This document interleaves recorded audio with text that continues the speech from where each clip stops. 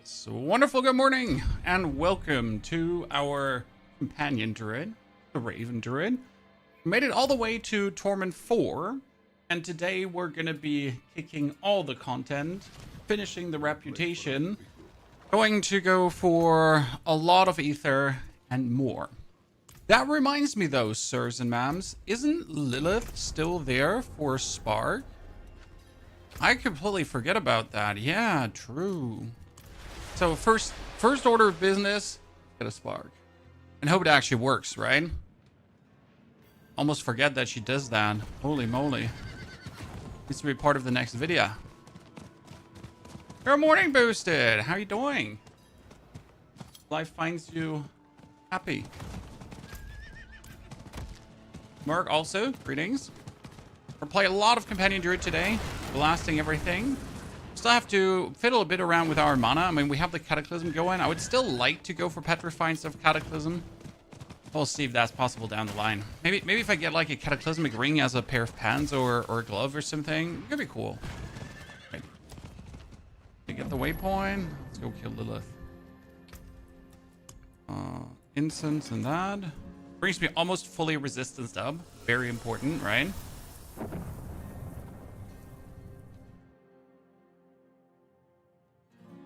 Only like 50 resistance wise. Oh wow, I'm fully? No, I'm in Torment 1. Haha, I forgot. Fully resistance in Torment 1 with like 50 plus. But later we're like 50%.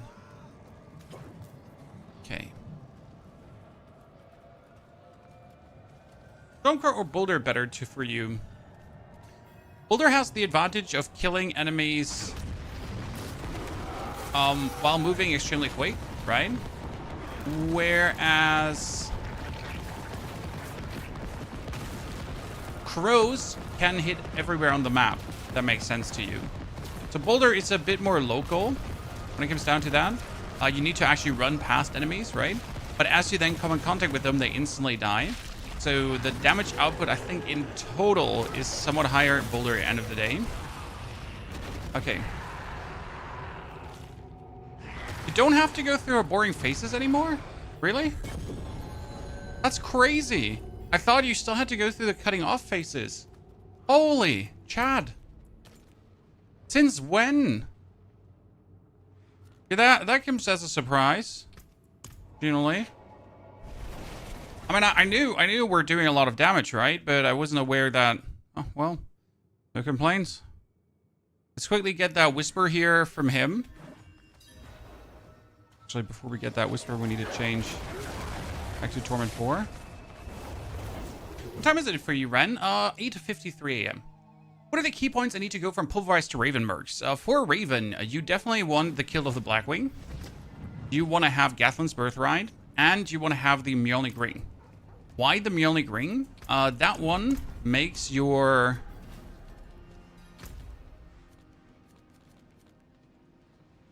7 minutes, okay, that's fine.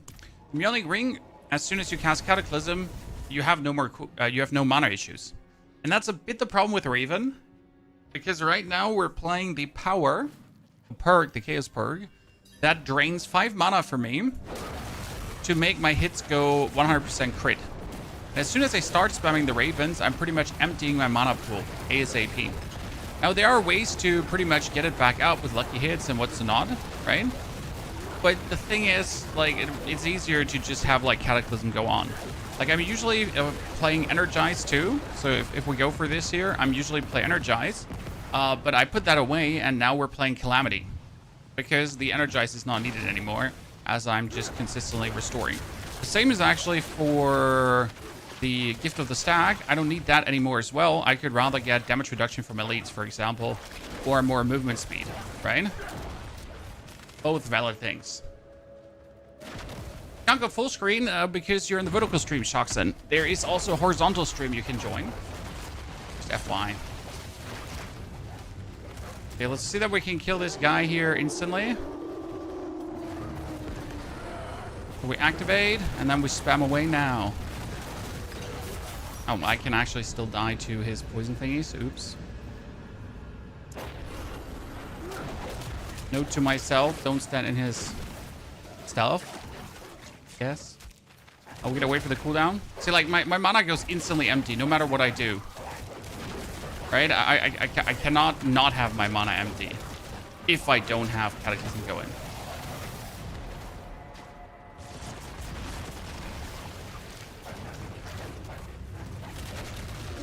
So what does the resistance say?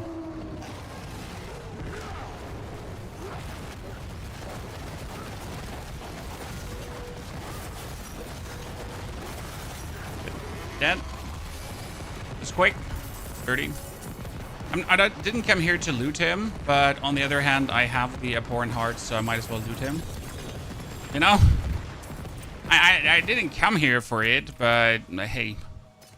Who would I be to say no to free loot?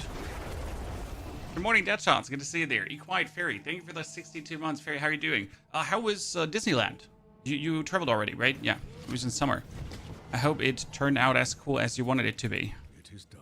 Oh, Grader of chest plates with an affix. Cool, I like that. We're currently farming pit 75, so I could do 80 already, but usually I go for pit 70 as that is just a 2-minute endeavor. Disney was epic. That's good to hear. How's it going? Very well. I mean, we need to think about booking vacation. This is a bit weird now because my daughter's in school now, right? And in Germany, like, I don't know how it is in other countries, but, well, you obviously have to go to school. And you can't take your kid out earlier to get a cheaper vacation in summer, right? So we gotta now go vacationing during her summer break.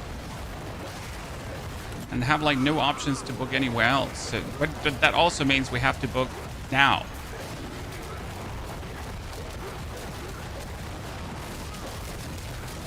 Because otherwise, like, vacation bankrupts you, more or less. Like, this is why we're doing pit, what was it called again? 70. Because you can do it so quickly.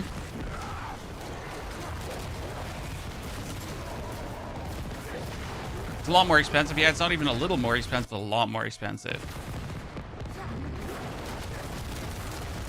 Who's watching the PoE content? Howdy, partner. I mean, there's more PoE content to come. Don't you worry. But right now, it's like, obviously, new patch for Diablo. So we gotta enjoy new patch for Diablo first. And we are. I mean, we already made the funniest build with Ravens. And hot damn is it flying. I know a lot settled for Pulverized, but not us this time. We settled for Ravens and then Pulverized later if I pick up a chaotic Rotten Lightbringer. We're pretty much waiting for. This is like just 2 minutes. If I get a bit more movement speed, even less than 2 minutes endeavor.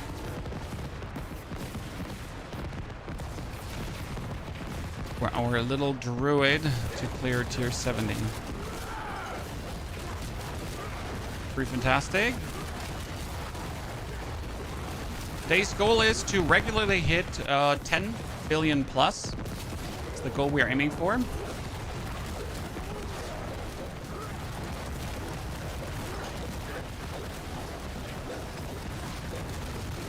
Better wait until we stun them because, like, as you see when we stun him, more damage. Bit of a bummer that stunning increases our damage so much because we have a lot of damage versus immobilized enemies and so on, right? Okay, Keeper goes up. 2 more skill points. You know, like, I have to try to go, like, over this, right? So 1, 2, 3, 4, 5, and then I have to go down. So instead of these 3. Get there. Good movement speed, that always keeps me from Druid. Straight, the reason why the movement speed is so high is because of Gathlin's Birthright. Gathlin's Birthright says movement speed in human form, plus 50%. Then movement speed on the boots, another. And this actually makes me sit at, like, quite significant movement speed bonus. And allows me to be very agile. Very, very agile. Okay, greater collection of bigger chest plates. Okay, what do we got here? Maximum life. Maximum life is always welcome. Willpower is always welcome. Store some more things. Goal today, get a better weapon that has a chance for Ravens to actually attack twice instead of chance for Poison Creeper to attack twice. That's a bit useless, right? We're trying to get the Raven double damage to 100%. Here, Ravens. Okay, so right now we have it like at 21 and 27, but it could be at 64 already. So that's definitely something we need to work on. Let's also try to open... Yeah, let's do some rifts here. Morning, Gorilla. Lonely Ducky. 2. Altari. Howdy. It's 3 times more expensive. I figured out if we go right at the start of vacation, so German vacation starts next year, start of July, I still get reasonable prices. But anything after that, I was just looking for August vacation. It's pretty much twice the money. And I'm not made out of money.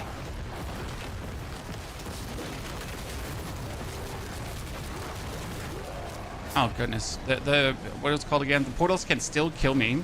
It doesn't happen very often, right? But there's like a fine minuscule chance because our resistances are not completely maxed yet, right? So these waves, when I stand too close to them, can actually still kill me occasionally.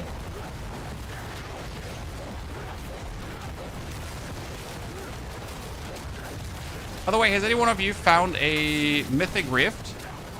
I've had multiple reports now from people that they actually found the mythical rift, so they seem to exist.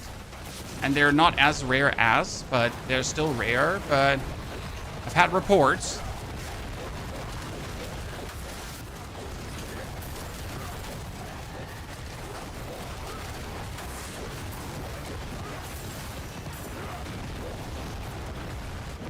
Which class you recommend starting this season? Druid. 10 out of 10 Druid. Honestly, it was such a great start. Pulverize went insane. Then we went into Torment 1 and 2 with Pulverize without even getting like a single item that we needed for the build, right? And we then just continued zooming with our friend here, the Ravens.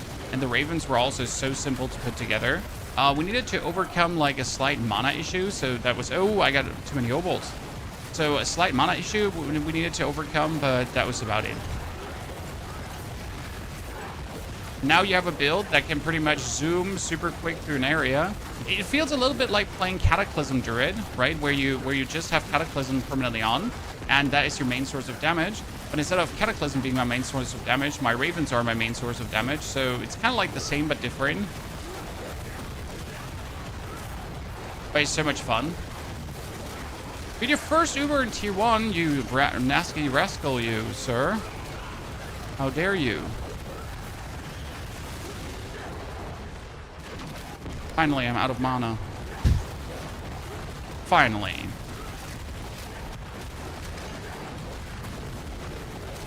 But someone tried to close that rift, but wasn't doing enough damage. Right? Who's trying to close that? Okay, is he getting invaded? 167 obolts. No, shit. Should I stop getting obolts right now because I can't pick them up? I need to actually like go back, but oh no, don't kill me. Oh, holy, these cinders. Chat the cinders.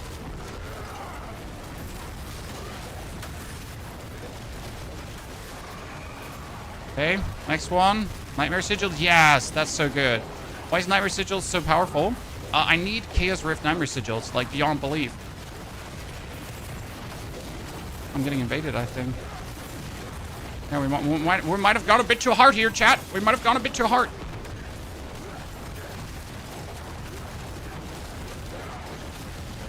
Holy. See, this is why I like the build a bit over Pulverize right now. It's just it's effing calamity, right? An absolute effing calamity. What's going on here?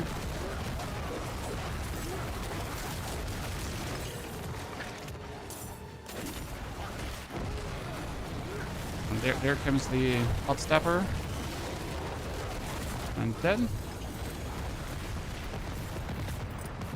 Okay. I guess let's teleport out. After the quick carnage here. You found one yesterday. Gave me a shake. Let's go, Flaco. That's great. One-handed totem. Why you to do that over? The reason for one-hand and totem is aspects. I need the Shepherds, I need Wild Rage, I need Mighty Storm, I need Stampede, and I also need the Raven aspect. It's a simple measure of I can't not take these, right?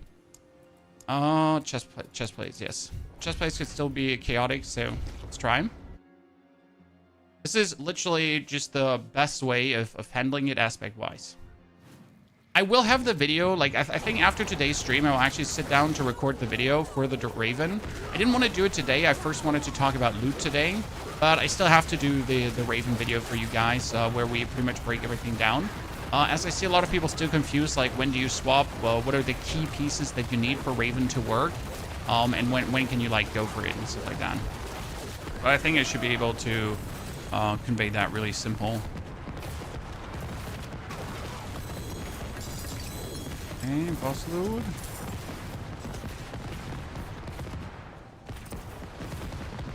We need to open 3 chests, so I could just go for the armor chest up there. I'm torn between a Raven and Pulverize. What would be better? So Pulverize has the problem of going step, pulverize, step, pulverize, step, pulverize, step, pulverize, right? You have this stutter stepping forward, while Raven always moves. Okay, Raven does not sometimes move. Raven always moves, so that is definitely, like, just from a speed perspective, like, from zooming around. Now, Pulverize is like playing a little mini game because you're going to be putting down the Pulverize puddles, and then you have to hit the puddles again, right? It's pretty much choose what you enjoy playing. With Ravens, I just, like, here, you can see me, I just zoom and spam out the Ravens and don't give a flying fart about anything, right?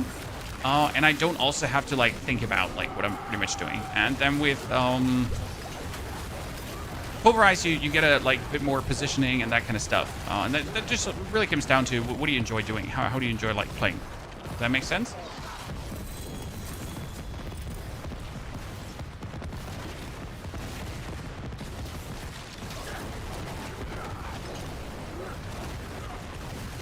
Low defense always sucks at Actrox, but I'm happy you gave Bleed a try. My favorite playstyle in Path of Exile. Kind of miss, like, a bleed. I mean, there is a bleed mechanic here in the game, but it's just not good enough to go for a full bleed build, right? We've tried. What is Raven do against bosses that kills them? I don't know. I mean, I can already obliterate. Like, see, like, you have to look at my gear. This is not even greater affix, not even max roll. This is a shitty weapon that has vulnerable damage. Shitty offhand. Like, that's not even greater affix. That is greater affix, luckily, but with lucky hit chance, which is kind of weird. I can get so much better gear still, and become even stronger. And we're already dealing billions of damage easily.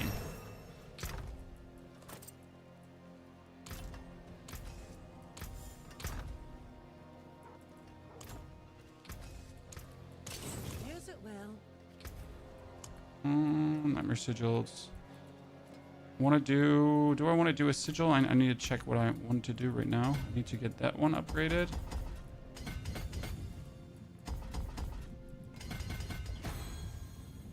Are we doing this here? Because this is like Spirit on Kill shenanigans, which is better.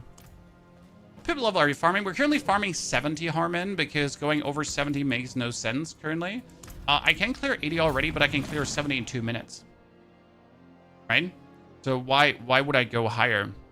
Currently, and for going higher, I should masterwork my gear meaningful, but my gear is not meaningful masterwork right now. So currently, I have just like whatever I hit, if that makes sense. I didn't look for, like, hitting the Ravens explicitly. I didn't look for hitting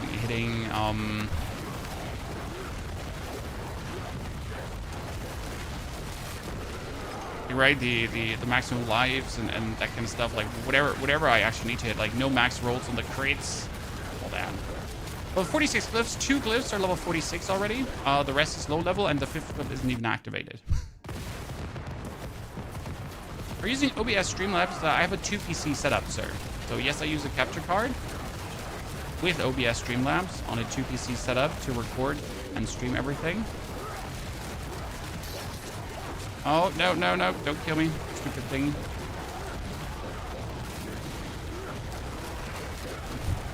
Get the artillery shrine. Still working on the sub 2 minute clear here. And with the sub 2 minute clear, just need even more movement speed.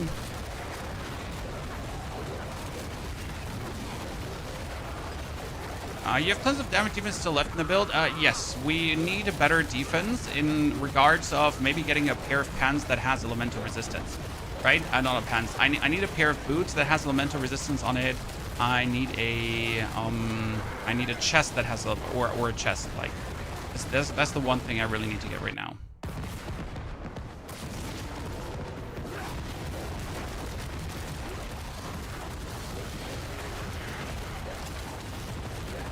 So here, right now, you're waiting for him to get stunned. Well, even without stun. That was the damage you get. We still haven't spent our obols. 2, 2, 2. Let me teleport out. Spend the obols and come back. Aizen, it was finally cold enough to wear the hoodie. Thank you. I'm happy it keeps you warm, brother. Okay, we need to go for pans because I need a greater affix Blackwing, preferable.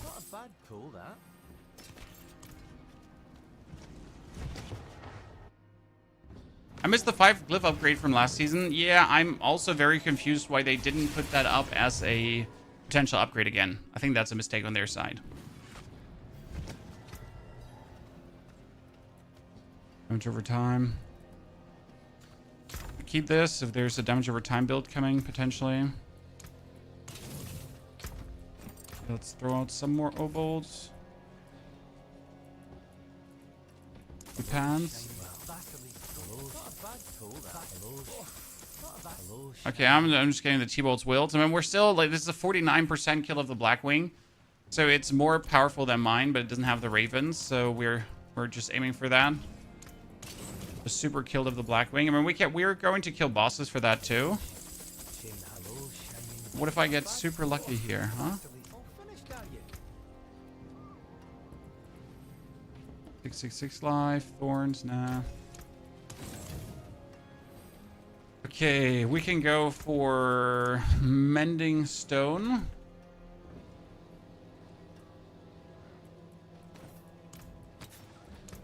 Actually looking for the Druid Barrier as a glyph, but I sadly haven't gotten that one yet.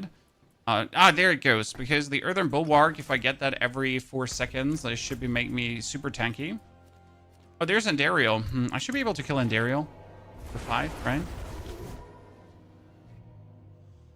Is it better with Cataclysm? So, I want to play... I really want to play Petrify. The problem is right now that even with the lucky hit to restore resource, you're just simply running out of resource. So even with that, you will end up not having the resource. And the Cataclysm is just way too easy to have infinite on. I mean, I have a 21-second long Cataclysm with a 40-second cooldown. But every hit of my nature skills has a chance to reduce the cooldown, and it quite significantly reduces the cooldown.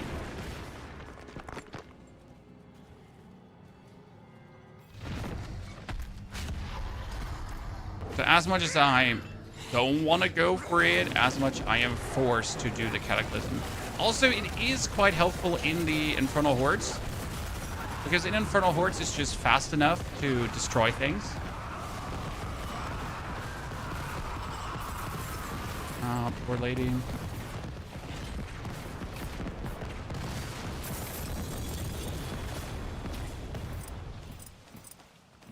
Okay, what did I get here?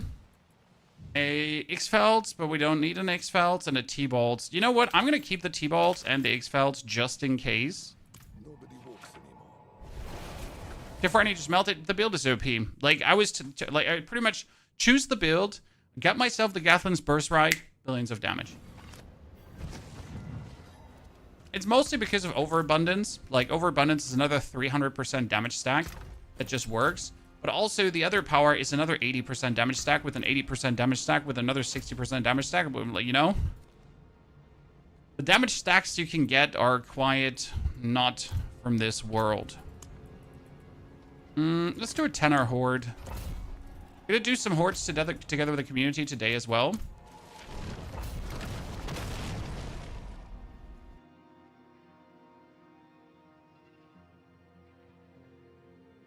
Started the Druid this morning, Chippy, and you're gonna love it.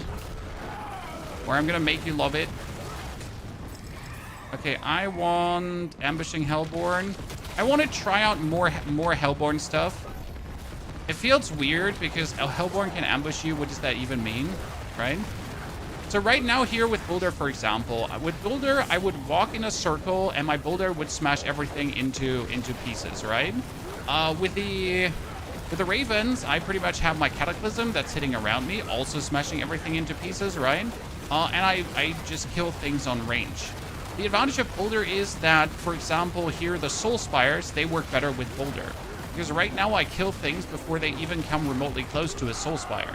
So that's obviously a bummer because I want enemies inside the Soul Spire, but unless I actually stop killing things and just have them walk up to me, yeah. Not like the thing you want to do.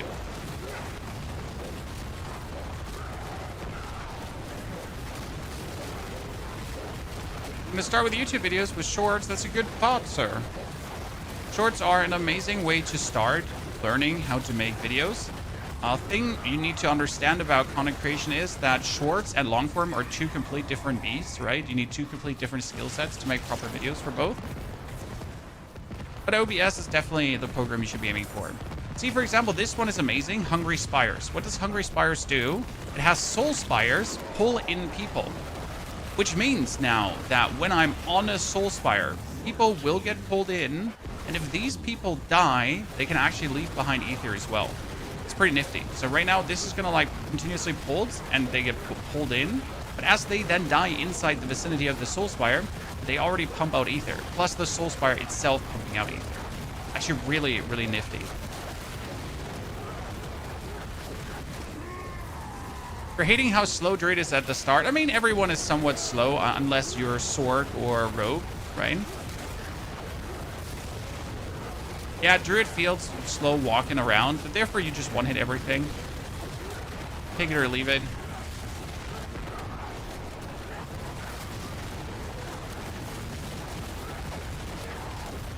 Okay, with that bonus Earthen Bulwark Barrier that I'm currently getting from my runes, I'm actually really good off.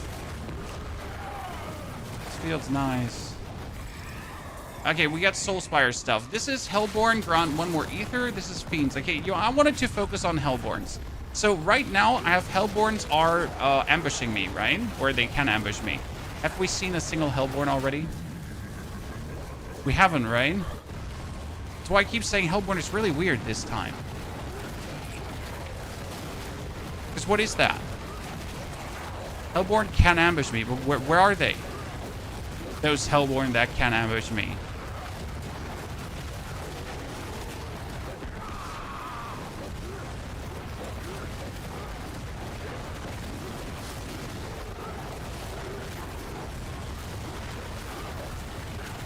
Let's keep fully investing into them and see if it's gonna turn out worth it.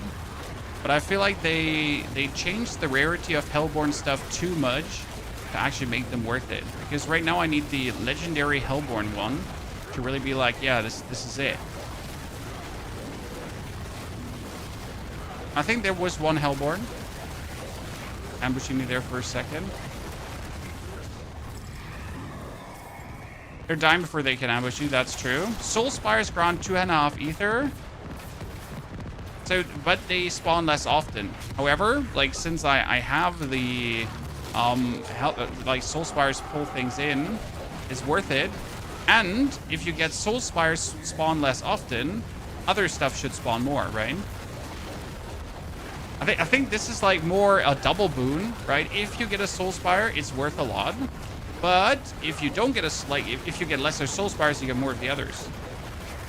Ether Fiend upgrades are crazy. Yes, Ether Fiend upgrades are the new... Ether Fiend upgrades are the new Hellborn upgrades, right? If you take only Ether Fiend stuff, you're gonna dominate. That's usually my way to get a lot of Ether. I mean, I want to experiment though, and just don't go for runs with the same. I mean, currently this is disappointing from an offering perspective, right? Really sad.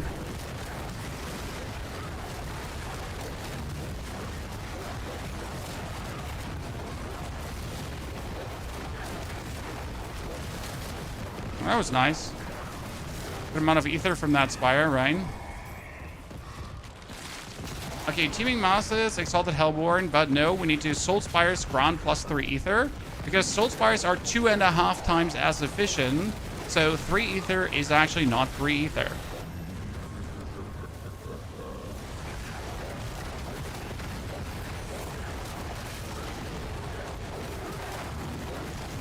Could have guessed that we ever end up doing Soul Spires.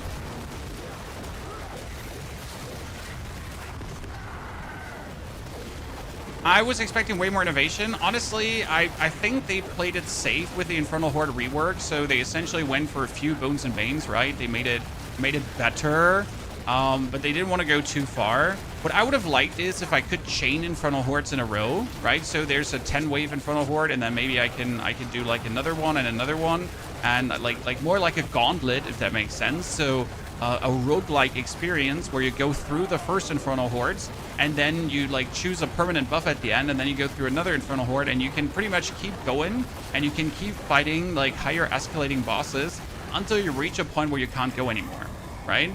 And then you can quit out for loot. See, like all the Hellborn stuff useless. Yesterday to check if I can kill tier 2 Varshan and he dropped the Shaco. That's what I love to hear, sir. By the way, if you get killed in this wave, you instantly get the maximum amount of ether. Chat. I tried it. It was actually silly. It was like, what happens, you know, if you just kill yourself? I mean, obviously, I accidentally died. Intentionally, sorry. As I said, intentionally died.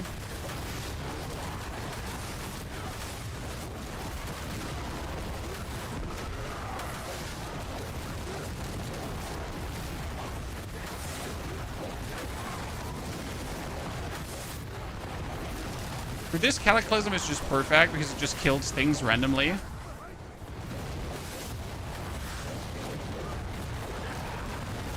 Right, the portals, they're just on distance X, they just get killed.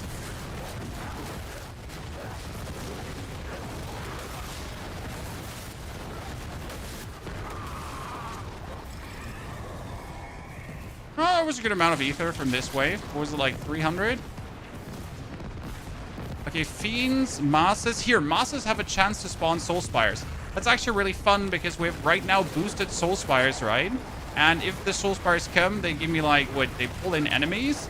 Now the Masses themselves, if I get them, they could actually spawn Soul Spires. So that's a win-win for everyone. So I destroy this, Soul Spire, great.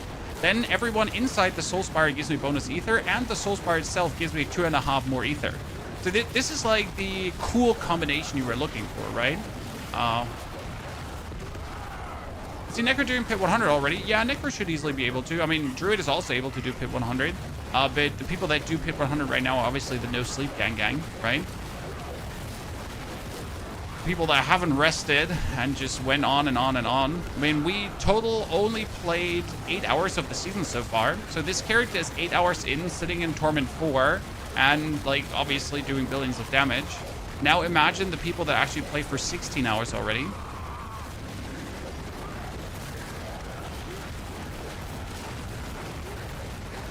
They get a bit more going on. Okay, another Soul Spire buff. So remember, all the Hellborn stuff has been completely useless. Ether Fiends now have a chance to spawn. Yeah, normal elites can spawn as Ether Fiends. That's one of my favorite ones too. It gives you like so much more, right? So you get normal elites spawn as Ether Fiends, then you're boosting Ether Fiends, and then you have Ether Fiends spawn as Ether Lords, and suddenly you have only Ether Lords spawning everywhere. Can't see the build on a MOBA. It's called Chaos Druid, Season 10 Chaos Druid, sir.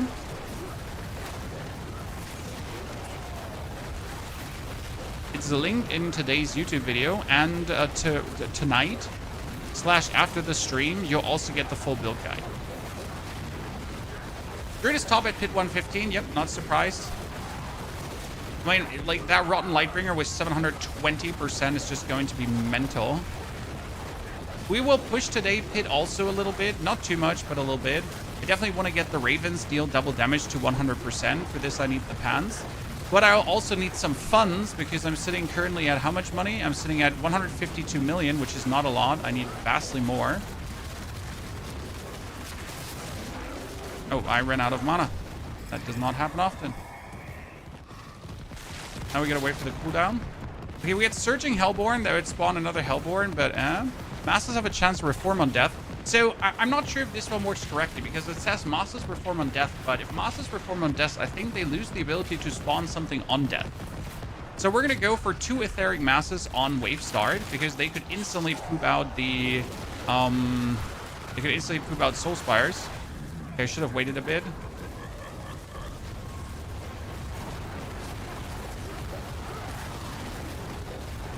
So I think there's a hiccup going on because it seems to then override things. Was that just the Burning Butcher? Did I just get 100 ether like that? I did, right, Chad? Damn. Damn, Chad. Because the Burning Butcher is now 100 ether.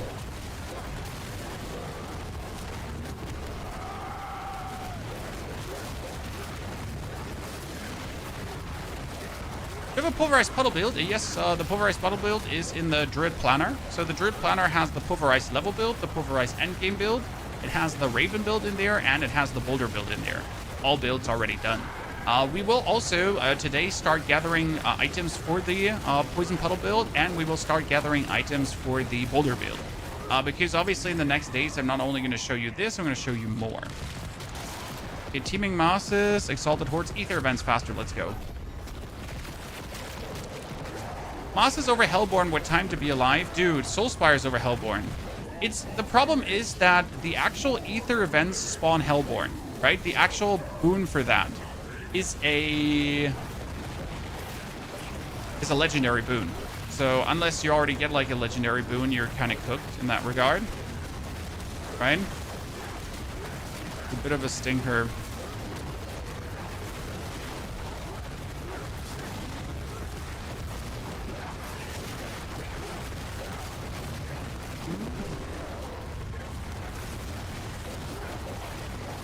What about to make it Druid? What's a good leveling build to transition into Ravens? Pulverize, because it takes 0 investment. So Pulverize is strong until Torment 2 without a single point, like without a single item needed. There are some aspects that will make it better. So you want the aspect of Earths and Horrors to actually turn Pulverize into an Earth skill. Because if Pulverize is an Earth skill, you can overpower with it more. Okay?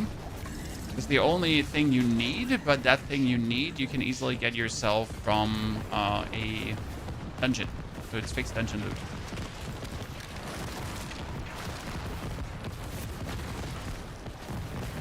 Uh-oh. My storm's gonna run out. Come on, storm, continue. No, my storm ran out. This is bad. Ah, cooldown, cooldown. Thank you very much. Good. Come on, Chaos Armor, do it. Ooh, Chaos Armor, gloves. I keep getting gloves, Chan. Keep getting gloves and I'm not happy about it.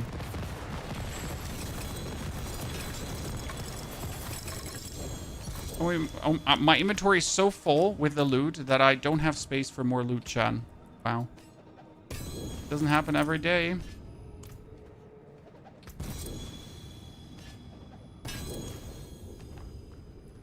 Okay. Rest can stay here.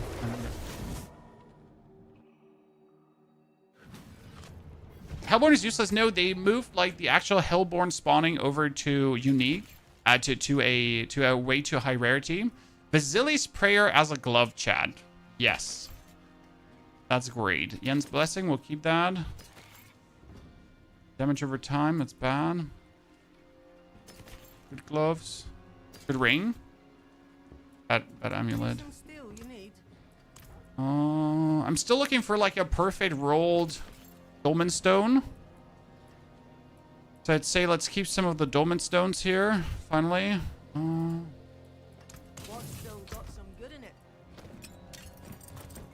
I got one here with 83, but obviously I'd like to have a 50 Dolmen Stone. Would be a tad better.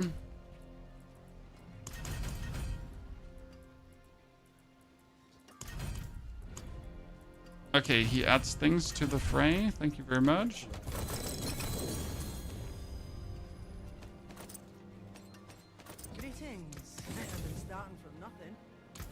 Got the Rotten Lightbringer Chaos Armor. Yep, from that point on, you're crazy. Equipped. Okay, we got Stampede. Wild Rage is still the same. Stormcrow is still the same. I didn't actually get a single, like, better one. That's crazy. Chaos Armor is dropping pretty easy in Helltide chest. Yes, I heard so too. I don't think Chaos Armor is too rare. Just play more, right? Just play more. I got 4 Betrayer's Husks. Oh. Interesting. I could try to get a Black Wing. Wait. Max roll boss tier list. Guild of the Black Wing drops from Beast of Eyes. Since I need Beast of Eyes anyways, yeah, I could just summon 2 Beast of Eyes here quickly. Let's do that. Why? Because Beast of Eyes also has Gathlin's Birthright. Right? So that goes also from Beast of Eyes, so I can already try to get 2 things greater affixed easily.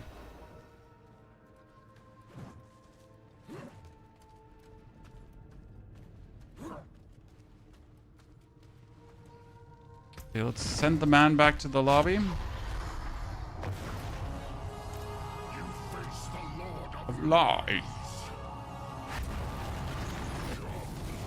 Oh no, Belial, you're so scary. What do we do now? Ah, we win. That's what we do.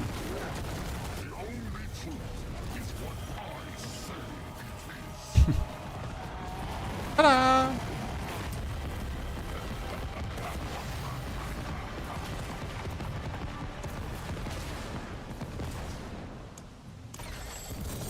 Okay, I need Pans of the Greater Affix, preferable to Raven, I guess. That is Gathlin's Birthright. S30! Bam! Okay, that's killer. That's crazy. That's crazy. Because it has the willpower percentage. It has the humanity ranks. Damn, son. That is good. 6 to basic skill is also nice.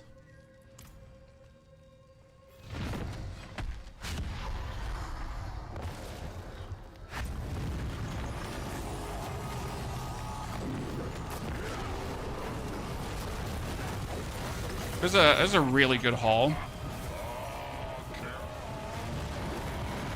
Being in a group gives 1 more drop. Yes, 1 more drop. Twice. You still really want the greater affix pans. Guild of the Black Wing. Storm Companion. 10 to wolves. Holy. That's a good Pain Gorgers, but the wrong lucky hit. That's a Stone of Vehement with a bad roll. We're going to keep the Birthright. Birthright is crazy now. Why is Birthright so good? So Birthright gives us triple passive, triple key passive. And having that as low as possible is obviously amazing. Now the question is, what do we want? More willpower or more humanity? And I obviously don't want the movement speed because that would be a bummer. Willpower. Humanity, yeah. And move. Okay, so sure, we'll go for the triple. That's fine. See, this is where I'm not even willing to contend that. It just is fine.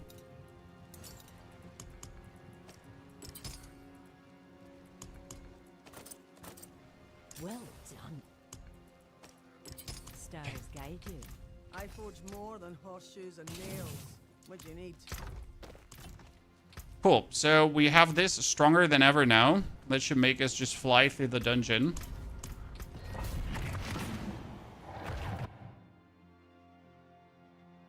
Because we're going to get a, like, a super quick up now.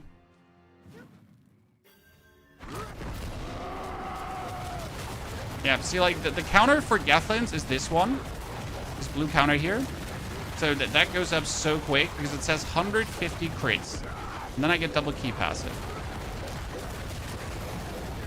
The only shame with Gasland is that it doesn't, like, start filling up ASAP again. So it's pretty much has to run out before it then starts filling up again. So you can't, like, start filling it up, like, while it's running to then fill it up to, you know, to have it, like, running all the time. It's fine, though.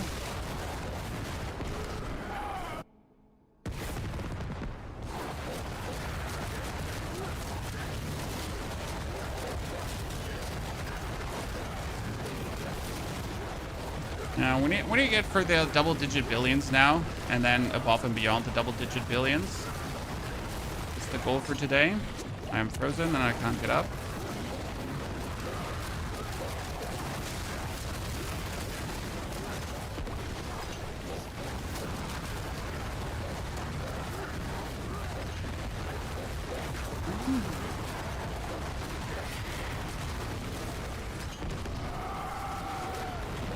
Okay, come on. Sub 2 minutes, chat. Sub 2 minutes. Let's go. 13:36.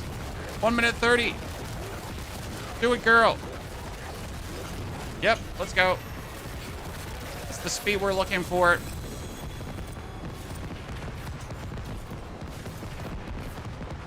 Druid Faith, no one needs that. Okay, Keeper upgraded. That's more damage as well. Since Keeper has a bigger radius now, can I...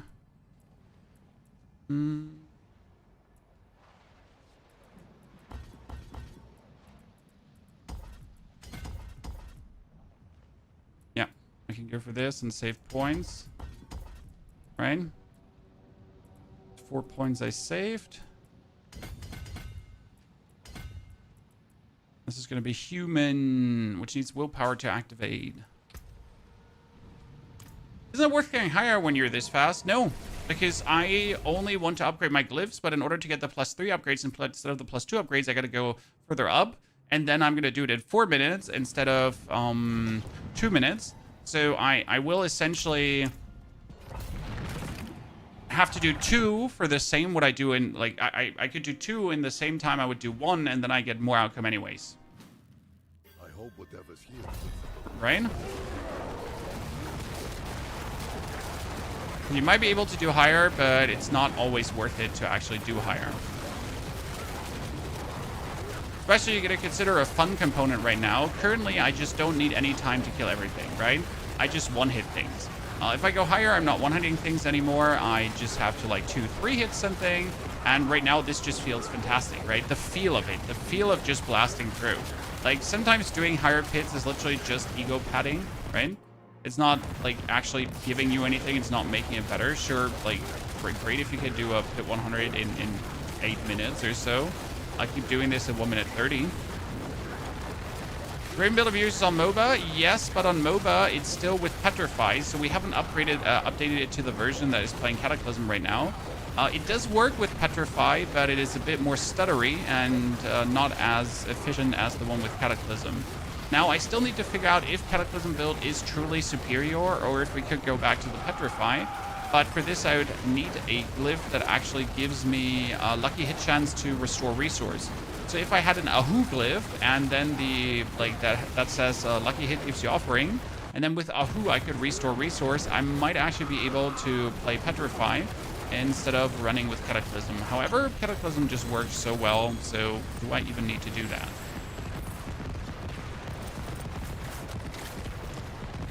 Okay, let's get the human upgraded, because I need to get this to legendary, so I don't have to spend that many points to make it work. Is Druid Lightning better than Source Lightning? What's Source? Sork Lightning. Ah, not Source. You mean Sork Lightning. No, they're both great. Easy tube. Different playstyles, though. Like, for example, Ball of Lightning Sork pretty much has the Ball of Lightning around it, so the Sork needs to come in contact with the enemies. Where I'm hitting pretty much the whole map with my Cataclysm. Right? Then you can go for the Boom Ball of Lightning, which does overpower Ball of Lightning hits. That's also pretty cool. Different builds, different playstyles.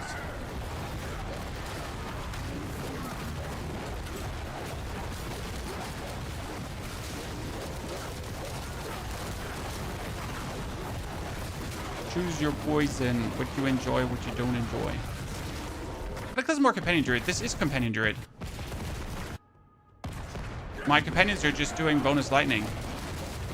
This is not Cataclysm. The actual full Cataclysm did get nerfed. It still works somewhat.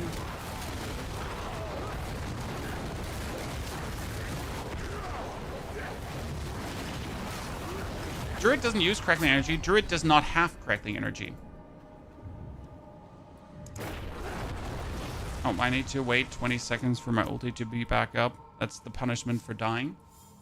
So crackling energy is a sorceress exclusive thing.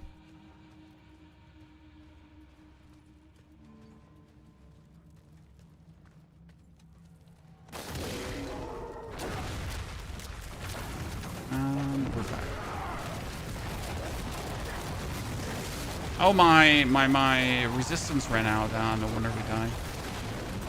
My, resistance went out, chat.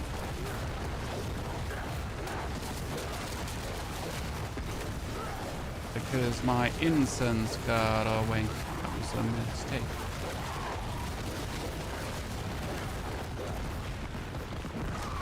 Things happen sometimes.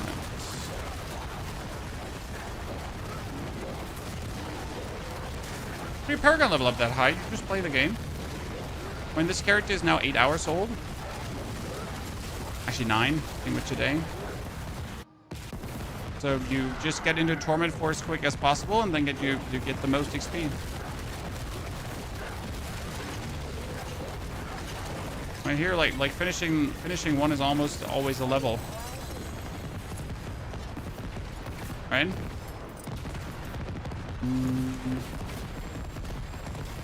I think I could already get a unique item now, but I don't have 50 million to spare. But to keep your spirit up, I play Cataclysm and the Mjolnir Ring. Mjolnir Ring gives you, while Cataclysm is active, you gain unlimited spirit. And Dunzo Garbanzo.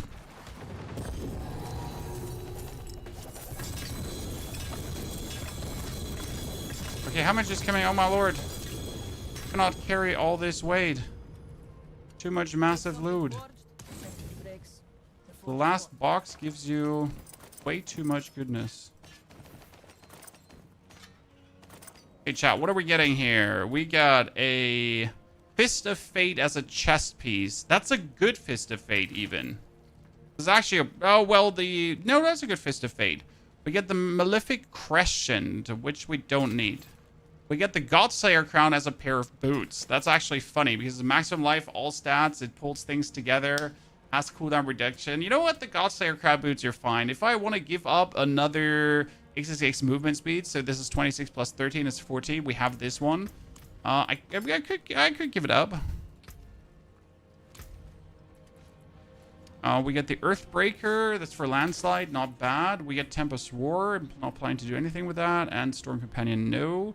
Normal chest piece, double greater affix, shitty. This is a staff with a damage, it's bad. Pole arm with max life is fine.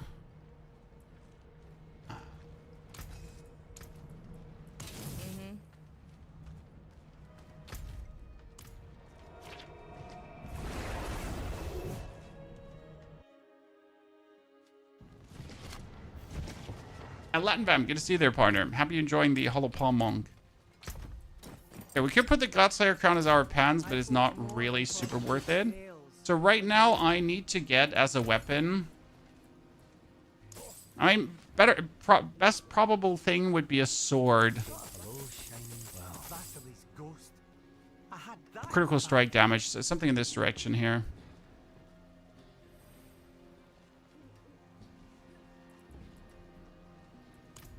Then I could try to roll Ravens.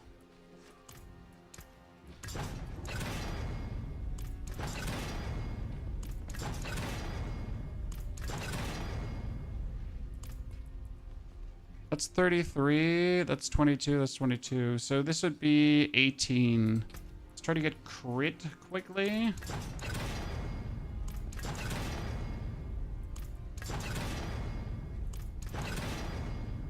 Critical strike. Do I want to re-roll the Raven again? You know what? Let's try this one here. Because that also has critical strike as greater affix plus maximum life and can roll willpower. Let's try to get Raven on this one.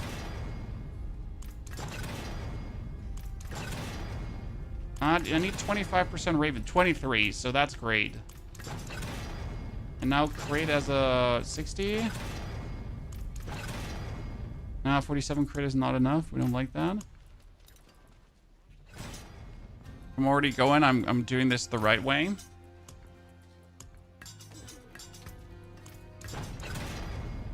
$75, 7, nah. 59. Okay, so see, this is better than what I have because this has willpower, max life, and resource restoration. So this one would be better. Now I have to re-roll the damage over to willpower. I can go up to... Yep, that's perfect. Now we would want to masterwork preferable the ravens one time, but I don't think you actually have to hit it. So I might as well just hit the critical strike damage, because if I hit the ravens, it's 26%, right? We have 40, we have here 33%. You have then here... Transfer, yeah, should be enough anyways. So this is up to 40%. Plus 33, plus 25, or 27, we're at 100%. That's easy. How many points do you have in Raven? Not many, sir. Stormcrow. What I need right now is not more points in Raven. I need... preferable. I mean, I want more points in Raven, but crit would be great. Core skill ranks would be good. So we right now have only 8 ranks in. Thing is, it's a core skill and a companion skill. So right now we don't... I don't know if boots cannot have companion ranks, right? Can boots have... Boots could have Wrathbolter, Rabies, Trample. Yeah, chest could have the defensive skills. I think helmet could have ravens, but we have humanity, so that's fine. Right now I want core skills on gloves, so that would be the best thing to get. Plus 2 core skills. But I haven't seen any of that. And obviously, if we could get a Ring of Starless Skies, that would be core skills as well. Plus, if we get a Gathlin's Birthright as a different item, which I don't think is actually possible, it'd be nice too.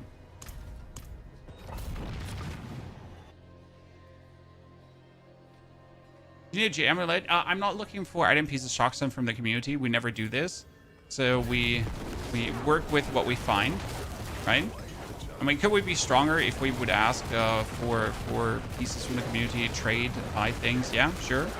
But that's not the point, because my builds need to stay realistic, achievable by a normal person.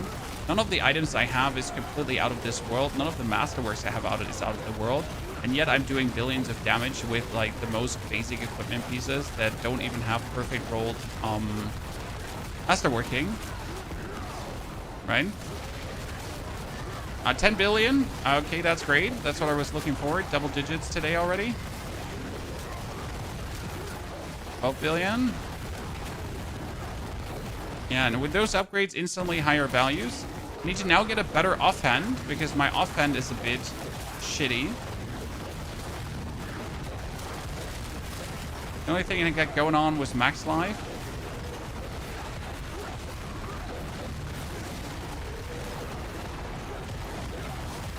We're getting faster by the minute, chat.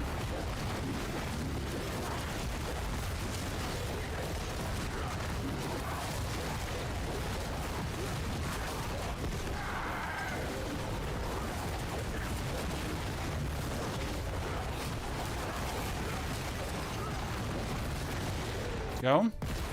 Let's pulverize as strong as it has always been. Good. Well, actually not as strong as it's always been, even stronger than it has always been. The humanity. Good. One more skill point. We're almost there, chat. Almost there. Only 2 more level ups. 2 more points. If anything is a whisper. Oh, he's a whisper. Kill him. Please show us what Paragon 80 looks like. Yes, we can do that. Yeah, no Ks for Gathlins. I knew Nano, but I still wanted. I mean, right now, we just need another kill of the Blackwing and better. For that, I gotta kill Beast of Ice. Might as well kill some Griggs, right? In a row now.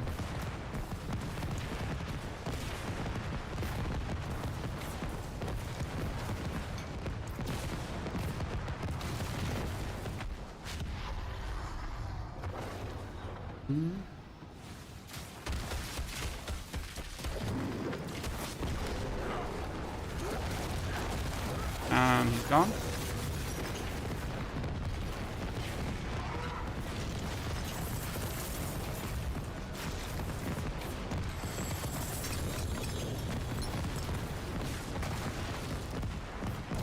Oh no, I made a mistake.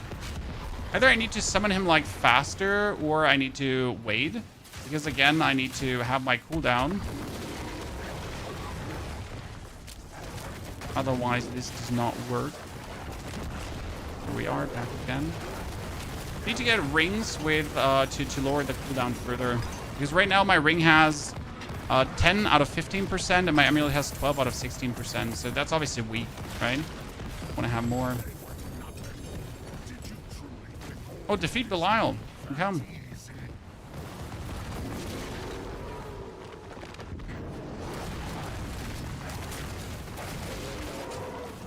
No problem with Belial coming here. Need to wait for my cooldown.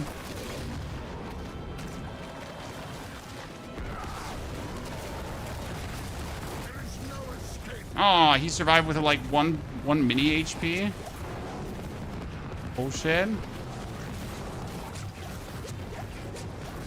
I don't have the HP to survive that.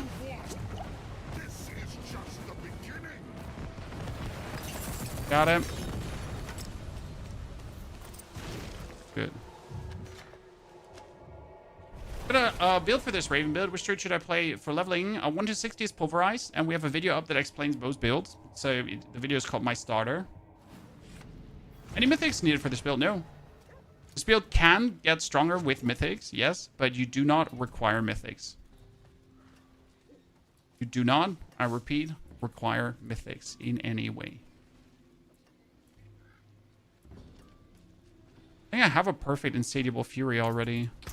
I'm gonna keep one more, just in case. Use it well. This one is another 2 minutes. Let's try a 6-wave Horde and see if we can get Bartik. Because the goal would obviously be to get Bartik in 6-wave Hordes. The problem is...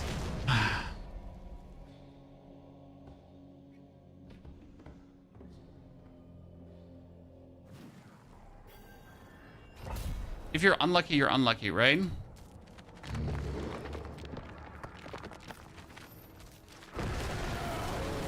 Okay, we're gonna focus wholly on Ether Fiends, and we're gonna ignore... Exalted Hordes is faster, Exalted Fiends. So we're gonna go Exalted Fiends. Ether Fiends are the vibe, chat. Why is Ether Fiends so good? Because if you get Ether Fiends get turned into Ether Lords, and then their offerings get purpled. So you get Ether Fiends into Ether Lords, then you get like +6 to Fiends, and then suddenly an Ether Lord drops like, I don't know, 30 Ether in one single wave. Kind of funny.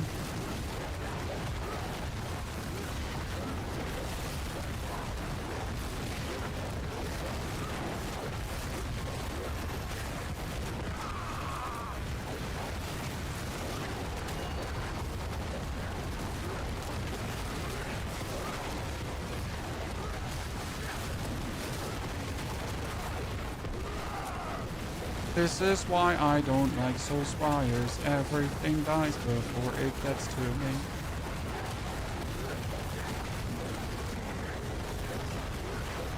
Necro Shadowblight sounds strong. Necro Shadowblight was already strong last season, so it's like definitely super strong this season. Fiends get another. I could have also spawned elites as Fiends, so that was a thought there. Okay, how much ether can we get, chat, in a 6-wave Horde when we're pretty much deleting the whole screen at any given moment? What is possible? The one Fiend drops 8 already. That's pretty good.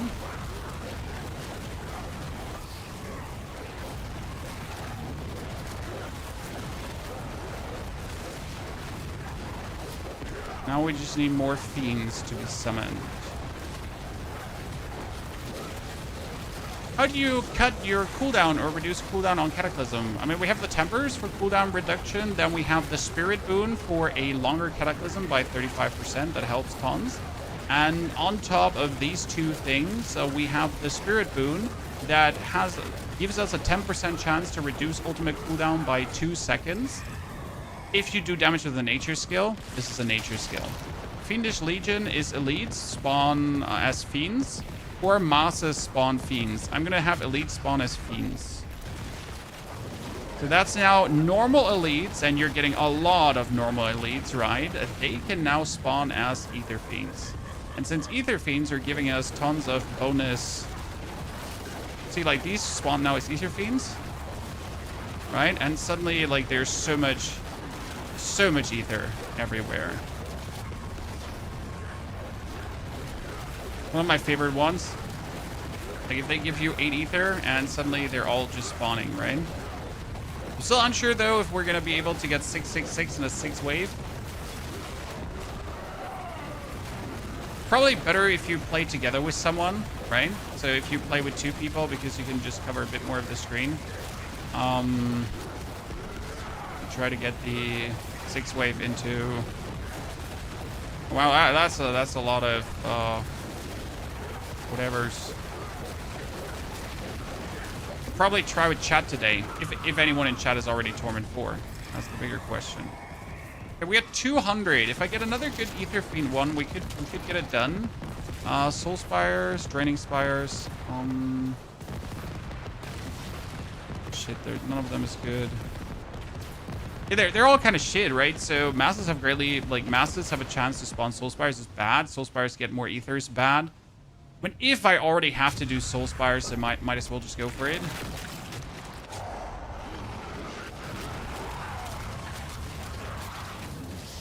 Okay, we didn't get the cooldown. Now we're good to go.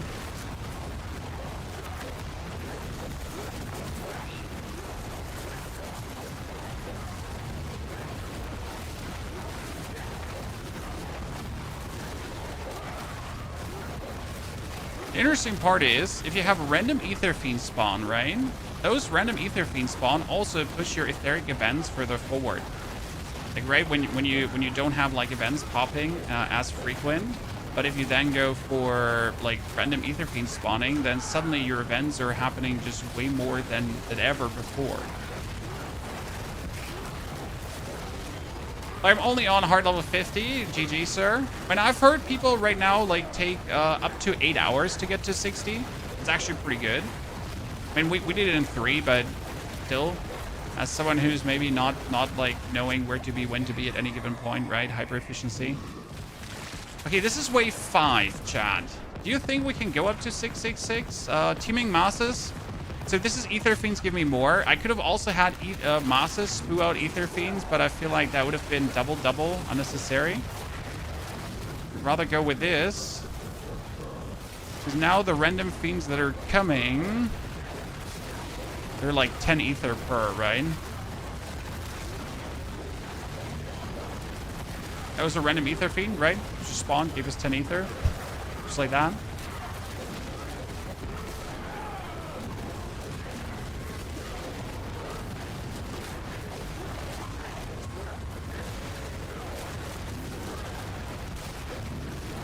This could be clutch on the 666, chat. Last wave is going to decide it all.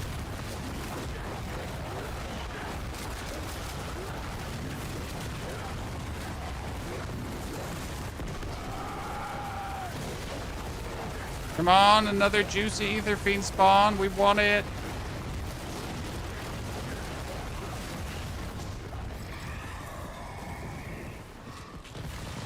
Let's see. Okay, this is the tricky question now, chat. Do we go for the Masa spawn Ether Fiends 2, right? And screw the Chaos Wave, but a Chaos Wave could easily be 200 offering if it's a good Chaos Wave. So what do you say? What do we do now? Damn. Do you go for safe success or do you go for the gamble? Always Chaos? I disagree, personally, but since we want to gamble, we're going to do this.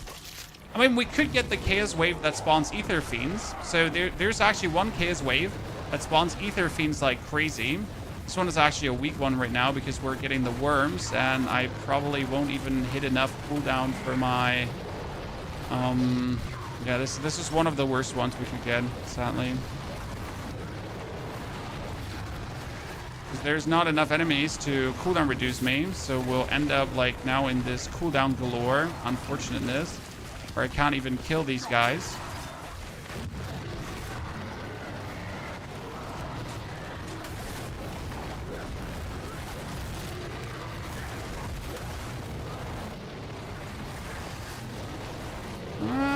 15 seconds, maybe.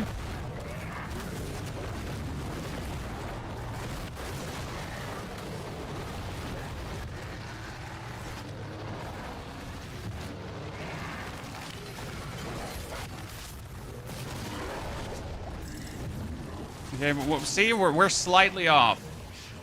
Okay, but it is happening, chat. It's happening. We're getting the 66 ether.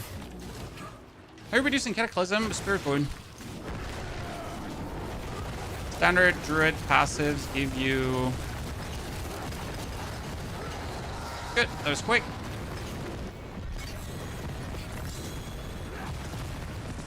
Get the good goods. Okay, let's hope for good rings.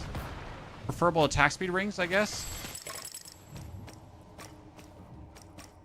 Nice, maximum life.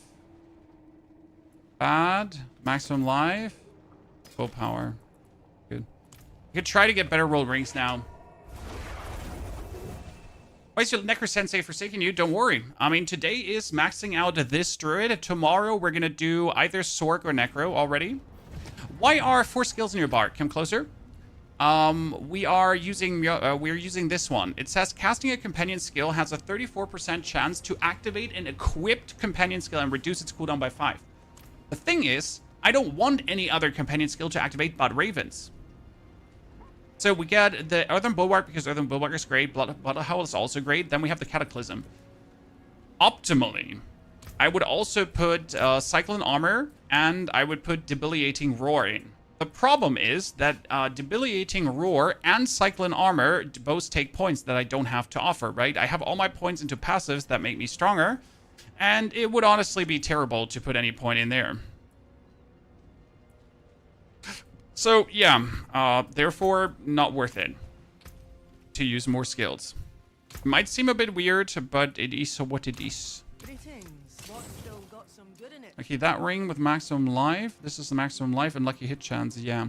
So the goal right now on this ring would be...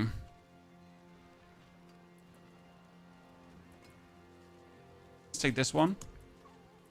We would like to get a higher rolled Cataclysm cooldown. 12.5 robust.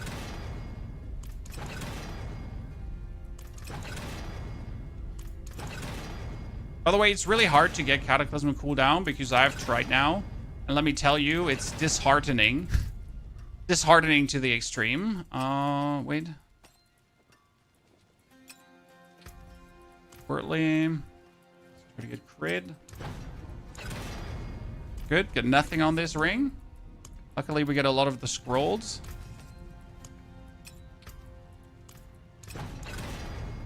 Cataclysm, 12. That's nice. Get a high crit, 61. See, that ring is now slightly better. What we can do is, we can now re-roll the critical strike damage to attack speed. Boom. That's a perfect ring. Love to see it. Now I would have to masterwork probably the Cataclysm cooldown. But I actually don't really care what I get for this ring. My 12 times masterworked. That one we can destroy. Good. We get more armor than we need. That means I can re-roll the armor stat on my gloves because I have currently armor on my gloves. I can re-roll that armor stat into resistance because oh, 2 core skills. Nice. Ladies and gentlemen, that is looking good now. I wonder if I want to redo the thingy to get even more damage out of it, huh? So yeah, more skills does really not do much for the build. It's less skills is better in this case. I know it's confusing that you're intentionally playing less skills, but what can I say? If it works, right?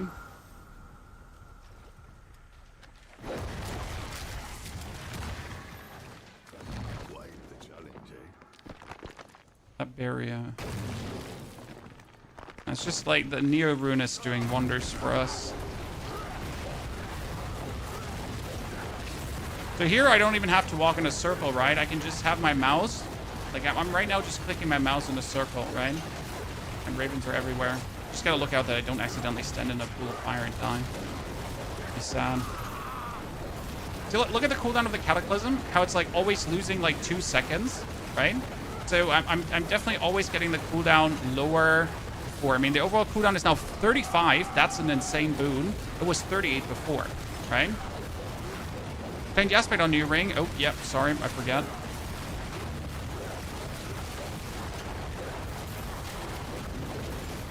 It's not like we need the aspect, right? More like we kill everything without it as well. Please remind me when I need to go back to town that I need to still change that aspect out.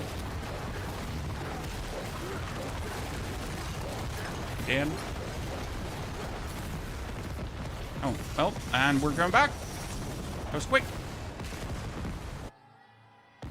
Are chaos perks account bound or per character? It should be per character. It should be account bound. Sorry. Yep. Chest plates. Yep. More chaos armor. No, actually, I need to go for amulets at this point. Oh, yikes. Because I need a better amulet and I need a better totem.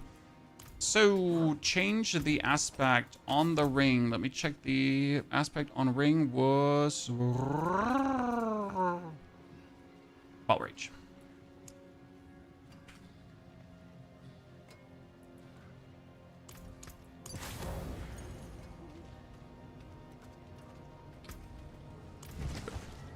See, you notice how like a simple better tempering shaved off now almost 4 seconds on the Cataclysm cooldown. That's huge, considering that my Cataclysm is at 21 seconds go time, right? And then 35 seconds cooldown. I almost don't even need to reduce the cooldown over a skill, right? I don't need to waste a spirit boon. Almost there anyways.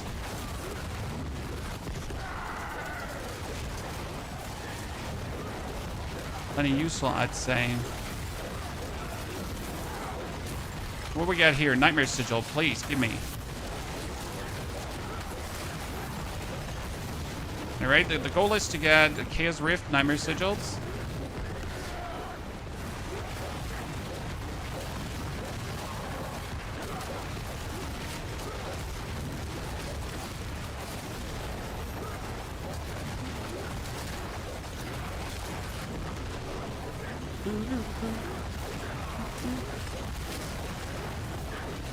Druid is massively OP, and it feels very good. If it sucks and you should feel bad, well, I guess you suck and you should feel bad, Billy. I mean, imagine trying to ruin other people's fun and thinking you're anything but a twat. It's crazy, right?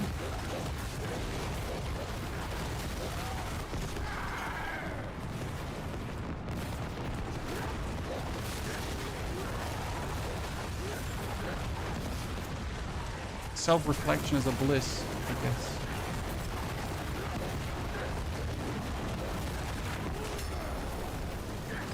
Spiritborn versus Druid. Druid.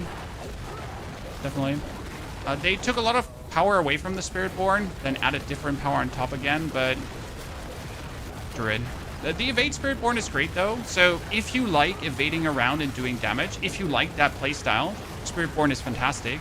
So they nerfed it, they buffed it, they made it different, and Evade Spiritborn is in a good spot, but you will have to continuously dash around, and I personally don't like this.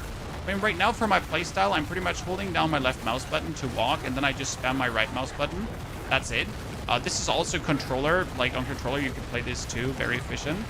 Yeah, I mean, it's a bit like choose your poison. How do you like to play? What is it that you enjoy doing, right? If you like dashing around, hell, by all means, you should definitely go for Spiritborn. It feels good.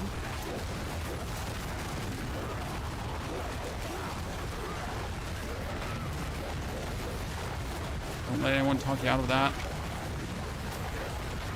Thank you very much.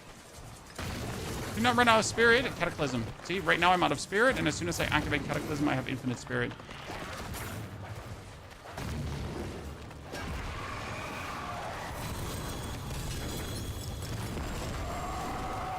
Cataclysm activated. Infinite Spirit activated.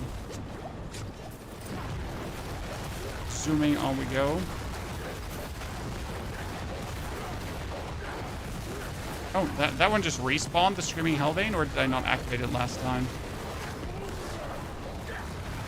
Pulverized Druid for leveling seems slow to you. You can't do Ravens for leveling. I did Pulverize for leveling too, and I did it in 3 hours, sir. I don't know where you want faster, right? Is 3 hours really that slow for you?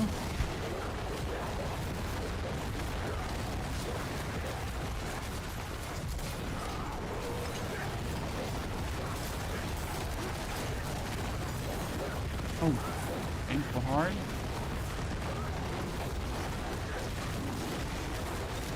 Sorry I couldn't make it faster, man.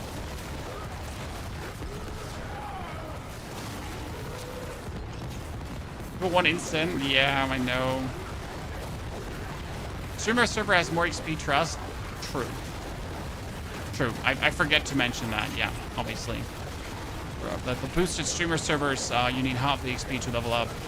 Right? Guaranteed mythic drops left, right, and center. How silly me. Silly me. You've played 4 hours and not reached Paragon tier. Yeah, well, that's because you're new, sir. Right? At this point, we play very efficient. We don't waste much time. We only do the activities that are most beneficial in the season, right? The activities that work well. It's quite simple this season, though, because you just simply do your seasonal quests, spend some time in Helltide, do the Chaos Rifts, and level up like that, like absolutely quick. Cruising through. Okay, I did all the Whispers available. That means we're going to go into the other Helltide now. I want to leave! Let me go! Helltide or dungeon for leveling? If you have a dungeon that has Chaos Rifts in it, and you play on a difficulty where you can handle the Chaos Rifts, so this says Chaos Rifts right here. If you have that, you are allowed. I give you my allowance to actually go for it. Otherwise, I would not. Amulets. I need that. Because I need a better amulet. Like, mine needs to get masterworked different. You wanted to see a pit 80, right? You wanted to see a pit 80. Let's make that happen. We're going to use instead of Shroud and Starless. We're currently using the Mjolnir ring and a normal chest piece. And the Shroud and Starless are both not needed to make this work. They're just bonuses to make this stronger. So this is pit 80, as you might notice. Not much different to pit 70. Everything still dies, but that's because my damage is just ludicrous. We have seen 13 billion damage, by the way, Chad. So that mark that as high score currently. 13 billion is right now high score. But we're on a mission to get even more out of that. 16 billion. Okay, that's new high score. If you see a higher number than 16 billion, please yell.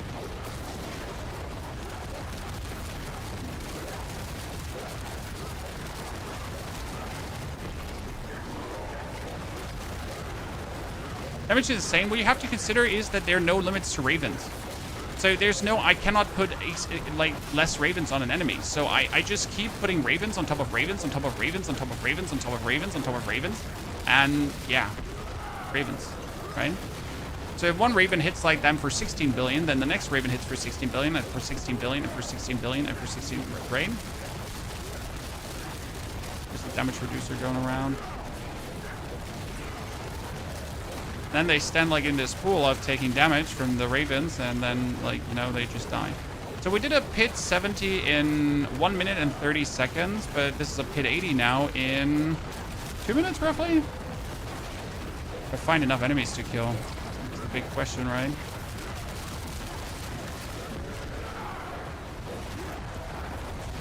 I'm out of dudes to kill.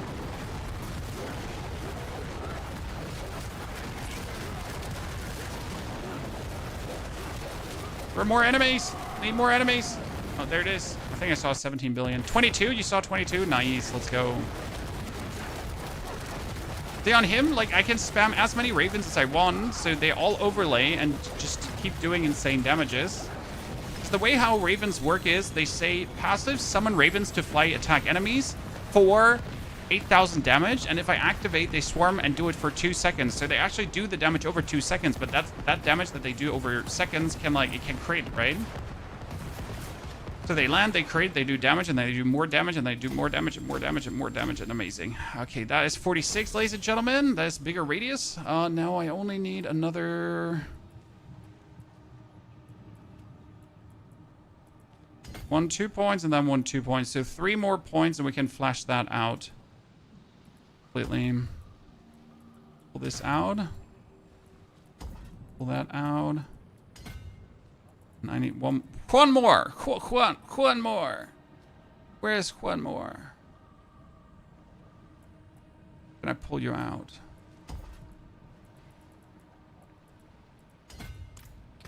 Brings us resistance-wise to 45, 45, 45. That's okay-ish.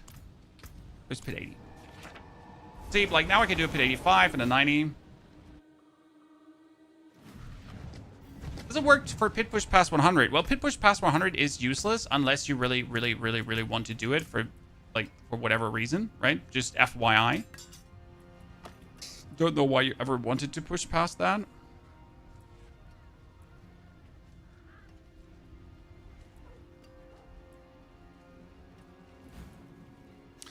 Full armor is useless. But yes, it should push past pit 100.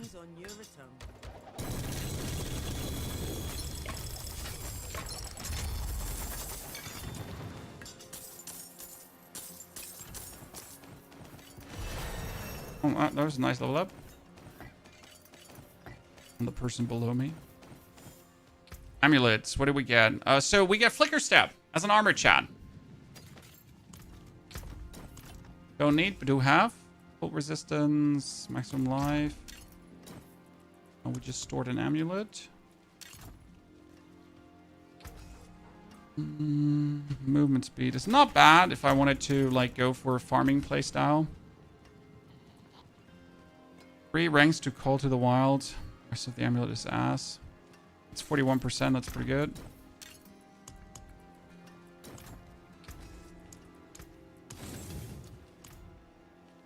No new.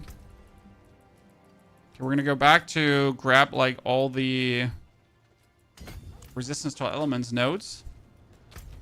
And now we get a clear down here. Little whisper galore. I get the Hydra amulet with perfect GA as a chest plate, but I'm not playing Hydras. Well, sell it for a few billion. In my opinion, you don't need a build that goes past 70, 80. You need to get to 75. Why 75? Because it's usually in the final thing here. Pit 70, actually. Wow. Okay, yeah. So you don't need a build that goes past pit 70. Unless you want to. What weapon should we use? Yes, a sword. Technically, a dagger is better because dagger is faster attack speed. Slightly. However, your attack speed is high enough. So, yeah. Whatever, right?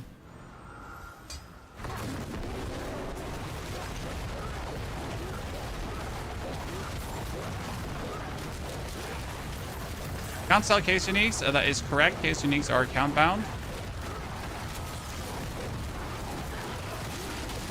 That would be great if you could. On the other hand, I think it's better that you can't. Because,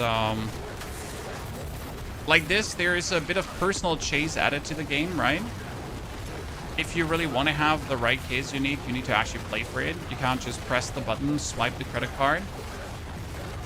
So I personally like that. I know not everyone is probably a fan.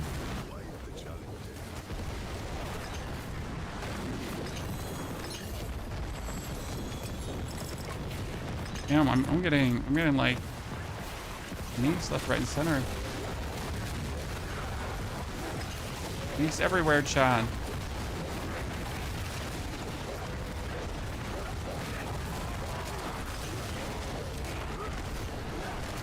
Give me more cinder. I'm already at the chest.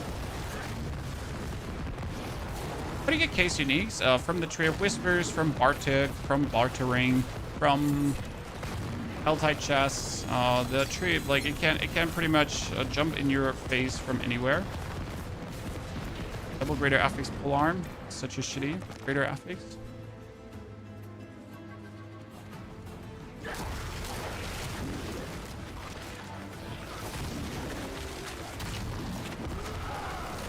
Bonus XP. Whisper's already done, but I'm getting invaded. That's unfortunate. We got one more Helltide that we need to clear. For one more chest. Have earned cinders, please. One of my favorite Chaos Rifts because it just literally gives you cinders, so that's it. How would you not like that?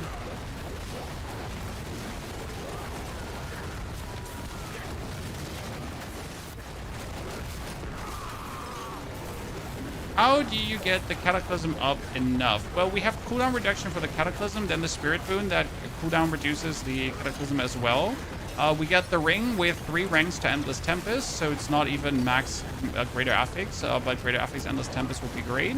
And then we invested 3 skill points in the skill tree for even more. Ultimately, I would love to not invest these skill points, okay? If everything goes well, I would go away from investing the 3 skill points there to invest my 3 skill points somewhere different. But sadly, that's not happening. It is done. Weapons, boots.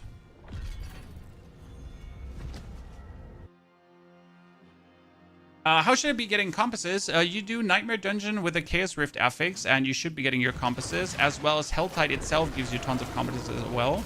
But I have had biggest success with really doing Chaotic Rifts, and the Chaos Rifts, they just spew out loot in Nightmare Dungeons like crazy. So high recommendation, Nightmare Dungeons are king. They don't only get you Opticide. I mean, I have like 20k plus Opticide currently, just from doing Nightmare Dungeons, right? I like just from that, just from playing the game. So I do Nightmare Dungeons for the Chaos Rifts, and then I have Nightmare Dungeons also for the chance for Infernal Hordes, for the Chaotic Warp. Because right now the Chaotic Warp, which is actually crazy, so I have 11,000 Chaotic Warp, right? And for 250 Chaotic Warp, you're actually getting 6,000 Reputation.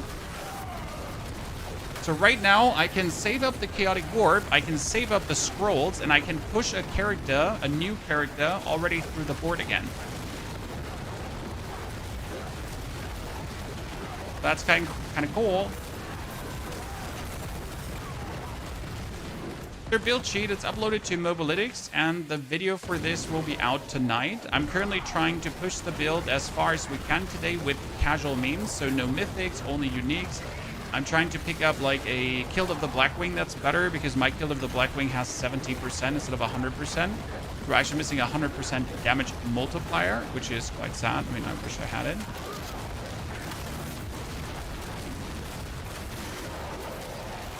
Cinders, even more warp. Is the trade to rep worth it? The trade to rep is 6k now instead of 500 nano. So yes, the trade to rep is 100% worth it. It's absolutely crazy, and it will finally get you actually ranked through. Getting Chaotic Warp is not sad. It's finally a good thing.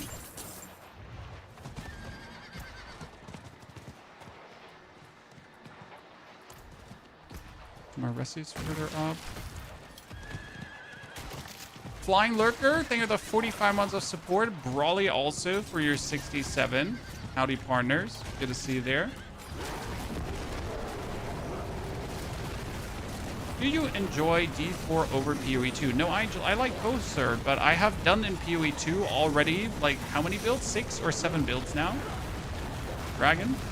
So we're kind of like, new patch on Diablo. Let's enjoy that. Also, you might have not noticed, but funnily or unfunnily, people are already done with PoE after 2 or 3 weeks of the new patch. Sure, they're still as hardcore Diablo players, as casual players that haven't done everything, but the overall interest has just vanished. It's kind of intriguing to see.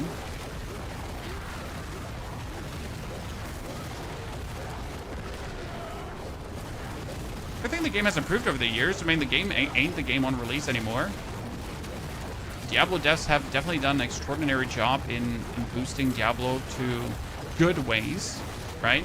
There's still a long way to go. So it's kind of sad to say that after 2 years, there's still a long way to go, right? There's still so much to rework. There's still so much that's shit. There's so many useless uniques that never work. There are abilities that are trash. There's skill trees. There are key passives. So there's so many like things that should not be bad, even after all this time now. And a lot of things literally forgotten. Yet it is in a great state, right? It's in the best state ever.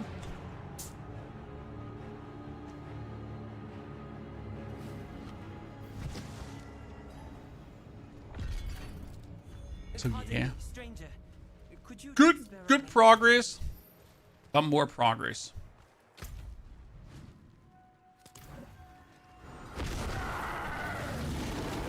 That seems to be the nature of ARPGs. 2 weeks and move on. Depends. I mean, last Diablo season turned out to be 4 weeks of fun, so I really enjoyed that. Maxing stuff out. But let's be real, even if a season is only 2 weeks and move on, right? I feel like people are always making like a problem out of that. But you literally get, on a game that you actually like playing, new content for 2 weeks, right? I mean, I love Elden Ring, right? But I haven't gotten any new content for that game in forever, because that's just how it is.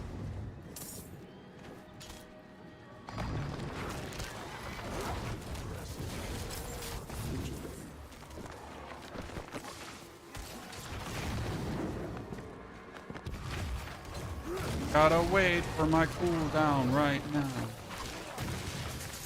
Wonder if I should take the cooldown minus, but no. And it happens rarely that I don't reset my cooldown. Very rarely. I don't have a reason to mess with that.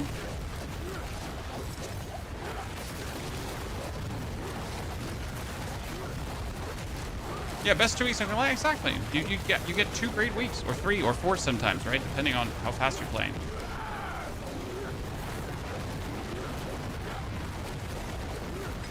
Have you seen a mythical Chaos Rift? Sadly, I haven't, but I've had reports now on multiple. I've also been on Reddit.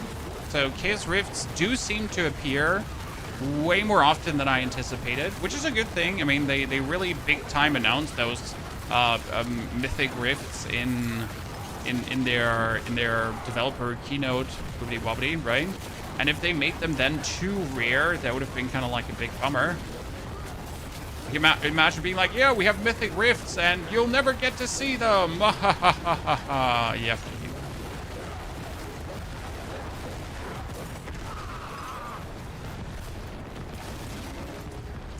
They seem to have once in a while not to muck it up. I'm gonna get invaded in a hot second. I need to teleport out. Would this build struggle when playing with others, like the cooldown on Cataclysm? No, because mine is again down to 35 seconds, and if I get a better amulet, I could bring it down to 30 seconds. So there's only 9 seconds missing, and that should give you enough time to actually activate it. Are you planning on playing Borderlands 4? No, not at all.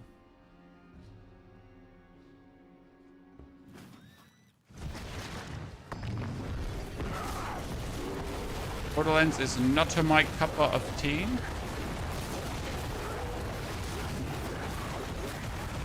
Never been the biggest fan. And let's be real, it seems like Borderlands had insane like problems in terms of, what was it called again? Performance issues. So I guess I'm fine, you know? Don't have to play everything.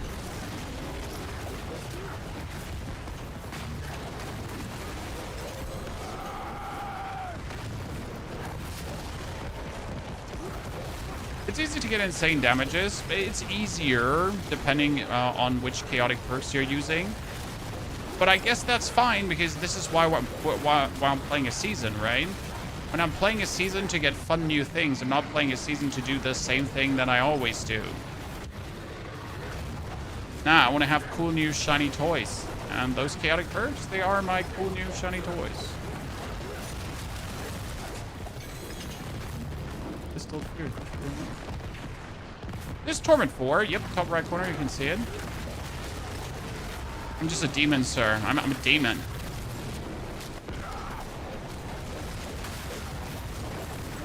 What can I say?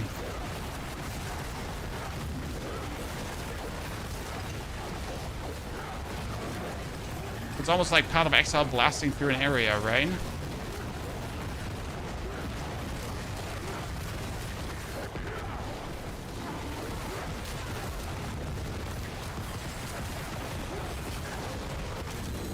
How do you convert Infernal Warp to Reputation? You go to the Reputation board and talk to the lady. Reputation lady lets you turn in things.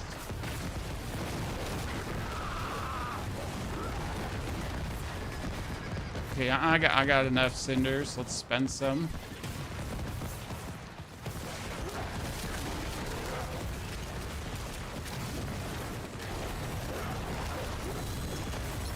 More.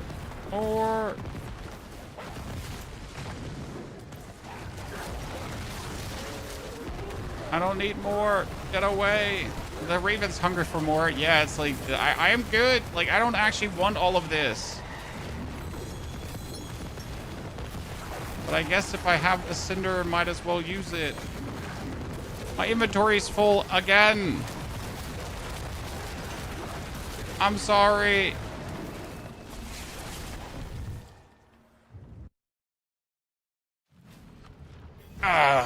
You're a full-time streamer? Yes, sir. That I am. So that's bad. That's bad. That's bad. That's bad. That's actually fine. That's bad. Bonus attack speed is good, but it sadly has other shitty things on it, so not bad.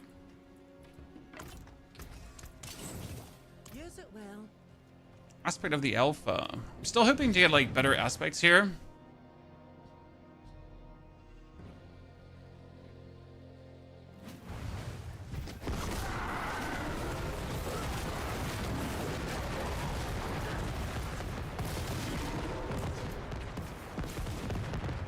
Can Druid play with lightning, or is it purely an effect imposed by the armor? You can play a Cataclysm build, or you used to play a Cataclysm build. You can also somewhat play a Lightning Storm build, but I don't know how efficient that really is. The problem with Lightning Storm is the actual Lightning Storm skill is a channeled core skill, so you need to stand still to channel it to get it as big as possible. As it then is as big as possible, you have to pretty much stutter step forward, channeling again. So stutter step, channel, stutter step, you know? And that's maybe not the best gameplay loop. Again, each to their own, but yeah.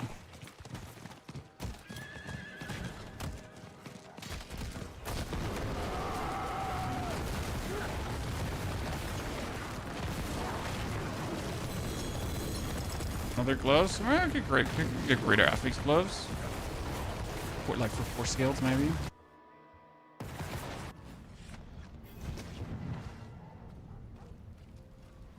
Almost 60. First, you're going to be a bit pulverizing, and then you can turn to this, sir.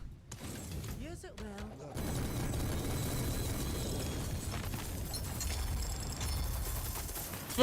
Food!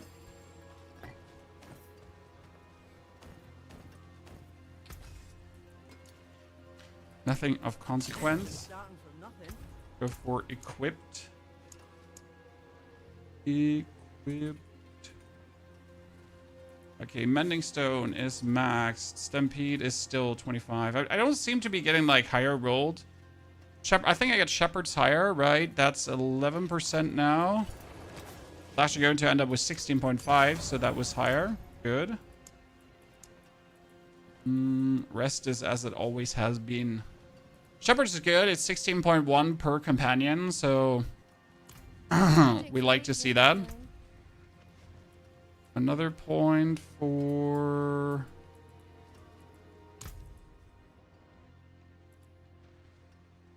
Currently, we tried to max out resistances. What your build you're using is not on your build list. It is in my build list, sir. But if you're blind, here you go. Ooh, that is Duriel. We haven't killed a Duriel yet this season, chat. Get him.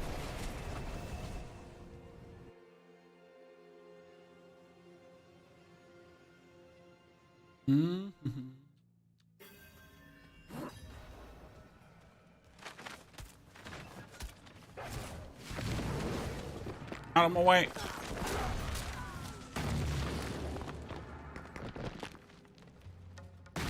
So, Mr. Duriel.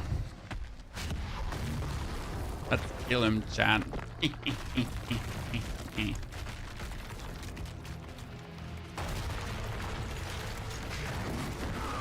So right now I can already put all these ravens here on the spawn, and as soon as he spawns, he just dies.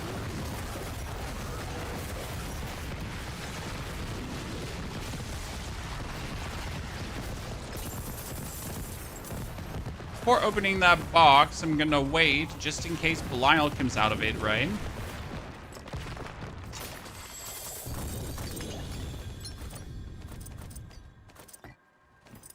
What do you give me? Soul Bronze, nah. I need a Crown of Lucian, but it should be greater affix. Oh, this is a better. Ladies and gentlemen, look at this one. Holy moly. Like, it has 98% damage. I like that.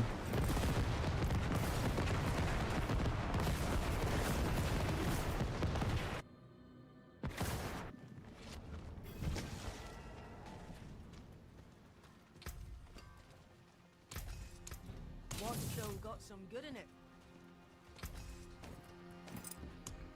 Tempering, programming.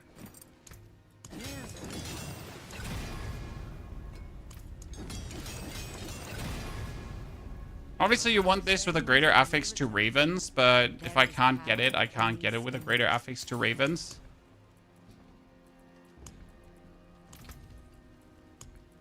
Oh, what did we play? Cersei.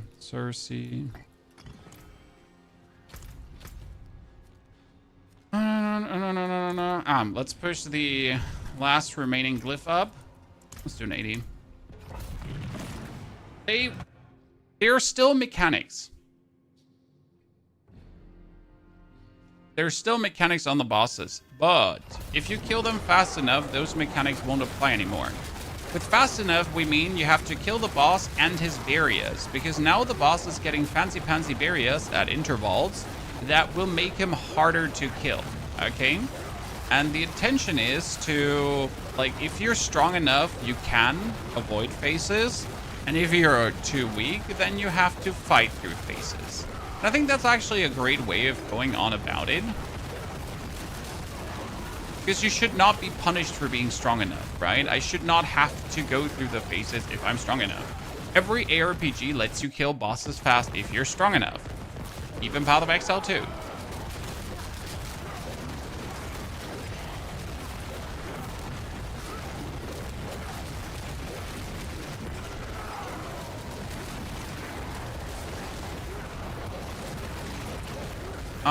Helltide, the best way to level Helltide together with Strongholds at a certain point and Chaotic Rift Nightmare Dungeons.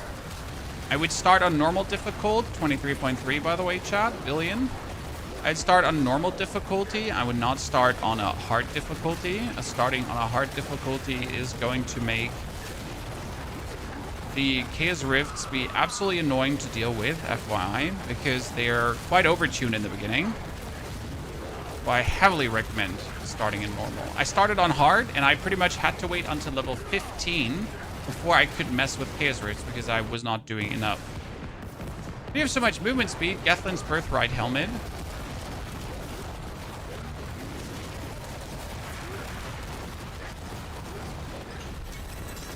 The helmet gives me a massive boost in movement speed. Okay, 46. So Headhunter needs to get leveled up too. 37. I need for +3. Was it 50 levels different or 40 levels different for +3? Let's do an 85 just to see.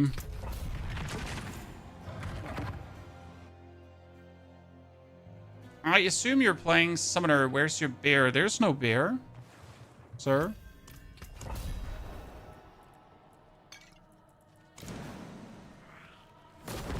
Diablo does not have a bear.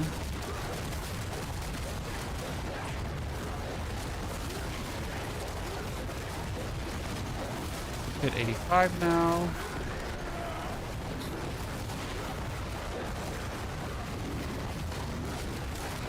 What a joke! What a joke!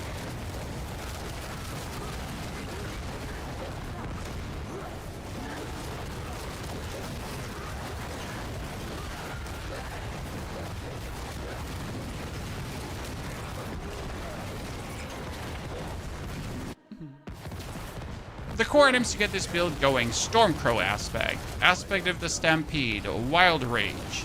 You want a galvanic ring, Mjolnir ring for the mana. Then you don't need Kilt of the Blackwing, but Kilt of the Blackwing makes you vastly stronger, and you want Gathlin's Birthright. Gathlin's is probably the least needed piece, but I'd recommend to get all the pieces at least as basic uniques, right? So get a 750 item power Kilt of the Blackwing, get a 750 item power Gathlin's Birthright, and get a 750 item power Mjolnir ring. And as soon as you have these pieces, you can actually go. Plus, you need to have the chaotic perk that turns your companions into core skills. Without the chaotic perk that turns companions into core skills, it is actually useless. Because otherwise, you can't spam your ravens like this, right? Your ravens will have a cooldown.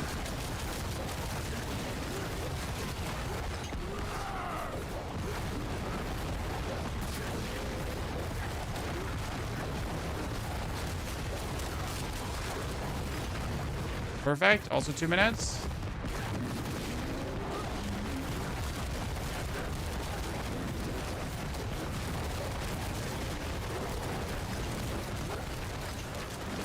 I ran out of mana. That hasn't happened in a while. So when she's stunned, she takes way more damage. So, pit 85 clear, ladies and gentlemen.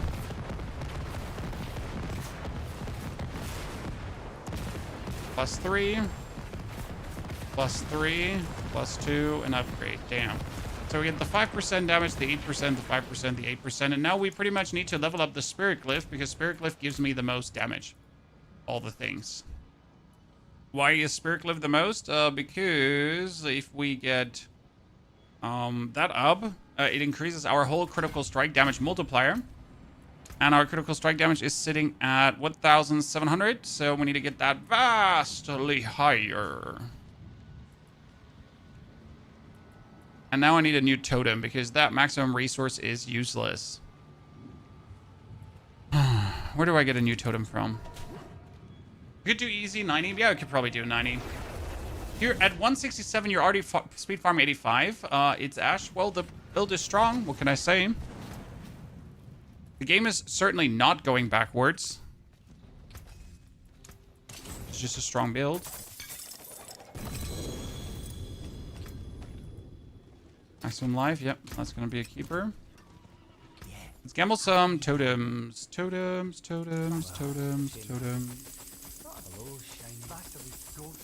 Okay. So we got, wow. Okay. There are tons of builds that need this. Like a maximum resource one.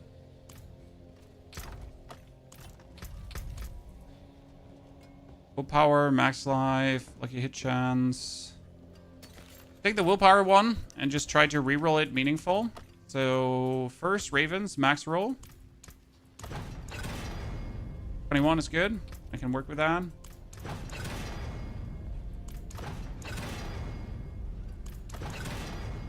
Critical strike max roll, that's nice. Then we can roll the critical strike chance because that is useless over to damage, but that's also useless. We want to have cooldown reduction.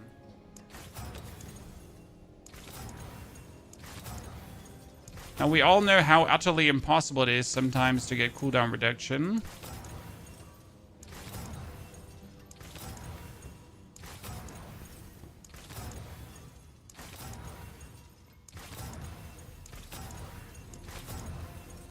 Yeah. I just want to have cooldown reduction. I mean, it's one of the many things that you could get here. 37% damage. See, that was all my gold now. Trying to get one thing. What's still got some good in it? My hammer sings on your return. Stampede. Bring a PDS? No, this is live server. Okay, so we have the 21% double damage, we have the 40% double damage, and we have the 33% double damage. So that together is already 70 plus, right? Critical strike damage, and ravens. So that's 100% easy mode. My ravens will always do maximum damage. Fire. Okay, we just need a different or a better rolled amulet now. That lucky hit chance can go out of the window, by the way. Take the lucky hit chance and we could roll that into movement speed if I wanted to. Movement speed. I could go attack speed. How much are we at? Probably attack speed. See if we can get a bit more attack speed, or if I could get like a passive, that's worth it.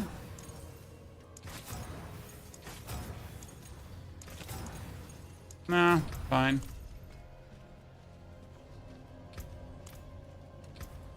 Let's do a 90. Yeah.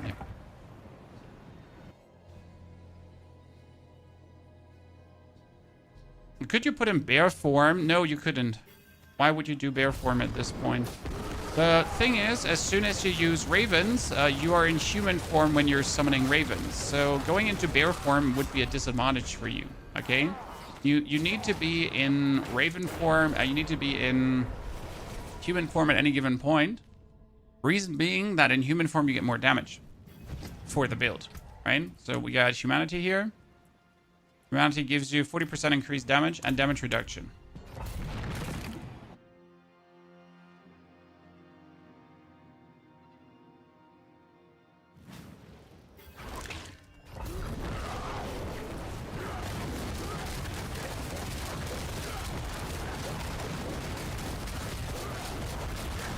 That's a 90. Damage fully ramped up. I mean, in a 90, I should get even more cooldown reduction. Thing is, I believe that in lower dungeons, so like, you know, pit 70s, I'm just absolutely doing too much damage. 50 billion now, Chad. We're getting closer to the 100 billion.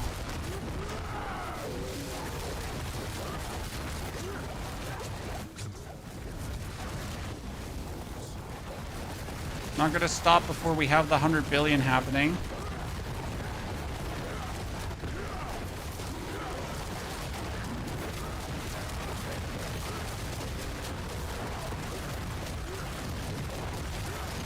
The good thing is the permanent double damage, so that's nice.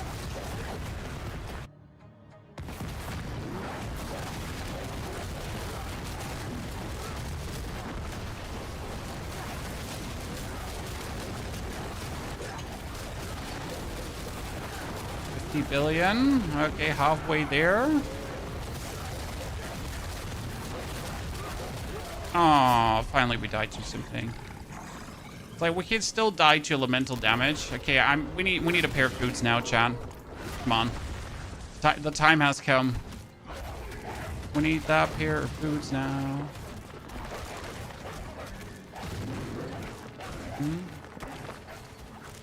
And an Ahu rune.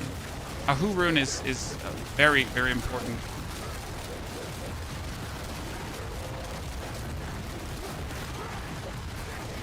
Ahu rune could potentially make us undying, area-wise. Test down.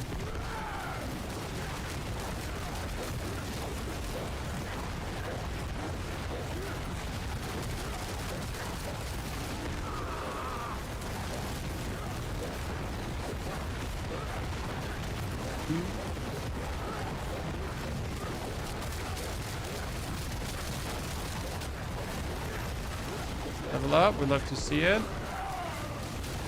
What does the Yahoo Rune do? It gives you offering when you lucky hit something. And my Ravens do actually have a 90% lucky hit chance. Okay, that guy here is refusing to take any damage. Weirdo.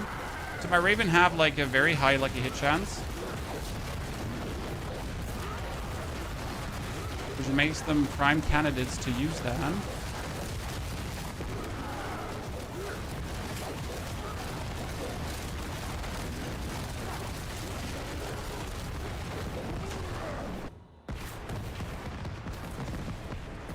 How do you get the last 4 unique powers? Bartok. It says literally on the unique powers, kill Bartok in Torment 1.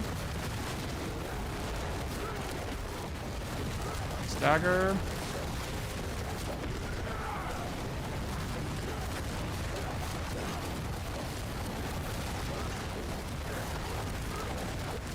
Yep, that was good. So, less than 5 minutes for a 90. That means I can do a 95, definitely. But now we can also level up our Spirit Glyph. And, like, Spirit gives us this multiplier more. So we're sitting, what, right now at 2,000 crit damage. And if we get the Spirit Glyph further up, +3, +3, +2, it's 2,055. So that's great. We need to re-roll the crit here. And we need to try to get the core skills.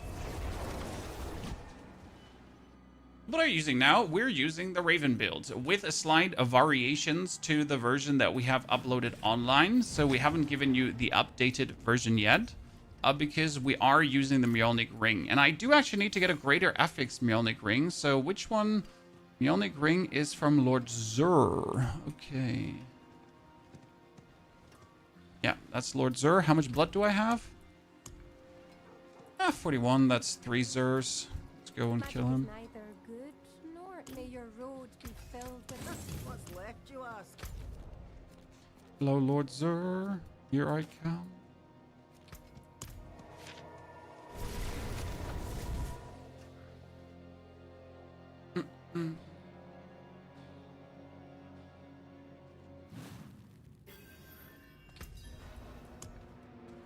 Okay, these are all fancy dungeons. On my way, lads. Would a Mjolnir Chaos Ring be worth it? Technically. Practically not.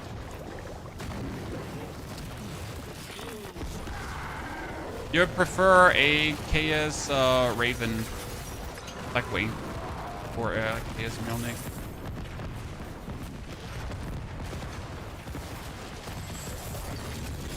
Oh, they're chaotic unique drop shot, chaotic unique drop. We got boots, Enduring Faith again, Jesus.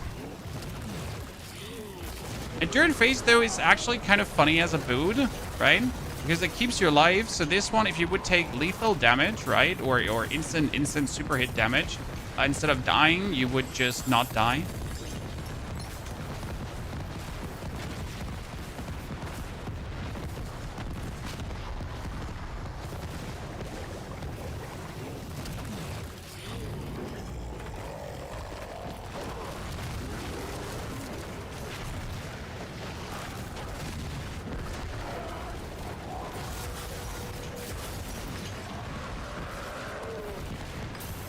The third. Amulet with 2 greater affixes. Wait, that could be a very good Dolmen Stone. No! Why did it have to be a Fellis Fished Crescent? Jesus. From all the things we could have gotten. Okay, that's a worse Mjolnir ring. That's a good boulder ring. It's a great boulder ring. That one is actually better. One-handed totem for this one. Ahu is a prefix or a suffix rune? Ahu is a prefix. So Ahu is this one here.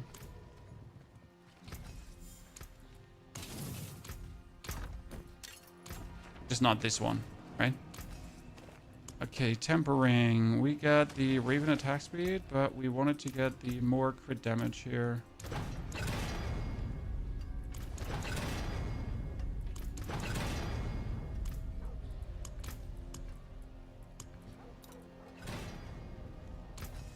know it's greedy, but we might just get a different glove anyways at some point.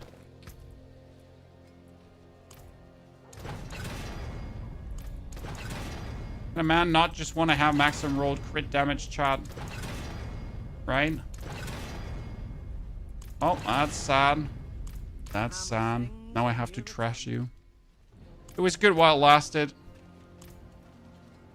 Okay, we're going to get even more. Nice. Let's do a 95 to just see how that's going.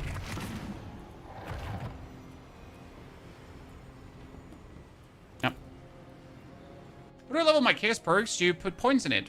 The chaotic warp. So you click on the chaos perk, and then with F, you can interact with it to put more points in. You go in the menu, and then spam F to upgrade the power.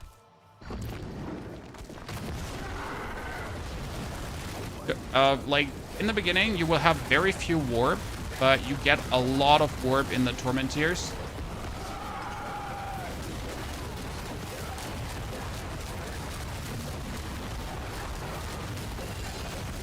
Okay, if you see a number over 50 billion, please $100 builds, chat.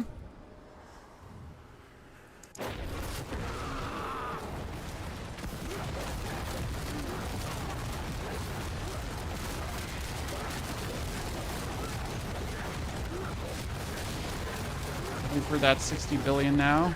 And we should do less damage, obviously, because we just ruin our gloves, which means I need to find a new pair of gloves, sadly.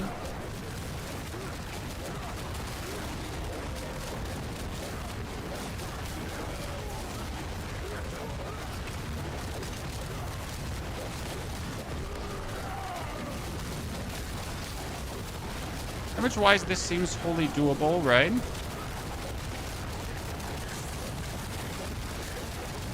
Oh, you're damage reducing, huh? I want that.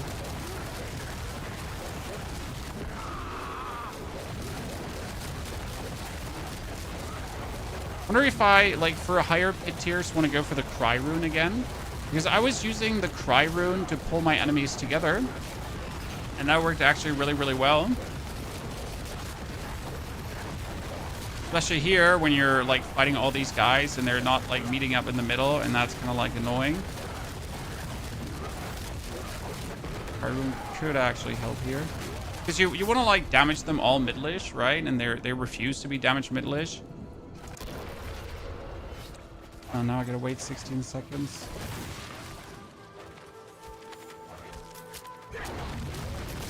Come on, give me some cooldown reduction. Cooldown reduction. Thank you. What are we dying to? Elemental damage, Chad. We're dying to elemental damage. At times.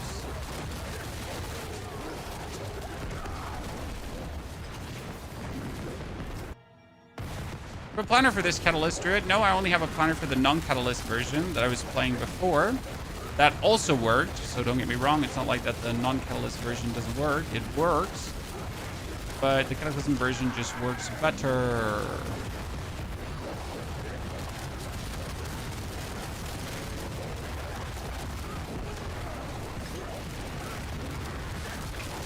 You followed us. It's a mistake on your side. That was the 82 billion, ladies and gentlemen. It was an overpower hit, but that's fine. I wonder if with the... That's a good question. If you had the Ahu rune, you could technically play Ahu Quoct to do random super overpowers. Technically. I mean, I could just force critical strike overpowers out of this.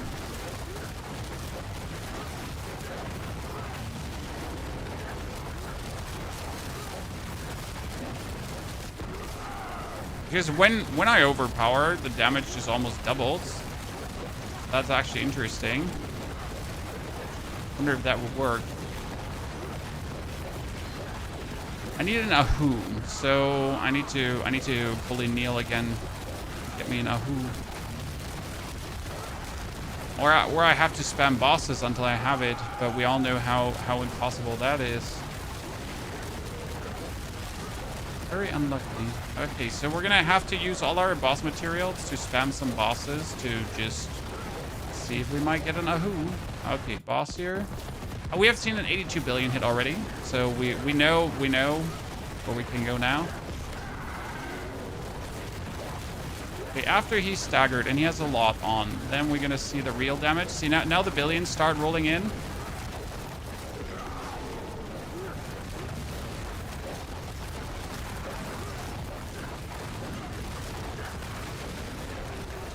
Oh, you killed me. Unlucky. I mean, damage-wise, we're good, right? It's amazing. 10,000 HP, no resties. Yeah, we're not gonna rest until I've re-rolled this movement speed into all resistance now. Or I need a boot with a greater affix to all resistance. I guess all my obolts are gonna have to go for boots now. Insane. So 63 billion again.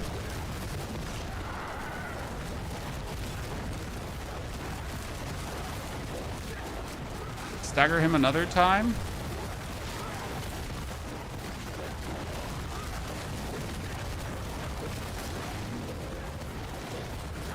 Good. 95 done.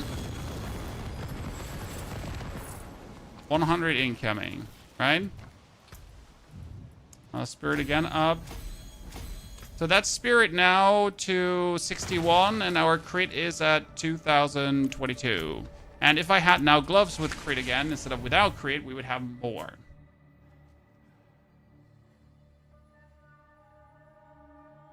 I have a chaotic Banished Lord's Talisman, but only as a helmet. That's the problem. Oh, black screen of death, chat. Is it the black screen of death? No, saved. No, it is the black screen of death. Oh no, the first time I've ever had this one.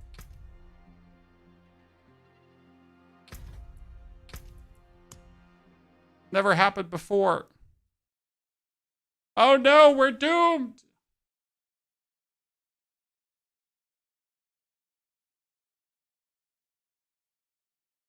Diablo, could you please close? We're waiting. Thank you. Did they add the Season 9 stuff to the base game? Yes, the Horadric vaults are still there. Still waiting for you.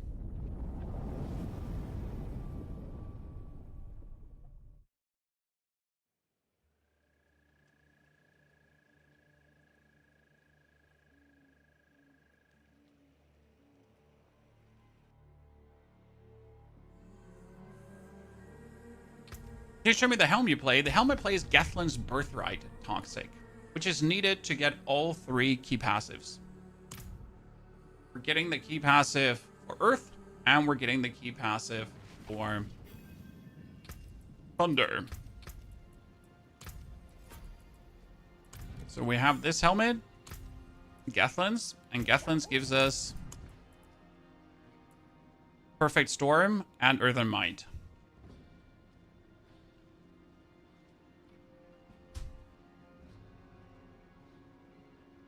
And this gives us another 70% crit multiplier. And this gives us another 80% more damage. Which makes it really worth it to actually use the helmet. And anyways, the helmet is 5 ranks to humanity.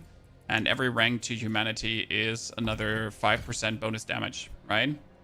It doesn't hurt to have like 25% bonus damage like that. Pretty nifty. Bunch of useless crab. Could go gambling. Ooh, nice. He's here. Infernal Hordes is here. Oh, the bosses are back too. Let's get a lot of upgrades, Chan. Get the whispers.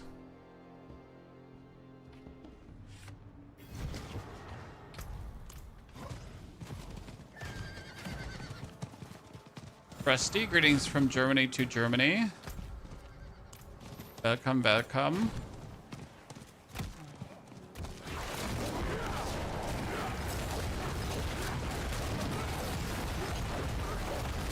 I feel like I'm faster on foot than I'm in my horse, you know? Might as well just go.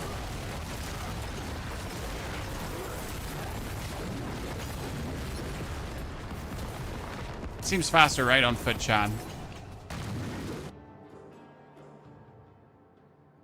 Why don't you use other companions in this build? I use other companions in this build. I have all the wolves. I have all the poison creepers. I have everything. You have the key passive for companions, in case you missed that. And the key passive for companions says, gain the passive effect of Raven, Wolves, and Poison Creeper. Ergo, I have the Poison Creeper, the Ravens, and the Wolves always with me. Always. At any given time. I never not have them with me. They're there. Right? They're pumping.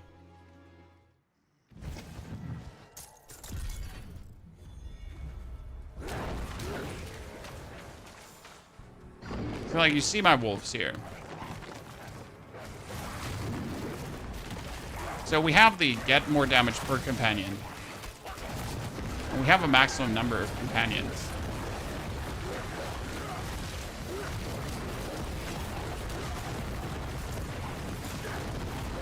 I can do 1, 2, 3, 4, 5, 6, 7.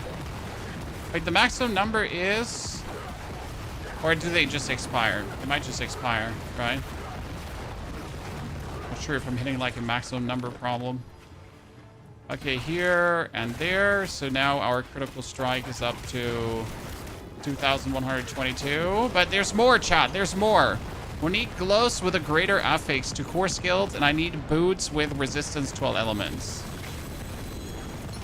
So greater affix boots is what we need. Or to rabies. That is not what I need. Okay, we did that one. Other PvP zone is also respawned. You have to have them in the bar to be active? Nope. If I had them in the bar, that would be a mistake. And the reason why having them in the bar is a mistake is quite simple. Because we play this aspect, and the aspect has a chance to cast a companion skill in your skill bar. Right? I can actually trigger the companion skill in my skill bar for free. On top of the spam I anyways do. That's pretty nifty. Right? So, we need to do more Zers. We need to get more Mjolnir rings. And I'm so sad that we don't have it. Ah, by the way, why do we have so much movement speed? Because the Mjolnir ring is also giving you movement speed while Cataclysm is active. So I can move even faster because of that. It is done. Dungeon keys, thank you very much. That's lovely.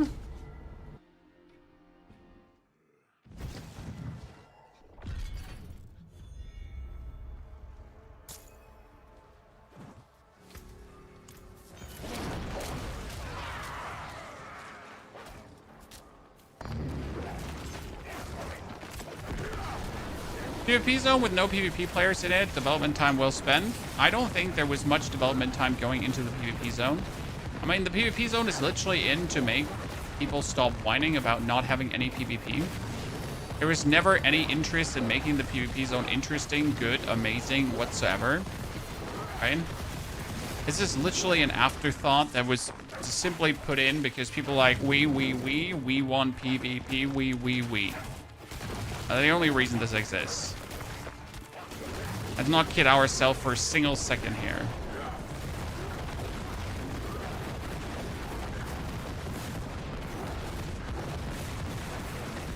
Which whether you consider better, this or pulverize. This is faster. Considering that you are going to Helltides, considering you're going to do Infernal Hordes, considering you're going to be Undercity blasting, for example, this build is simply the faster build. As much as Pulverize is strong, Pulverize is a very static build that can't just zoom over screens, right? Pulverize can't just go like... Meh.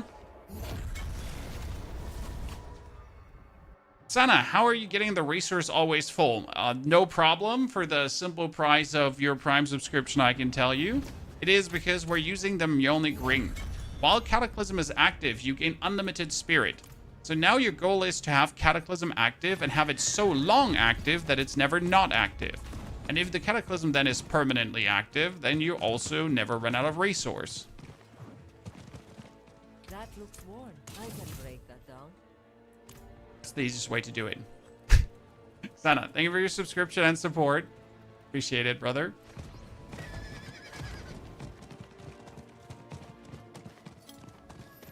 So let's go into zooming mode.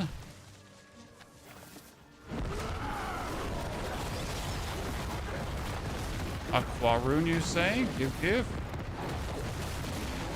How to keep it active? Well, you have your spirit boon that reduces the cooldown. So right now you can see that my cooldown jumps down by 2 seconds every now and then. There's also a rune combination that can reduce the cooldown, so you don't necessarily even have to go for the spirit boon. But the spirit boon is the freest thing that you can get.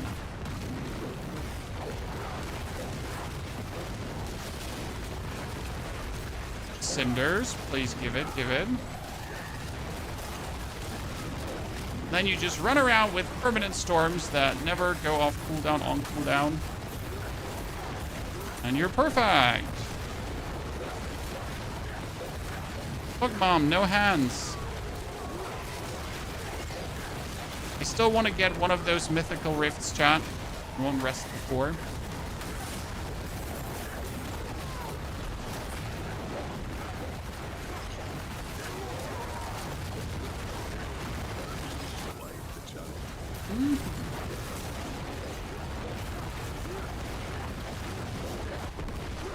Where is the Lady of the Helltide?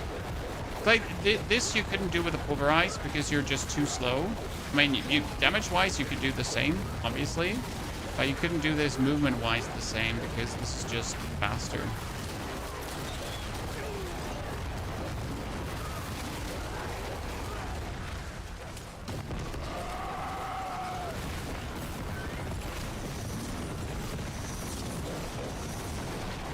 Now I can stand here in the middle and just do this.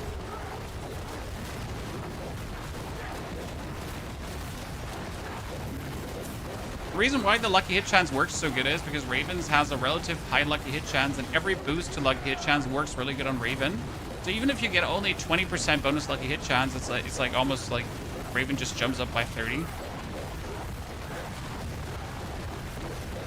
Show Lilith's fight with this build, please, sir. We already killed Lilith this very morning for a Resplendent Spark.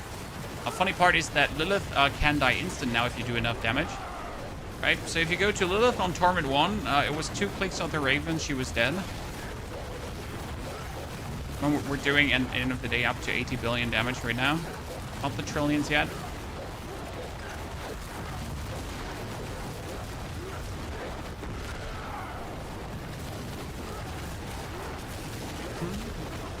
Maiden. Guts got her, chat. Guts got her. Yeah, like, Lilith is a joke right now. Which, I'm not sure if that's the fine thing, because she's meant to be this kind of pinnacle boss, and she's a joke.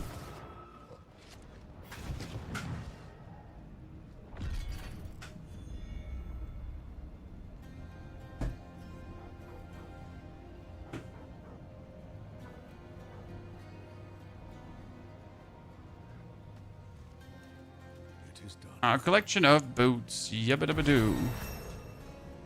Everything we ever wanted.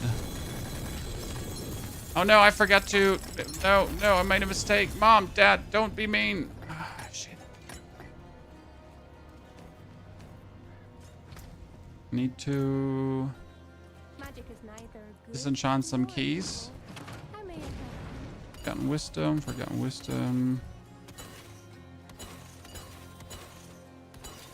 right We don't want it if it's not chaotic rifts. Right? Very simple. No. Still trying to take these boots here, chat, and I'm still trying to get that movement speed rolled over to resistance to all elements. But you notice that this is not happening very quick. Okay, perfect. Now we got it. The pulverized size should, by the way, also be Raven attack speed.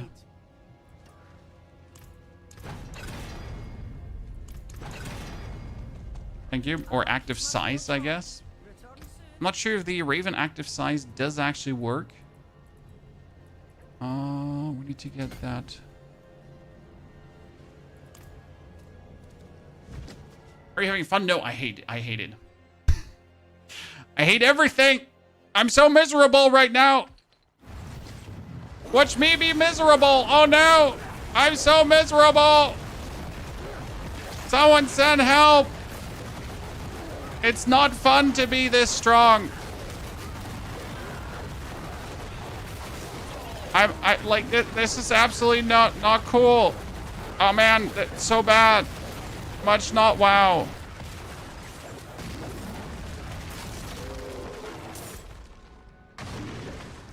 Right? No? Maybe? It looks bigger. Yeah, it looks quite bigger. that Raven actor size looks quite bigger. I think this is good for the pit because in the pit, like you want to hit as big as possible. Because if I'm not pulling things together, like size is king. We all know size is king, right? Don't get fooled, chat. Don't get fooled.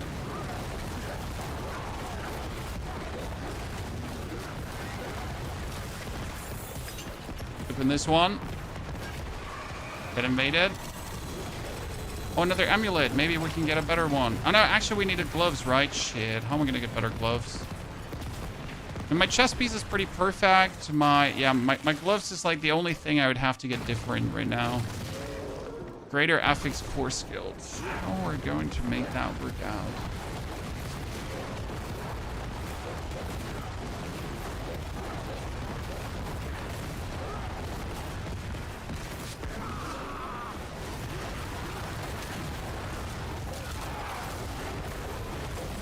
This is certainly working.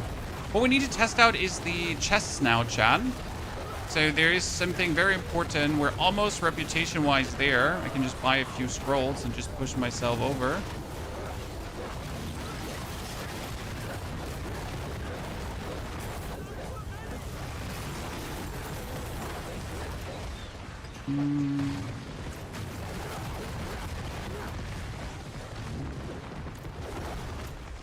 Get to this one. Leave me alone! I wanna go away.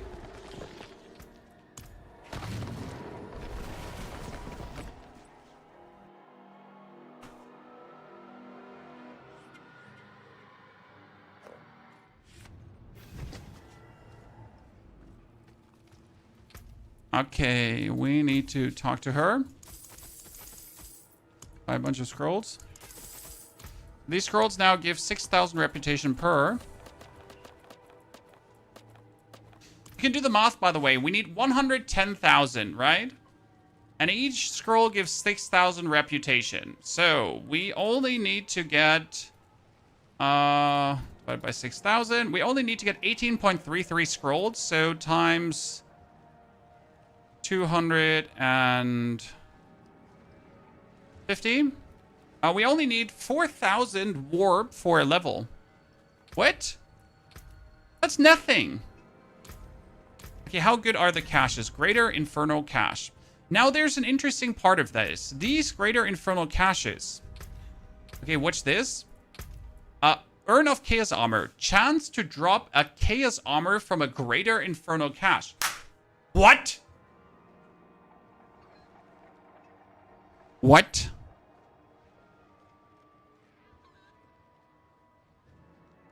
You heard right.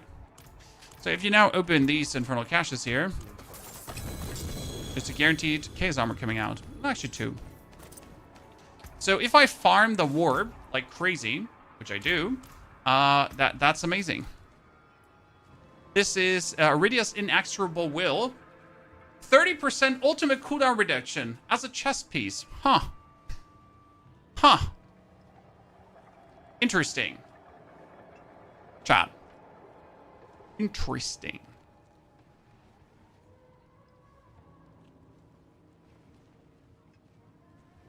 Problem is that I obviously need my chest for the armor. If I didn't have the armor, that would be a bummer. I got a Kill of the Blackwing as boots.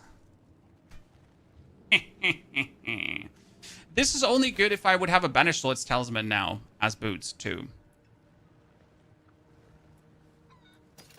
So that Kill of the Blackwing is quite nifty. That has to stay.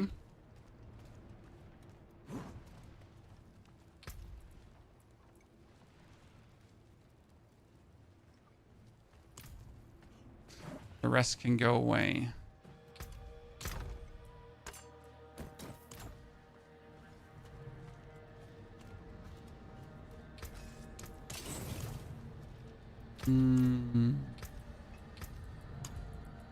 Altkin fully leveled up. The only difference from this build to what you have currently uploaded is that we're playing a Mjolnir Ring and Cataclysm. Okay. The updated build guide you'll get today after the stream. So sorry for that.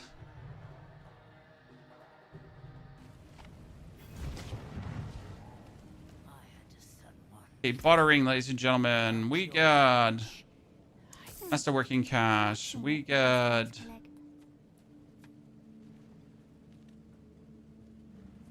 169.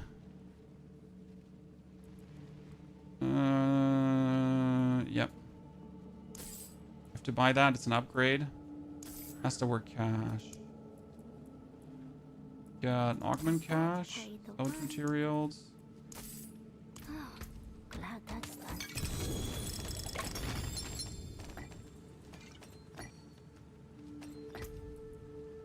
Nope. And that one gets destroyed. Are you? I am very well, Sunder. Hope you're doing well too.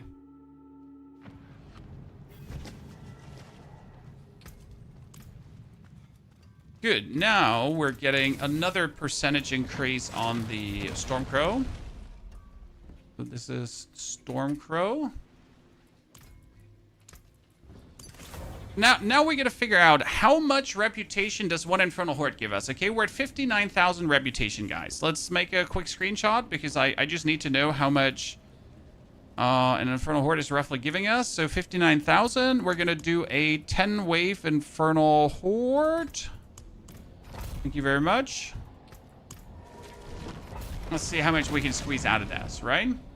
Because if reputation is king, if reputation gives us chaotic armor, the fastest way to get chaotic armor will be by gathering Infernal Warp, right? Also, we're currently sitting at 10,000 Infernal Warp, so these numbers are the two numbers that we need to keep in mind.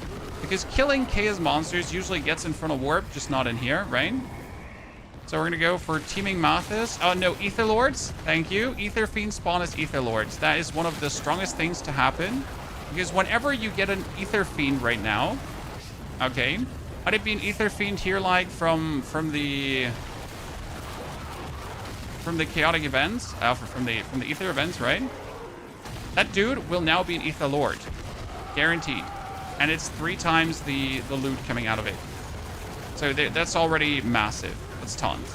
And if Ether Fiends are now randomly spawning from whatever, right? If Etheric Masses have a chance to spawn Ether Fiends, yeah, guess what? That's also going to be an Ether Lord.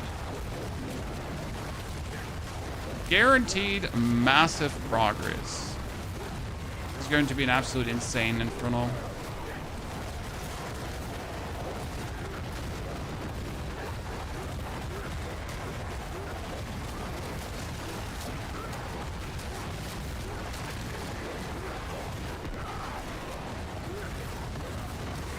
So what do we start again with, reputation-wise? 5,900, right? Okay, Ether Fiends give 2 Ether.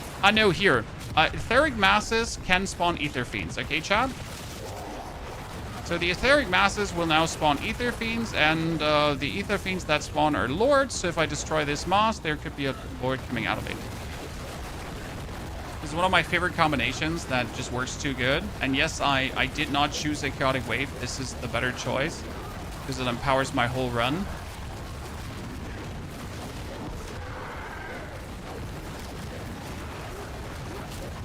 Wave 2, we're sitting over 100 Ether. Pretty good.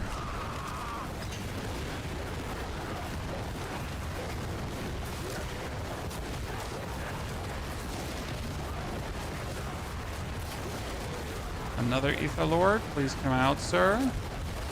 Wherever you are. That mask just pulled out a Lord. It didn't. Sad face.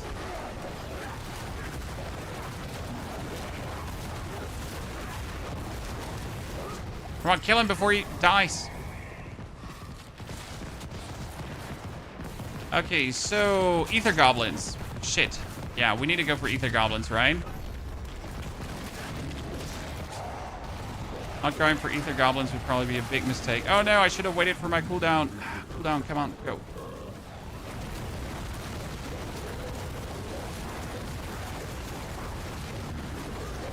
I've actually never had the Ether. Oh, Ether Goblin! Got it! Got him, chat! We had him! Shut him in the face. Ball of Lightning or this build, functionally they're the same. Both are absolutely zooming. I mean, Ball of Lightning I think needs more moving pieces to, might be harder to put together than this. And this was extremely easy. Like with the most basic versions of aspects and everything without Paragon points, I instantly had tons of damage, right? It's kind of ludicrous.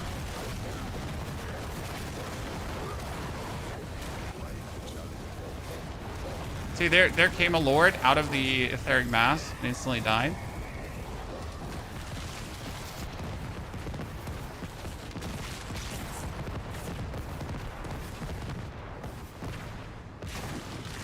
Bursting masses. Yeah, this is great. We start the wave with 2 masses straight away. And these 2 masses can instantly put out a Lord. See, that was a mass with a Lord.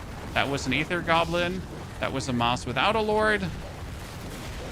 Aether Goblin died before he could go anywhere. How do I know which Chaos Armor can happen on boots? Every class has 13 Chaos Armors that are possible, right? And they're fixed, so they're not everything can be a Chaos Armor.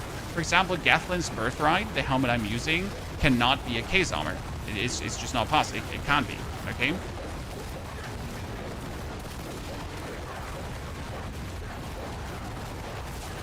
No matter how hard you try, it can never be that.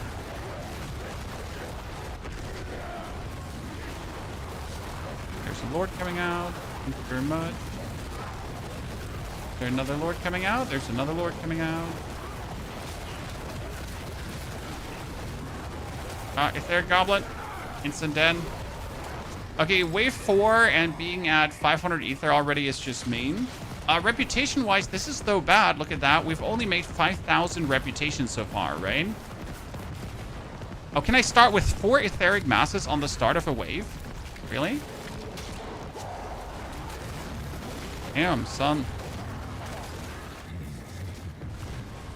Quite intense.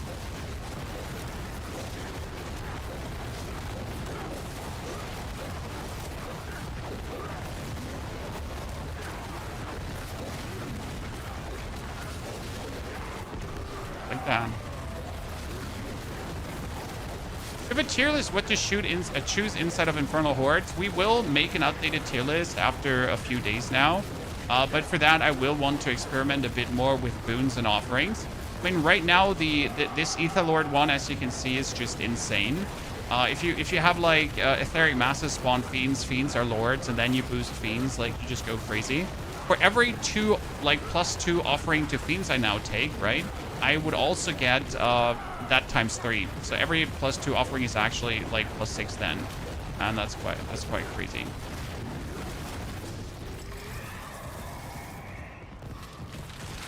Rotten Lightbringer can happen on every Chaos Armor, not only boots. That is absolutely correct. Rotten Lightbringer can happen on boots. Rotten Lightbringer can happen on chest, helmet, whatsoever.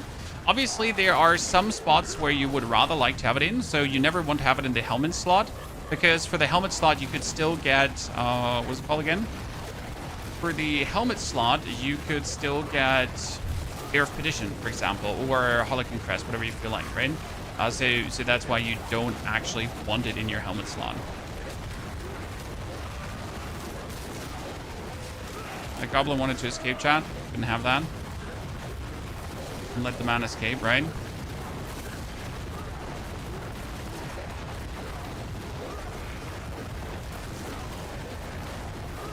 It says Ether events spawn faster, but we're just killing everything so fast that I don't even see enemies, and therefore the Ether events don't seem to spawn faster. Because there's nothing like alive at any given point. Everything's like just so quick.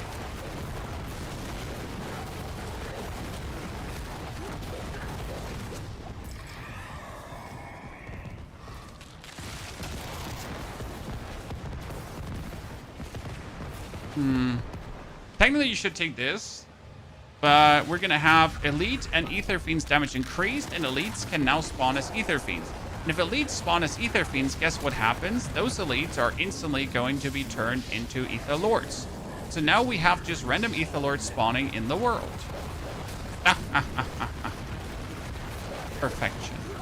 Absolute perfection. Have they added interesting Banes and Boons Horde to make it feel closer to Hades? No, not closer to Hades. I mean, that was never their intention. But they added more Banes and Boons that you can now go for more synergies. So you can boost the Hellborn better. You can boost the Aether Fiends better. You can even make the Soul Spires a meaningful good thing. So that's actually crazy because Soul Spires are usually useless, right? But we are at the point where we can finally say, you know what? Soul Spires are actually not terrible. You could fully play Soul Spire if you then wanted to. They still don't feel as amazing as other stuff does, but hey, can't have everything, right?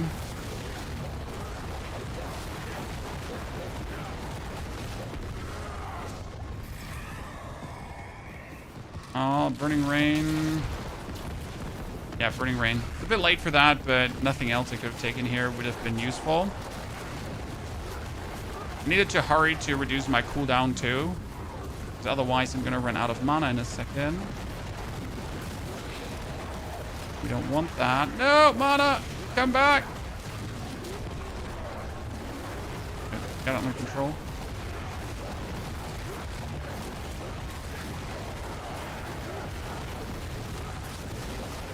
I'm playing Sorceress leveling, 45. Can't get out of normal. Always one-shot by Rift bosses. Tips to stay in normal.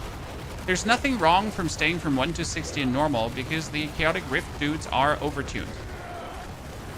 I mean, the only way how my Druid was able to play on hard / expert later down the line was because I was overpowering and I was doing so much overpower damage that I pretty much started to 1 or 2 shot these Rift bosses, and that's how we survived, right?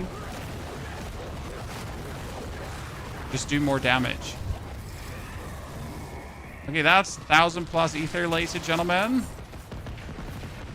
And now we have Ether Fiends here. Exalted Hordes is faster. Lords grant 5 ether. That's amazing because that's triple. So Lords now grant 15 more ether, ladies and gentlemen. 15 more.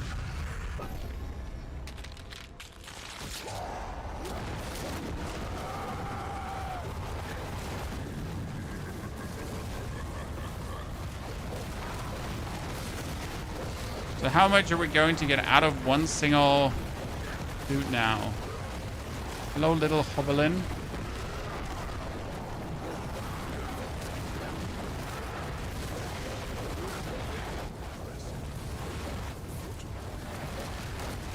Lord.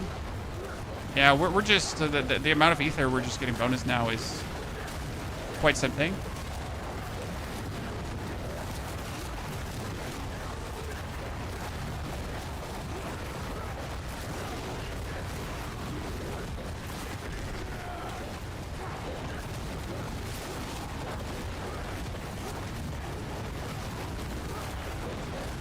Come on, give me one more Lord. Something. Where are you from? Oh. Okay. Could go for the Chaos Wave, but I'll be honest with you, chat. I feel like the Chaos Wave is terrible. So here we're gonna go Soul Spires spawn less often. That's fire, right? Because we don't want Soul Spires to spawn. We just want it to spawn as less often as possible, right? The less Soul Spires we get, the better it is.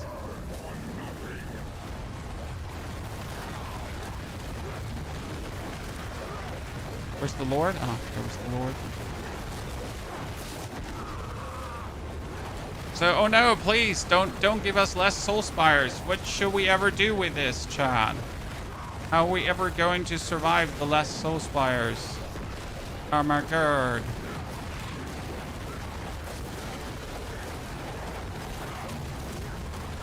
Oh no, there's a Soul Spire. What are we gonna do now? Ignore it, ignore it. I repeat, ignore the Soul Spire.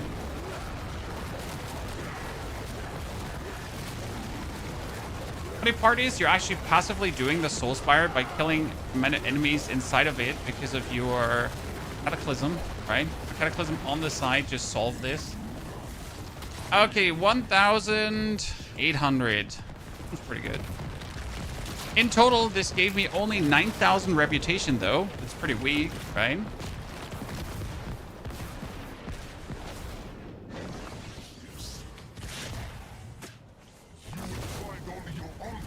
Please give me cooldown, Bartek. Good. That was only 9,000 reputation. That wasn't a lot. The loot is great, though.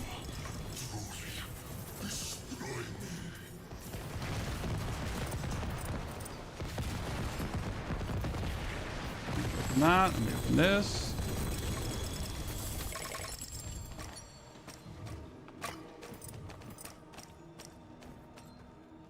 Okay. We got a Great Staff of the Crone. We got an X-File Corroded Signet again. I'm sick of those. We're keeping all of this. We got a Visibility Sprayer, but I have some of those. That's Willpower. Nah.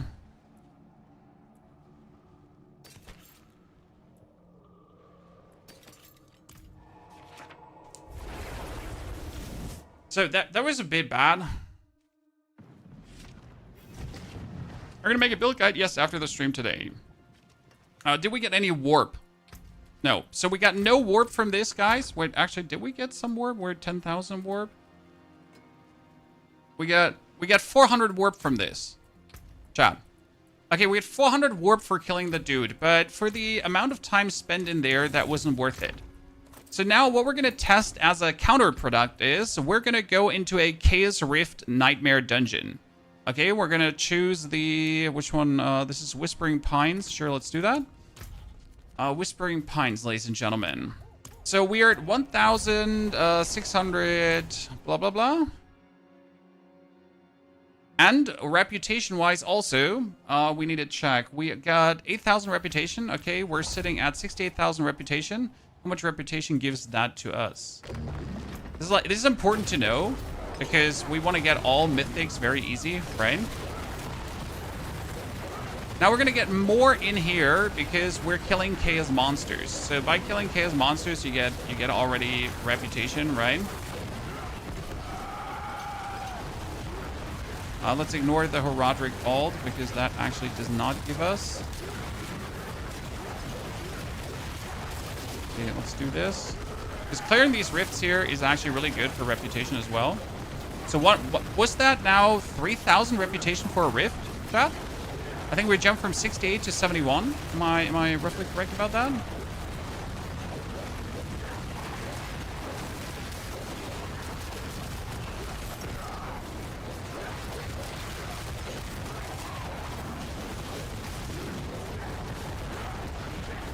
It's getting like tons of Infernal Warp. I'm not even picking up everything, right? So each Chaos monster gives you Infernal Warp, FY.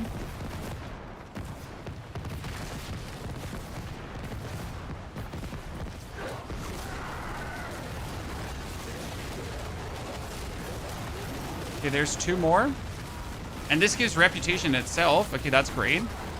So we're at 80,000. Bam. Double greater affix stuff. Okay. It gives bonus XP. I mean, already concluded doing Nightmare Dungeons is definitely more... That's definitely more reputation. I mean, like, this is out of question.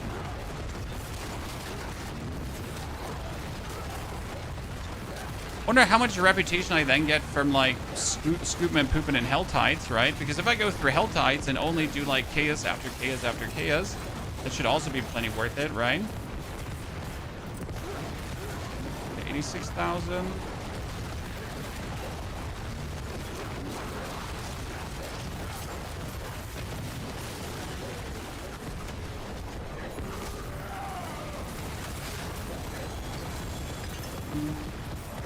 Double Infernal Compass, which is kind of nice.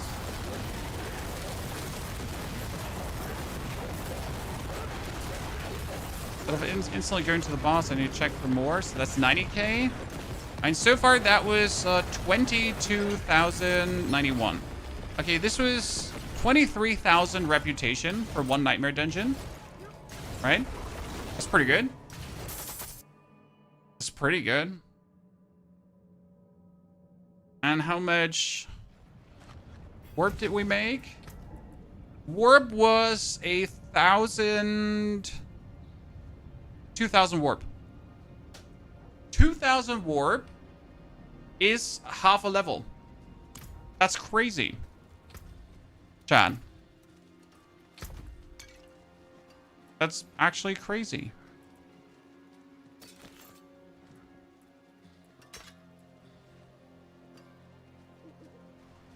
Huh.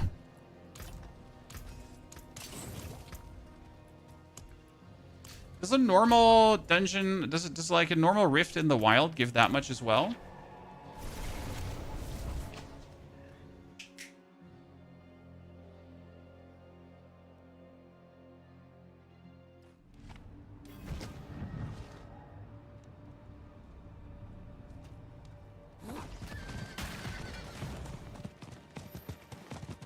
I wonder how much reputation you would need to...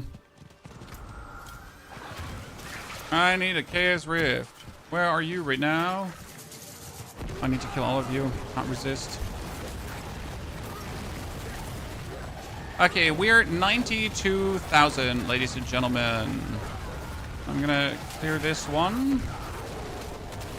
We're at 93,000 and clearing the rift 93. Okay, that rift itself didn't give as much as when you clear a real Chaos Rift. So for that Chaos Rift, I'm away. I'm busy. Oh, that's veneration. That should give me a lot. 95. 94. Often they don't spawn correctly because that one should have now spawned like an actual Chaos Rift out of it, but it didn't. Right?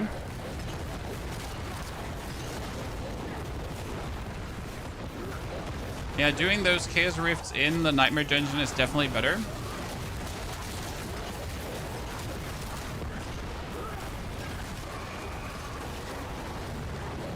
This is right now not even opening up the proper dungeons as it should. There are more builds planned, sir. Yes, we're going to play every single class. We're going to do all the builds. We're going to do also more builds on the Druid. But I wanted to first flash out the Raven build completely before we went for any other builds there. Yeah, see, if the Rift opens up properly, which it did here right now, then I get all the reputation. I guess this makes Nightmare Dungeons a bit better because they are guaranteed to open properly. Because right now I did like 3 in a row and they didn't open properly. I wonder what's the cost for that, right? Here, I do this.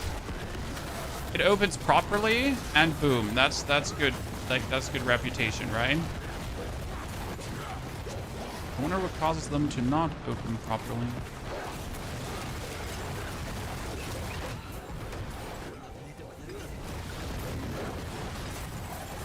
How many obols do I have? Should I gamble for gloves, Chad? Yeah, I think we're now in the gloves gambling stage. See, now this one supposed to give us opposite, and it opened properly again. It's so weird.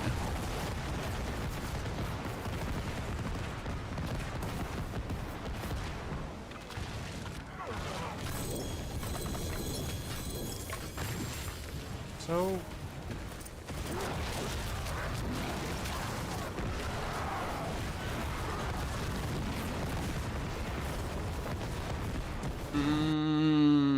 if I now go for the reputation here.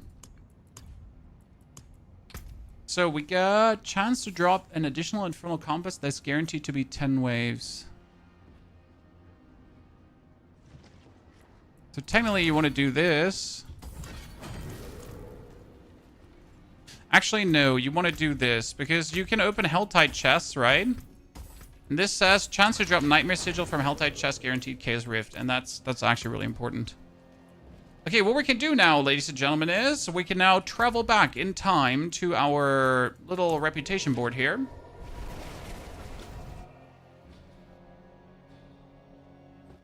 Then we can slam in the... Here, I need 5k. So I'm going to buy one single scroll.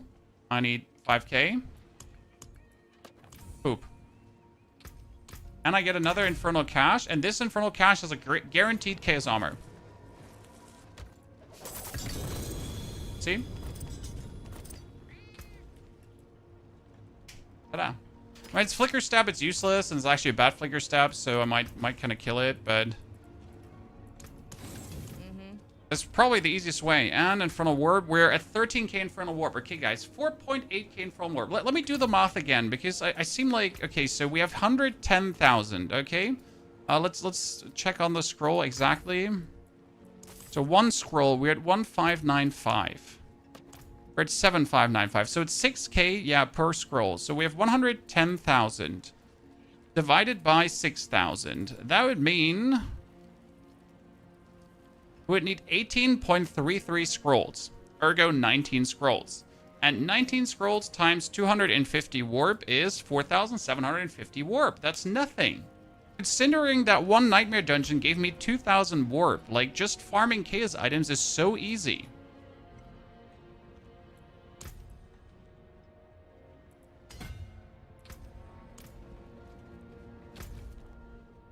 Right?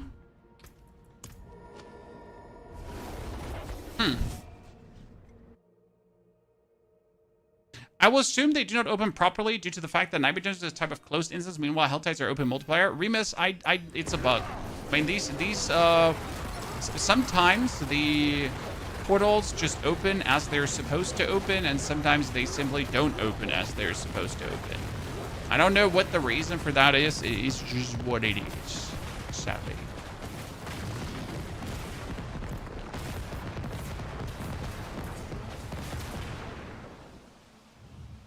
Okay, let's do him. I got 28. I can do 2 to get more items.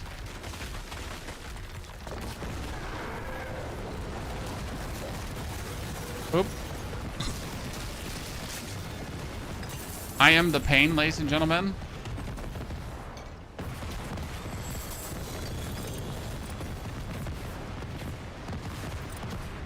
Greater Affix gloves. That could be nothing. Great. Let's destroy that.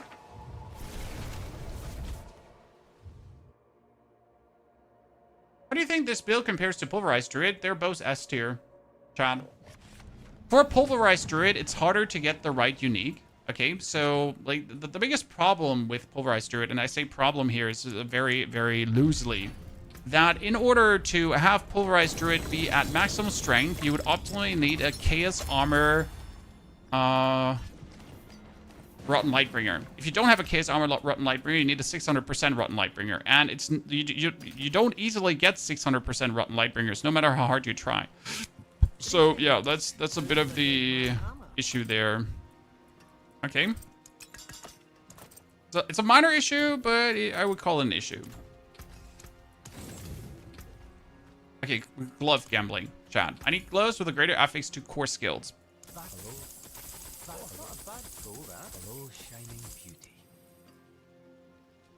That's sad.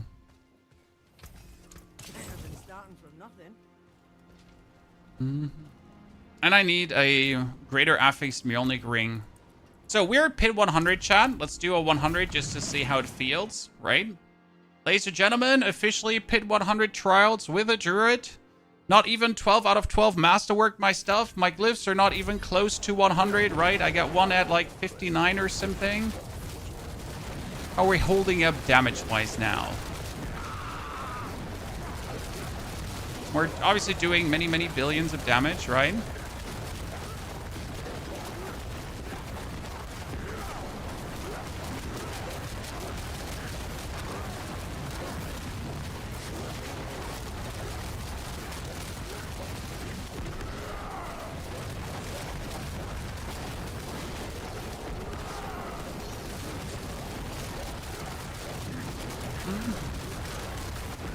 Works pretty good, but we definitely need the new gloves that I was talking about, right? So we do up to 100 billion damage, but we need more to make this smoother. So we can definitely clear pit 100, but not like we can do a 2-minute pit 80, right? The 2-minute pit 80 is just ridiculous. Okay, we can die. 2-minute pit 80 is just ridiculous. We're definitely going to get this one done, so that feels good.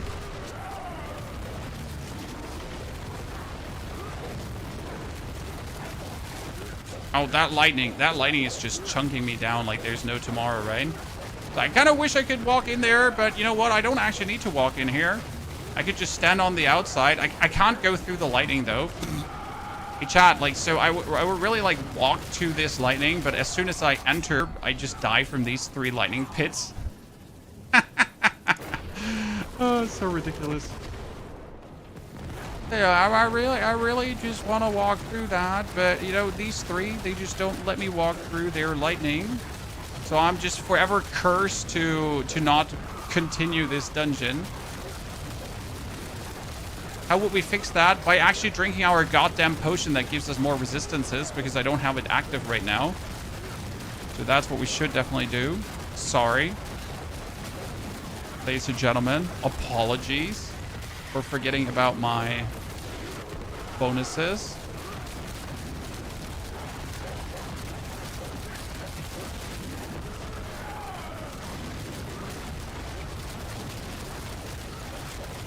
I do believe we should change our runes to cry. If I could do Neo Cry to pull everyone together, should do that. So right now you see like how they're all like scrambling around. If I was Neo Cry, I could just continuously pull everyone together. The problem is it would make me more squishy, but I don't think that that's a big issue. Right? Should still work. Shadow, thank you for the 100 months of subscription, together with Carlito and his 62. Shadow, I hope everything is good over in Hawaii.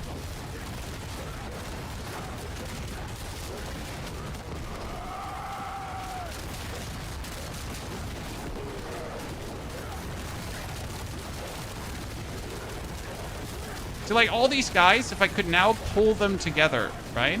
That would be great. We really were thinking of using Iridia's Inexorable Will as my chess piece. So I have an Iridia's ring that I could just play as my chess, but it would make me less defensive. I'm not sure if I want to do that, because it would be the easiest pull together though. We could have another 30% cooldown reduction on the Cataclysm, so that would also be nice. And it would only cost me a defensive aspect and all the armor I have, so yay. But hey, at least we could get somewhere.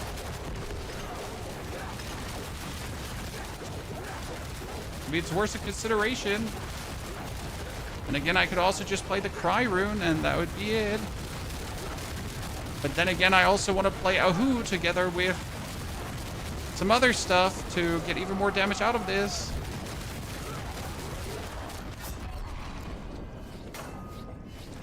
Do a run with it and see how it goes. We'll definitely do a run with it, but right now I want to finish this run because I need to see how long we're taking for the boss at this level, right? So we need to finish this to see like how long, how really long would the boss fight be.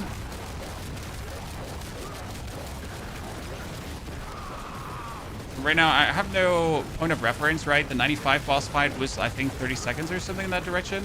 So it wasn't like a long boss fight for that. The electrified obelisk thingy is killing me really hard.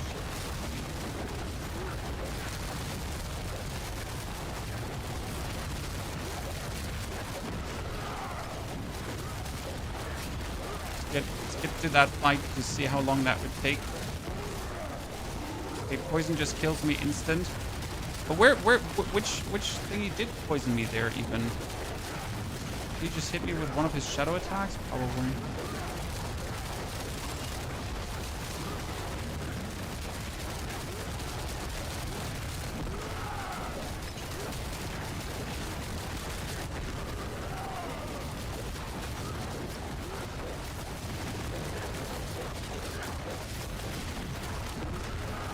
The link for the build in the description of the video, but it needs to be updated today because we made quite some changes to the build to make it stronger. And I do believe we can still make it even stronger, but for that I would need to get better runes. Sadly, I can't just spawn runes in to try out things. Bit of a sadness. Yeah, we need to play a pull together. This is definitely would be making the build so much faster.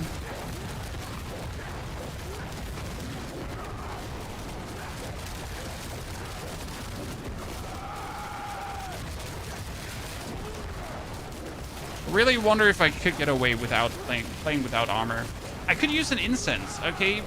You know what, Chad? We could use an incense for 300 armor bonus. Let's not forget that. So that might... Oh, you're reducing their life, their damage taken the whole time. I didn't even see you, sir. That would probably be the best way to do it. So incense 300 armor, the other incense 150 armor. That would make us sturdy enough to withstand almost everything. I don't need to kill this guy, even though he just burns my life. Okay, how long was the fight now? What are we getting? Oh, that's bad.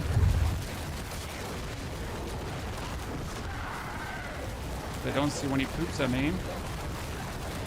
We stack all the damage on top of each other. Now the top end damage is going to happen.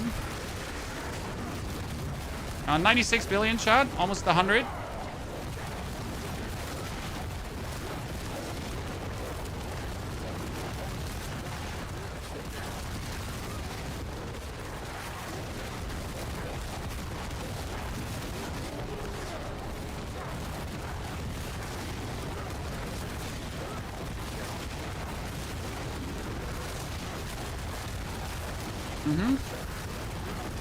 It's a 1 minute boss fight, right?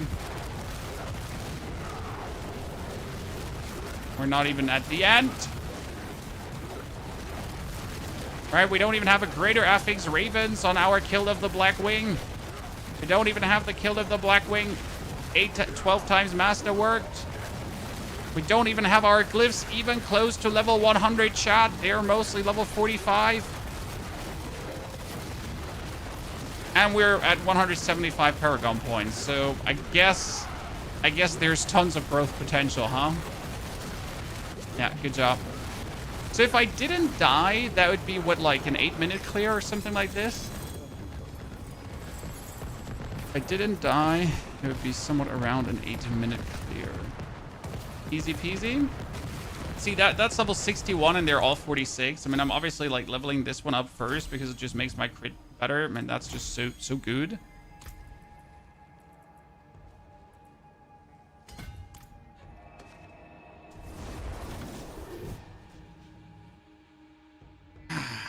One minute 20 for the boss fight, Borthok. Thank you. Dark Zap, thank you for the Prime subscription too. Dark Zap, good to see you there. Right in time for the world boss. Oh, I might not make it. We'll see.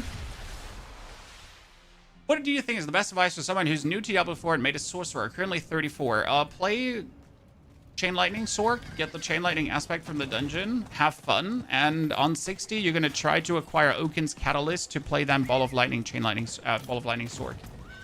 It's going to be super fun because you're going to zoom around the battlefield and just have a good time.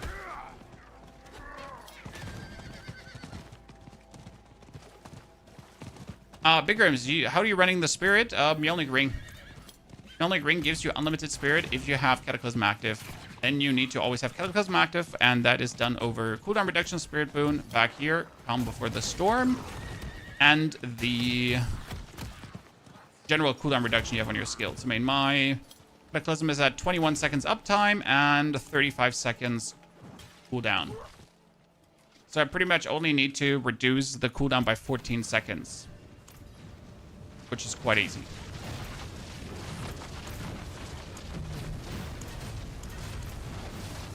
Okay, Pit 100 has fallen, ladies and gentlemen.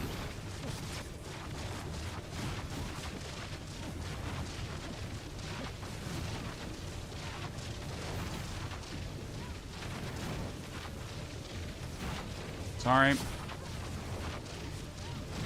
My mouse sharing tool is not mouse sharing correctly.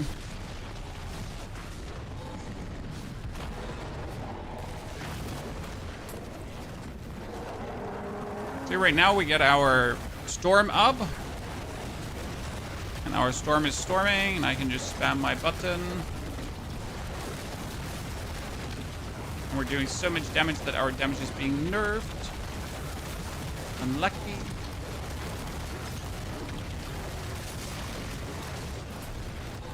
See, against him we didn't even cooldown reduce enough, Chan. Funny.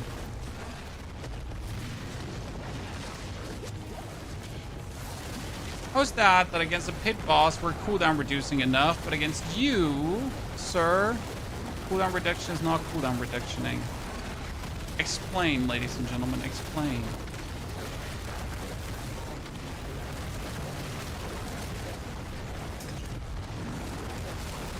What's that thing?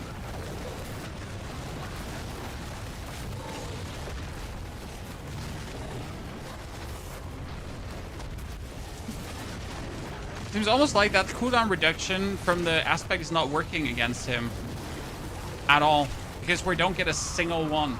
It's so weird.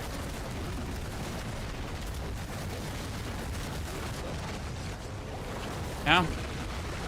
Okay, then just don't do a single cooldown reduction on him.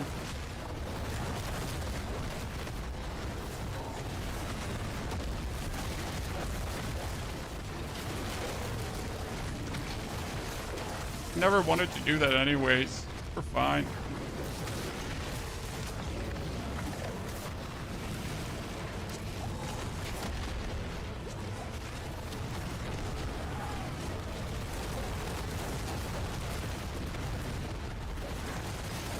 I'm expecting fantastic great loot.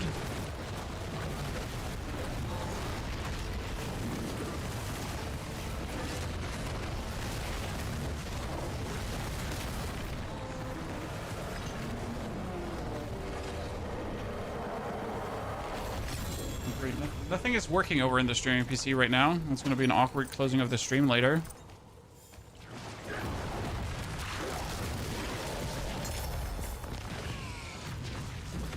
Okay, here. Now we're sitting at 2,000. Like almost resistance out and 2,400. Okay, if I now put my chest piece away, chat, we're losing the aspect of the Mending Stone. That's okay. We lose total armor. We lose Raven speed. We also lose max life.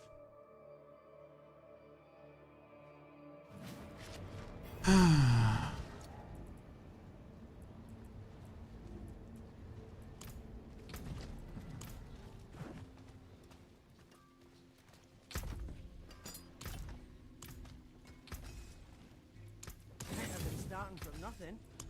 Yeah, good one. Nothing cool. I forge more than use it well.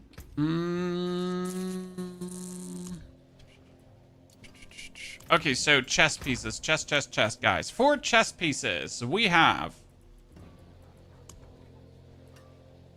the Fists of Fade, which are useless for what we're doing, but technically they could give us randomly damage up to 360%, right? And with a lucky hit chance, we would actually have the Ravens go bonkers. Or we could play Iridius and Inexorable Will. So Iridius is kind of funny because if I now take it and Masterwork it, I would obviously want to hit the cooldown reduction, I guess. At least with one of the... Burn through some money that we can't afford burning through. Yeah, okay, I didn't want to have the cooldown reduction anyways. So if you take the Iridius now, that's another 36% cooldown reduction. So we would go down armor-wise to 272. That's hurtful as hell. We could take the 2 runes out of this one. That would be currently Neo and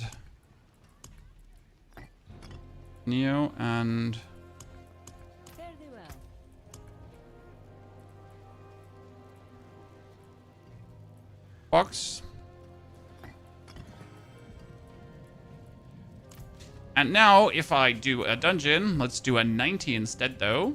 Whenever I cast my ultimate, I would pull things together. And my ultimate is now at 22 seconds cooldown reduction, right?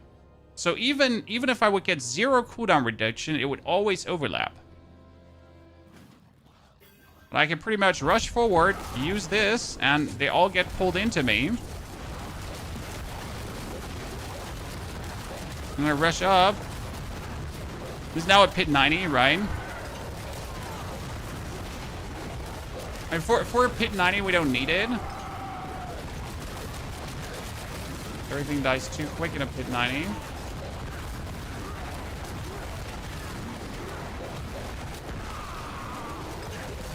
I mean, it is useful. It is useful. Let's not kid ourselves. It's pretty good when we're just rushing up to enemies, and then we can press this and oh wow. I really don't know what killed me. right? We should not die from that. But it seems like you hit me with something. I mean, again, having 272 armor is maybe too much of a gamble.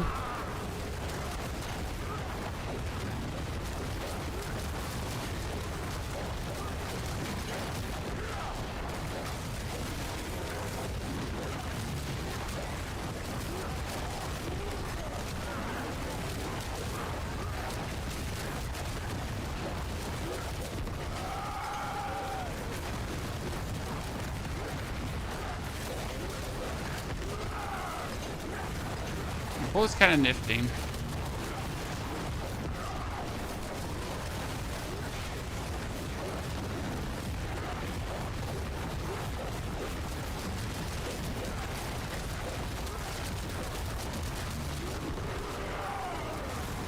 Saying.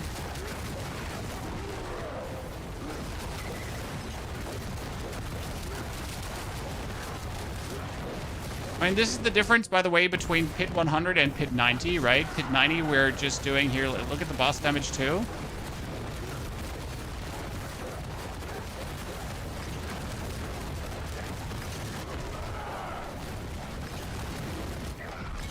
So, as like a 3-minute Pit 90.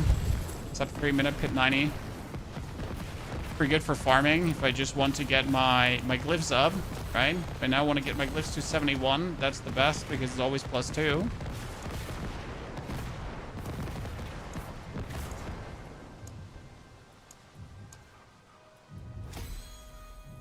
I need to upgrade Earth and Magic because if I upgrade Earth and Magic, or Earth and Sky, it's going to multiply these two further up, right? And if it multiplies these two further up, I actually do get the bonus to 60%. You should also have 30k life or more at this level, Druid. No, sir. I mean, I'm not a bear. I'm not turning bear for max life. I'm in human form. You're entirely wrong about how much life I should be having.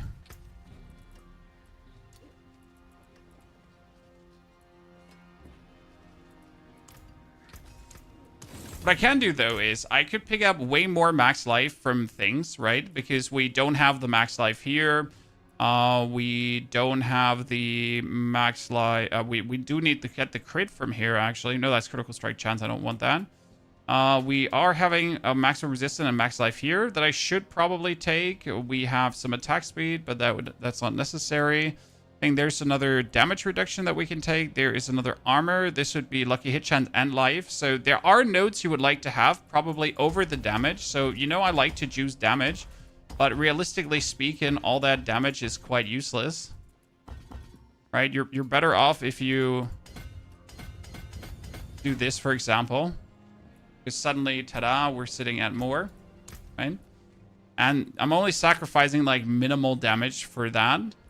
Especially like this one we need to pick up. Because that would probably bring us to the amount of maximum life, the amount of resistance that would help us to stay alive. But I would need like another, few Paragon points. I mean, it doesn't help that I only have like so few Paragon points. Now we're sitting at good resistances. Is there anything armor-wise I can take? Armor? When we get an armor node here, we got technically an armor node with maximum life here, so that would be possible as well, right? To scoop that one up. Technically, there would be armor here and companion cooldown, but that's useless. We get armor there, so there's a few things that we can still take, right? Good. Iridius worked, but let's try a different one. So what if we, instead of playing the Neo-Kwe rune, what if we play Neo-Cry? Neo-Cry needs us to not take damage, right? But, like, technically, if we're zooming through an area, we never take damage. And Neo-Cry would work every 4 seconds. The only problem with Neo-Cry is that it's every 4 seconds, so it's a bit random. The only way how I could make it more reliable is by getting Ahu, but I don't have Ahu.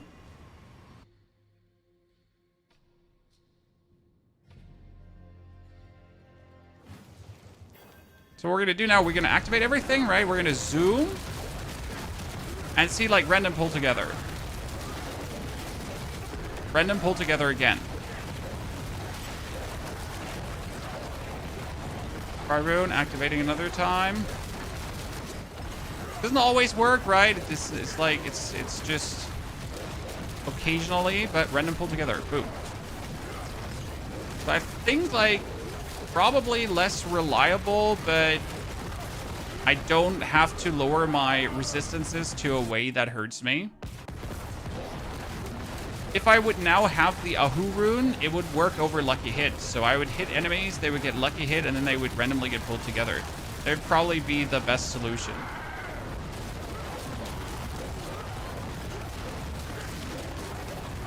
Like this, we have 1,100 armor, right? 50.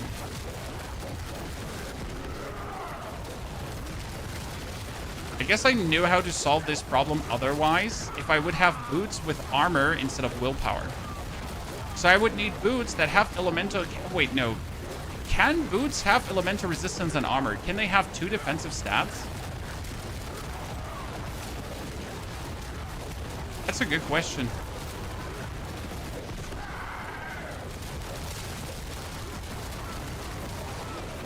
I know the solution. I know the solution, but it's ugly.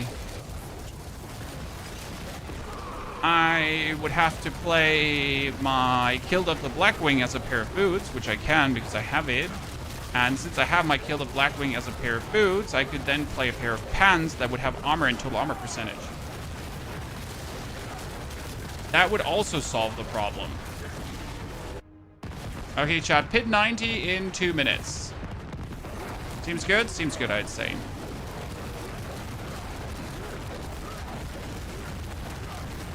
I mean, especially... So, the crazy part about this is that I, again, don't have killer gear, right? So, my gear is nothing where you're going to say, wow, I'll never achieve this, right? I'll never get this together. When we get a complete normal Blackwing, we get glows with core skill, it's not even greater affix. Standard chest, standard helmet. Okay, that's a very low roll helmet. Standard boots. These are well rolled. That is well rolled, but not impossible. It's a good ring, but not even greater affix attack speed. This is not even greater affix, right? That's a normal 8 times masterworked ring and 8 times masterworked amulet. Great, right? Nothing completely out of the what the fuckery.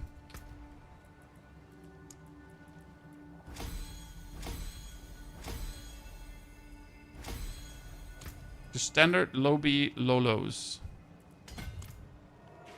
Building, please, Martin. There is one, but it's the wrong version. So after the stream is over today, I will instantly sit down to create the full build guide for this. But we are right now trying to, together, hopefully, get the most out of this. So what we could do, what I was just talking about, guys. So we have the Kill of the Blackwing, okay? And we have the Kill of the Blackwing here as a pair of boots. So what we could say now, hey, why don't we just use the Kill of the Blackwing as our pair of boots? Ta-da! And then we could play a normal pair of pants. Technically possible. We wanted to get a Mjolnir ring, so I'd say let's kill first our friend here. We're going to go and kill Lord Zur 4 times. 4 times possible.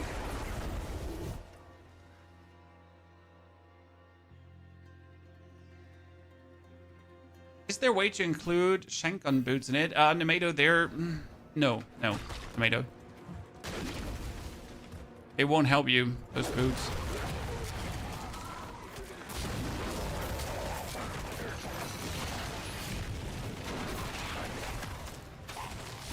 Don't shackle me, please.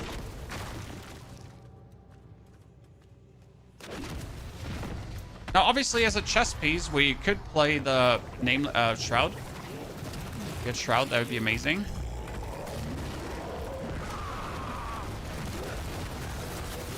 Oops. I maybe shouldn't have stood in front of this attack, but that is too simple. So if I could, I would do it again, chat. I would again stand in front of his attack. No one said I was smart.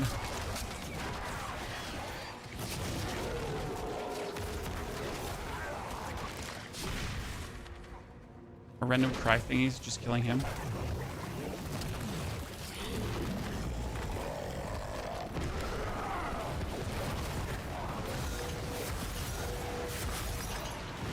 Dead. Open this.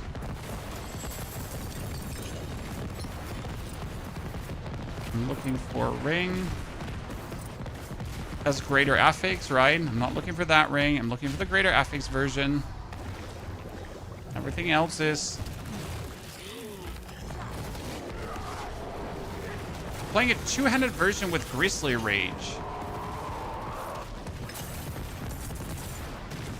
When I was playing something with Petrify before, and that wasn't too bad, it worked. Okay, Belial, can you please...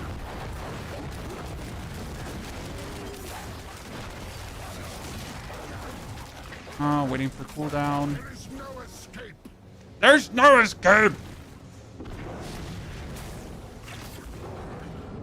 The problem is if Belial hits me like with one of these poison thingies, I just instantly die. This is just the beginning. Ring, greater affix. It could be it, chat. Could be what we want. Mjolnir ring with movement speed. Oh, that's great. That's actually good. Yes. Would I prefer the Endless Tempest as a greater affix? Absolutely, I would. But is it okay if it's not? Yeah.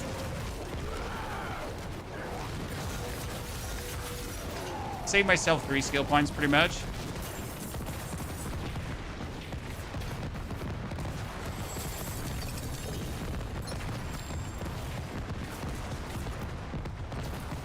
Okay, one more, and then we're good. Final Juan, chat. Final Juan. 1, 2, 1, 2.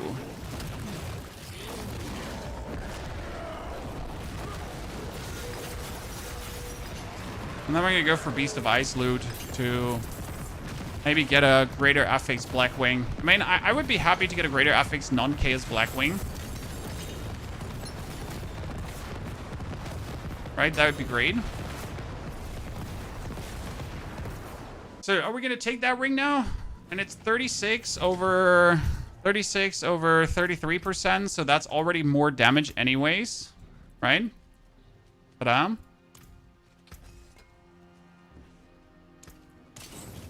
I'll keep my forge hot. Return soon. Greetings. How shall I guide my hammer?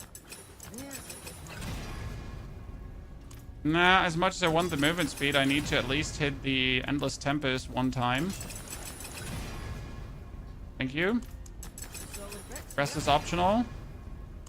Critical strike chance is actually really bad. And movement speed. Nice. What's still got some good in it? Okay. We're going to go for Belial now.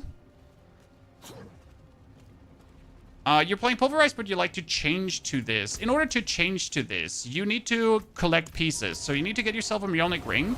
You need to get yourself the Kilt of the Blackwing. And preferable also the Gathlin's Birthright. Okay? These are the key pieces you need. Then, you want to have the Stormcrow's aspect. You want to have Stampede together with Wild Rage and the Shepherd's aspect. Plus then the Mighty Storm. If you don't have any of these pieces, like if you don't have the Mjolnir ring, don't swap. It's not going to work. Right? Are the prices outrageous yet for husks? No, you can already buy 99 husks again. So there's already a dupe going on. I'm sorry to say. You face the Lord of Lies. Okay, I'm going to activate this, and I'm just going to do that, Belial. And when you get spawned, you die.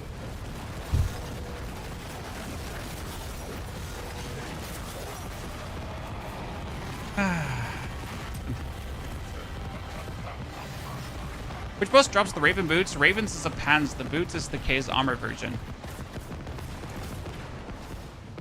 And Beast of Ice does.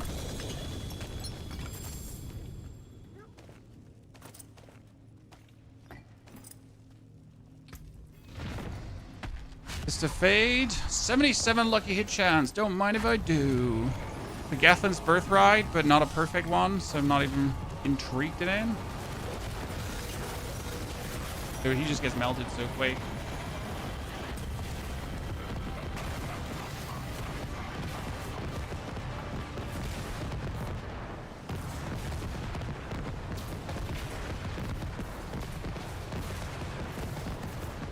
Okay, Beast of Ice. Cancel the greater affix, chat. It could be it.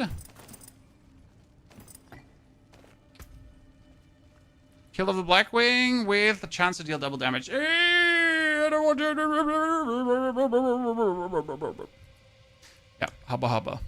Not what I'm looking for. What if they just made boss mats untradeable and droppable? I would prefer boss mats not being tradable. As much as I like buying myself 99 Betrayer's Husks and then just farming like a madman, I don't see a single benefit of them being tradable, right? It should be, boss mats should be something that you go out there to earn and then use as you earned it. Personally.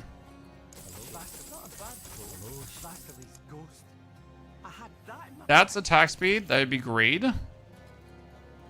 If I could roll this into core skills too.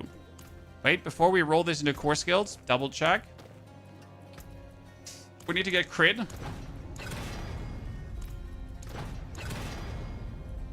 That's fine.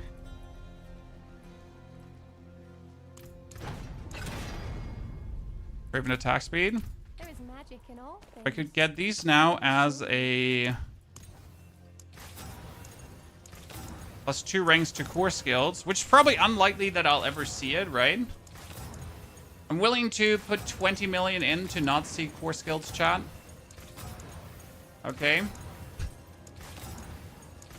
Willing to disappoint myself massively.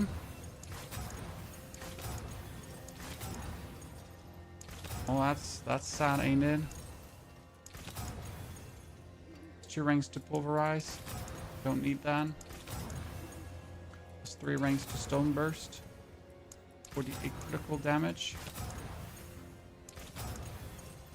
2 to tornado.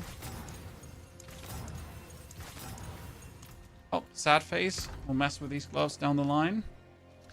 15 resistance to all elements.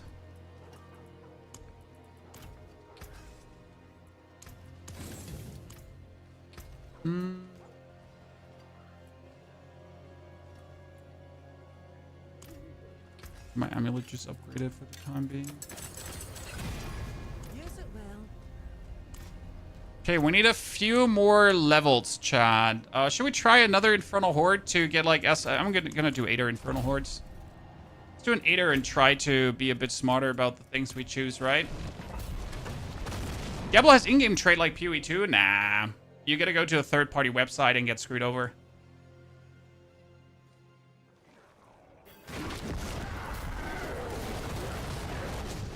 Okay, we get... Come on. Ah, here. Ether Fiend spawn as Lords, guys. Right away. Let's go. That's just a winner. That's my favorite. That's just the S tier one, in my opinion. Right? Because it's instantly... If a Fiend now spawns, it's like +12 Ether. Right? Instantly.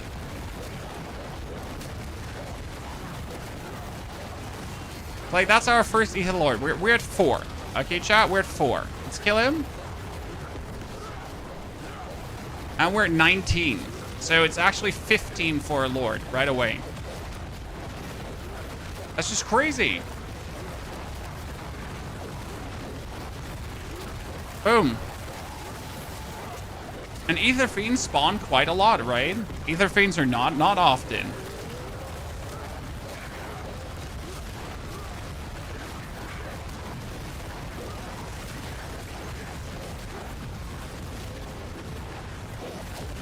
That's first wave, 100 Ether. That is killer.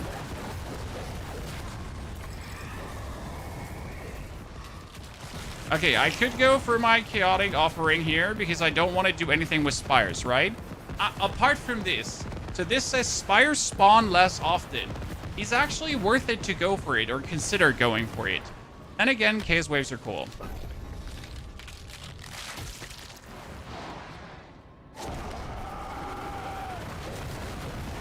This wave is crazy because this wave is spawning Ether Fiends, right? You can actually make this one spawn only Lords. I've tried that one out before. Like the amount of Lords that are spawning is quite not from this planet.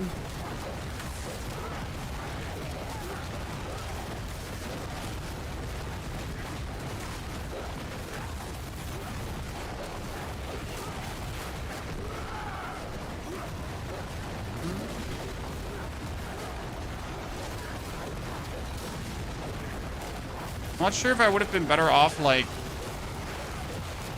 not going for that Chaos Wave here.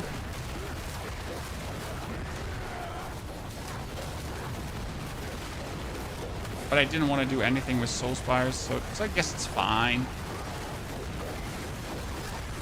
Non-tradable boss mats would be good if everything had good drop rates. I agree. Okay, Enduring Lords is useless.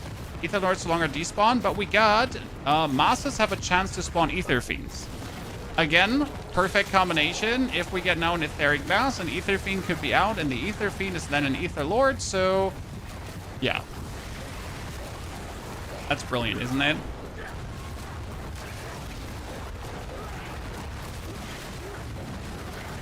Lord, 15 Ether, Mass into Lord, into 18 Ether total.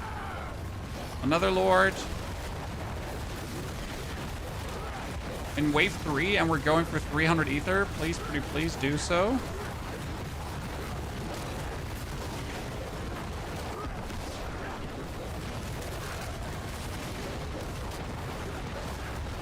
Lord on the other side.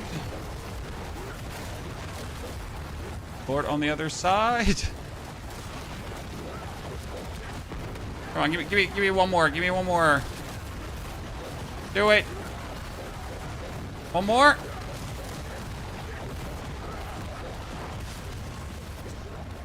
Almost 303. Okay, here, this is Masses have a chance to respawn. And I don't know if this one is working correctly. Because I would assume if a Mass has a chance to respawn, that the Math could respawn and then spawn a Ether Lord twice. However, I've never seen them do that. What I have seen them do is, I have seen them respawn, but it's either it respawns as another Mass, or it would respawn as a Lord, right? So it can die, spawn a Lord, and then respawn and spawn another Lord. At least from what I've observed. But maybe we just need to pay a bit more better attention to see if it could actually do exactly that, right? Because technically it should be able to die, Lord, then respawn itself, die again, another Lord.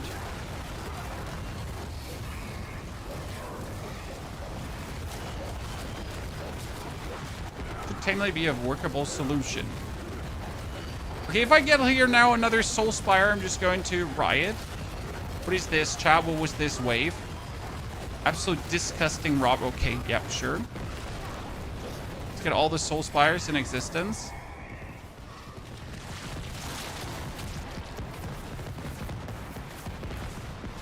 Fiends get 2 more, and that means that my Lords get 6 more, so a Lord now gives 21 Ether.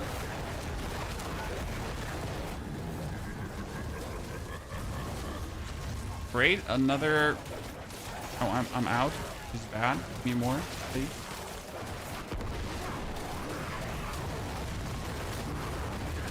Soul Spires, chat. Only Soul Spires. Okay, well, screw you. Ruby, thank you for the 3 months of support. Don't screw you, Ruby, but explain why am I getting... Oh, only Soul Spires, okay? Cool. 4 in a row. Make it 5.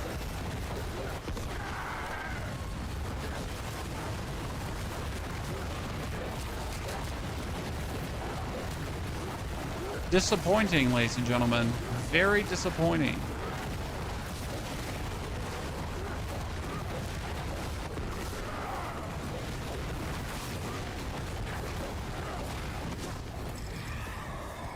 Started off so good, and then it went sad. Okay, Ether Lords grant 5 more Ether. That's needed, because that is 15 more Ether from a Lord.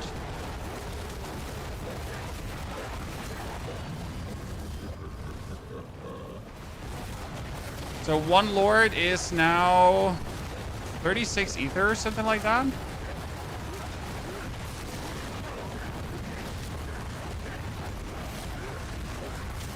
It's quite intense, I reckon.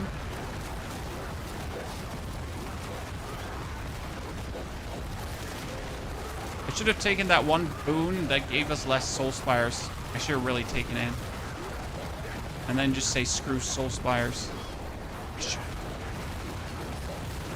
What's making the tornadoes and lightnings? Those are ravens, my friend. The tornadoes are coming from the Cataclysm. The ravens itself are the swirly twirlies you see here on the ground. And I'm pretty much just left click holding down and I'm spamming my right mouse button and that's it. The passive skills I use bonus because if I use my Blood Howl, I get more crit damage. 20% more. Okay, masses drop 1 ether more per offering, doubled for mass offerings. This translates to masses now give massive offering. Right? So we have etheric masses that can respawn themselves. They can spawn lords out of them, right? Lords give us 30 plus, and we have taken a lot of mass offerings where the masses now do this, and then we're getting 2 bonus masses and all that kind of stuff. So technically, very good.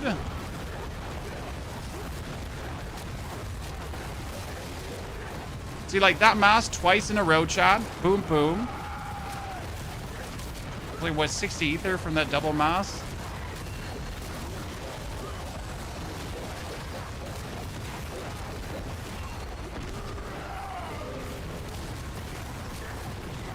Come out, Mr. Ether Lord.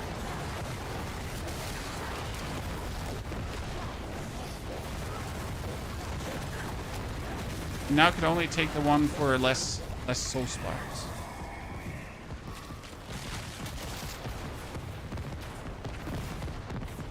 Okay, what do we have? Wave starts with a soul spire. Wave starts 2 masses. Yes. Yes, sir. Okay, masses can respawn masses. Masses can pull out lords. We start with 2 masses at the beginning. That alone is like another... I think that was another 100 ether, right? Chan? Just to start into the game with plus 100 ether. We'd like to see it.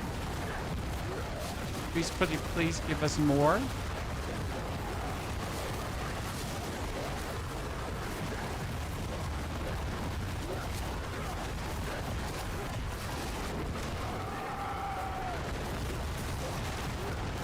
It looks fun. It's fantastic.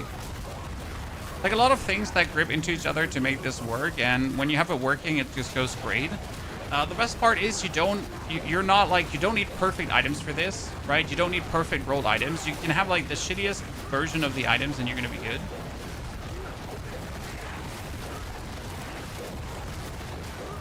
And that's what makes a build great in my opinion, right? If you can have shit equipment and the build is still good. That's what things are interesting. Arctic, please let me kill you. Thank you very much.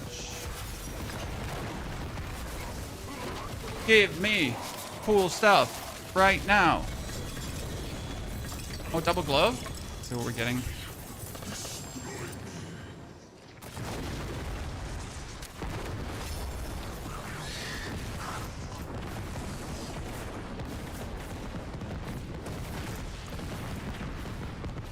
Okay, so we get a flesh render.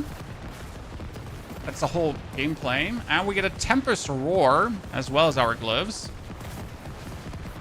Useless. And that one's actually not bad.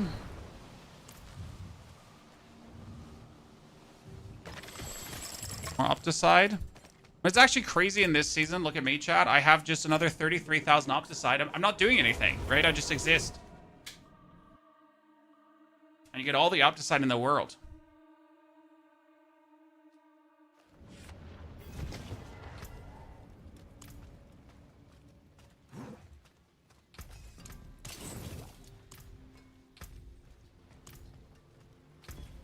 I need my...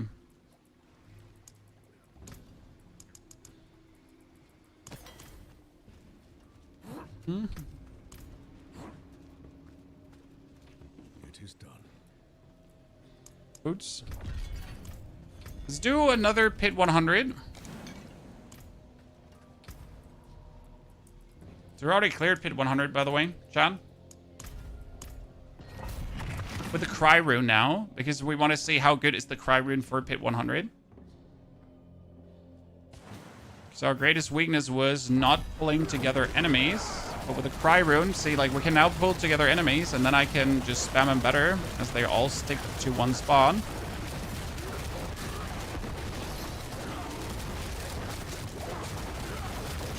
That should work fantastically well.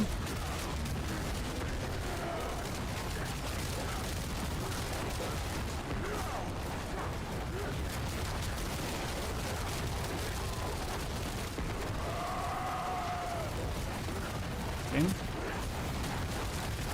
I mean, the pulling together is definitely working. All right, we just walk in here, just walk in the middle. Rune activates, pulls things to me. Oh no, lightning damage. I need to get out of here. I hate dudes that deal lightning damage to me.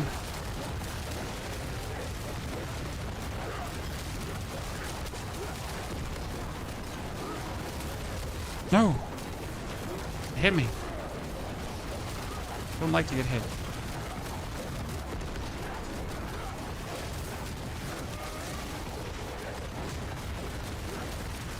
Lethal Shrine, everything I do is already crit.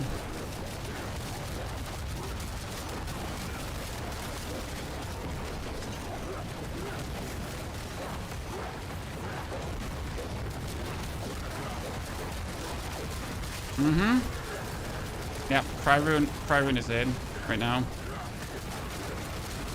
Whatever trigger we're using for it though, so like right now we're using Neo because I don't have a better trigger. But if I had a better trigger, that would be great, obviously. By the way, has anyone seen 100 billion already? We're currently chasing that when we get like 60, 70, 80 billion quite frequently. But we haven't seen the 100 billion yet. Oh shit, lightning damage killed me. Unfortunate.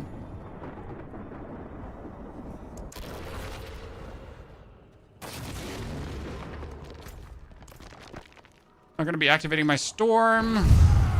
Line. I'm just faster with the storm on, so.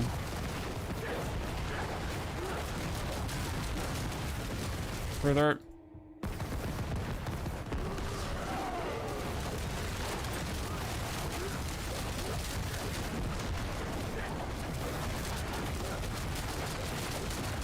Pull them all together.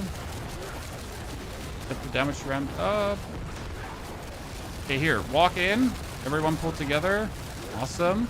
So, like, otherwise they always stand like at different parts of the map, and it's like just annoying to deal with, you nerds.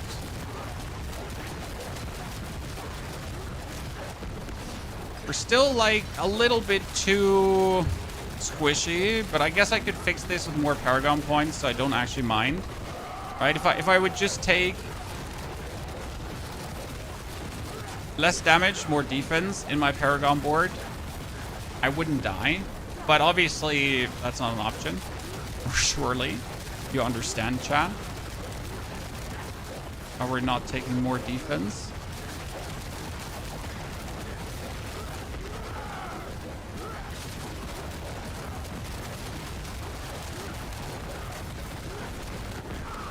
I can kind of see like a standard of 100 billion crits, maybe 200 billion crits even, if we max out the gear. Like gear and Paragon, if we push that further, the max damage should be higher. So we're talking about obviously getting like a Kill of the Blackwing as boots with 120%, then a greater affix to Ravens, right? Then triple perfect rolled masterwork on those Ravens to have +6. Then also like greater affix humanity on the Gaston's Birthright and triple masterwork humanity. Like these kind of rolls that are just annoying to get, right? That would then make you super strong. Maybe at the end of the season, we should try to max the build completely out.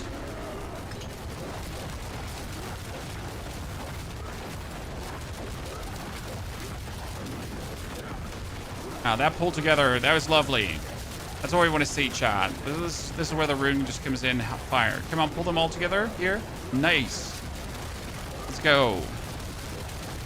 Pull them together again. Pull that one in too. Come, do it. Come on, don't be shy. Yes.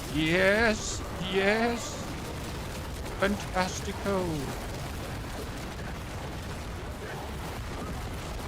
That was one single opponent there in the corner of the map.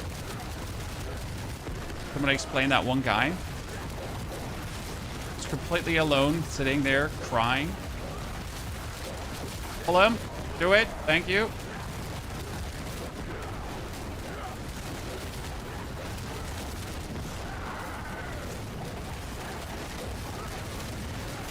Pull him. Every 4 seconds, you can kind of like just watch your skill bar if you want to know when the pull happens, but that's boring. So you're just gonna yell at your screen. I don't want to stand in poison, nor do I want to get poisoned. But I gotta kill all of these guys to actually advance, so... I kill these 3 elites, and that should be enough to open the boss room. It was not. I am disappointed.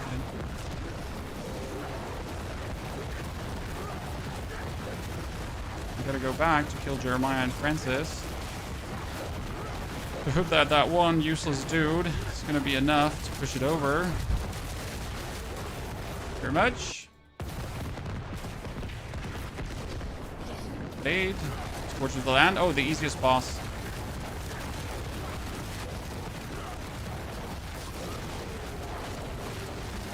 We need him staggered, because that's where the damage goes together and he's fully ramped up. 89 billion, ladies and gentlemen.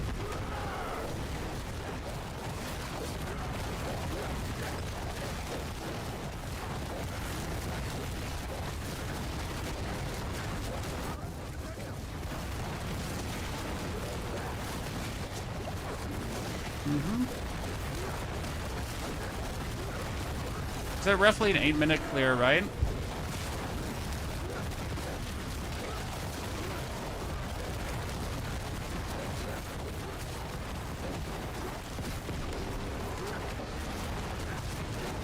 Get it? This is the damage now.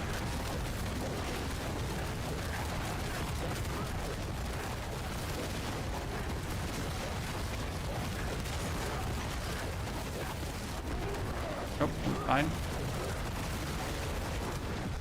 Ta-da! Good. That was a great one.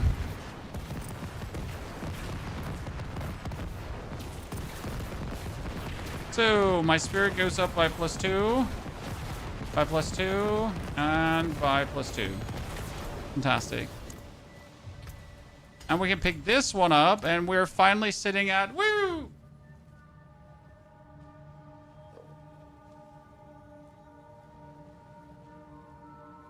You use 1, 2, 3, 4, 5. How do you set this up?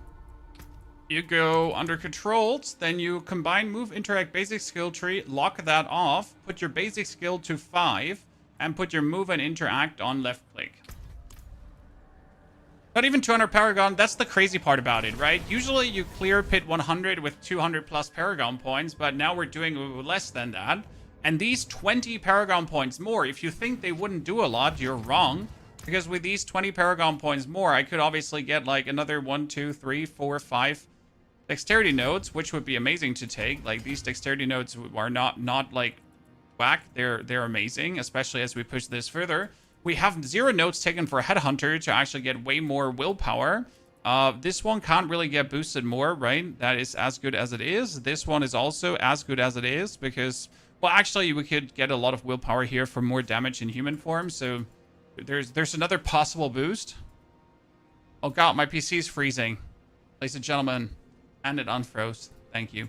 We can still get more survival, so there's tons of things that we can still grab that would actually be good. Hey, you're good, Diablo? Good.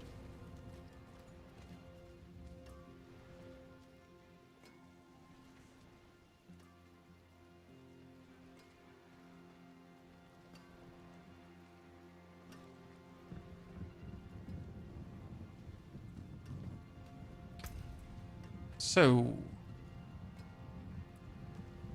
kick everything out. We got 13k warp.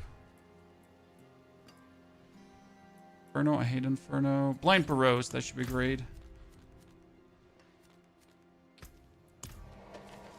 Killed any of the Ubers yet? Everything, sir. Nothing stands a chance. Brother Grayson, good to see you there, sir. Are we doing well? Okay, I am searching for these rifts. Kobolds. Fantastic. Dead. Kobolds, thank you. Don't forget to actually take your obols and the loot. Most important, take the warp too. All of this is like great, right? The obols are good, the warps is good, the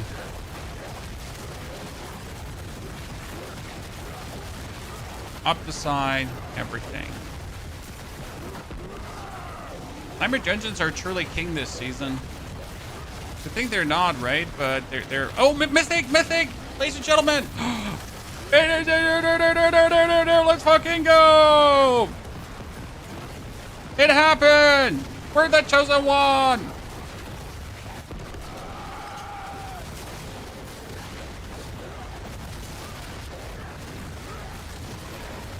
Finally found it! Yeah! So we get ourselves a Ring of Starless Skies with 26% attack speed, just like that. And that was a mythical rift.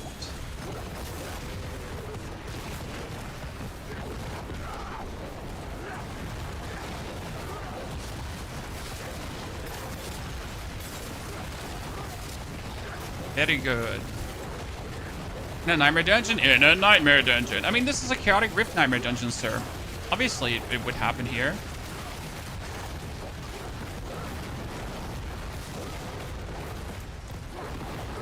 So, by the way, these mythical rifts were big time announced by Blizzard that they exist. It's only a matter of time until we get one.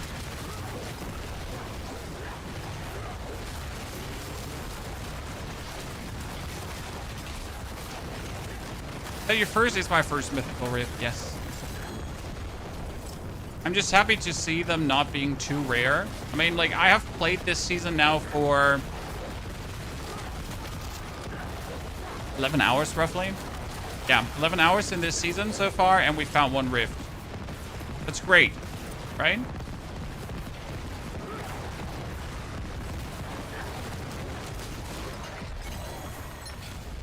Okay. Warp wise, yeah, it's around 2,500 warp per run. That's great. Mark this before I accidentally break it down. See, this is why you want to do rift dungeons, right?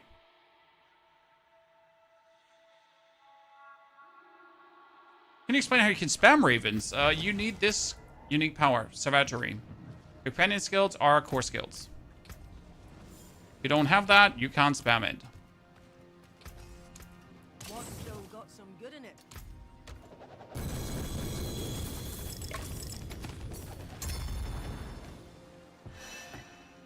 What I would need right now is a pair of boots that has a greater affix armor or something like that, and I can put resistance to all elements on it.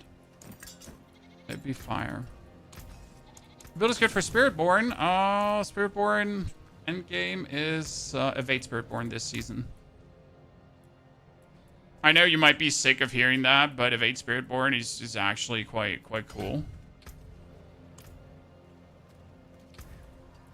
Okay.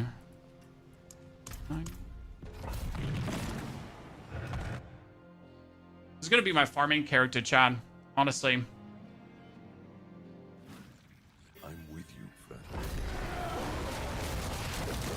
It's really the most fun farm build. I mean, this is a pit 90, right, Chad? 90 should be something quite crazy to contest with, but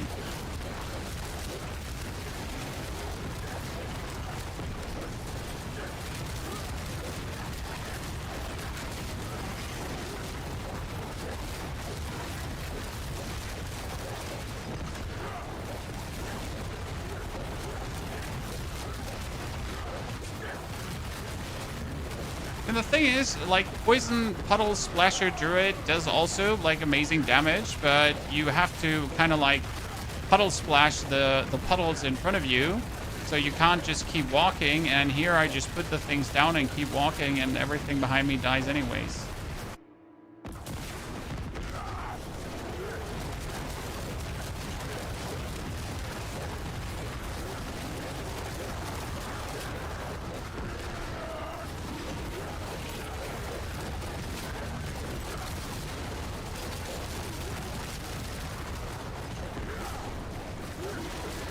Come on, we need to do a pit 90 in 2 minutes or bust. Chat. It'll be possible. Faster, pony. Faster. Click, click, click, click, click, click, click, click. Harder. More click. More claggity.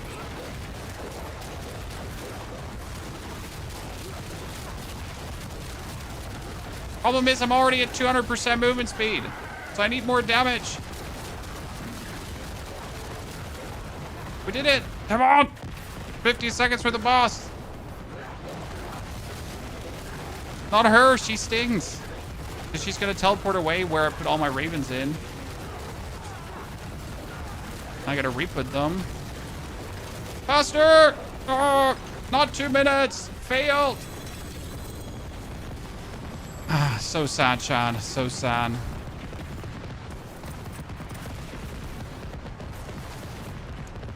Okay, oh, we need to push Earth and Sky further, right? Because Earth and Sky is currently giving us bonus damage here. But we're pushing the Earth and Sky because this upgrades, like, the damage to close that you have here, right? If that damage to close goes up, we get more multiplier. Let's use attack speed right now. We have attack speed currently at 26.8%. What you could do is, like, so my attack speed is not crazy, right? We have 14.1 here. We have 12.7 there. And we want to have attack speed on the gloves, but I don't have attack speed on the gloves. There is technically attack speed that you can take from... Actually, there's no attack speed I can take from here. There's attack speed I can take from the Spirit Bones. Problem here, I would have to sacrifice life, and I can't do that. Right? It's 30% less life, and then I die even easier. So optimally, gloves with attack speed, ring with greater affix attack speed, and amulet with a greater affix attack speed, right?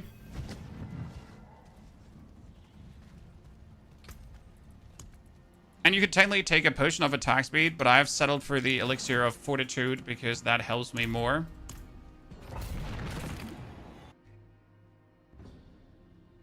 To show items and aspects you use, the items and aspects are the same as in the planner for this build, sir. Apart from the only ring that we're actually using currently.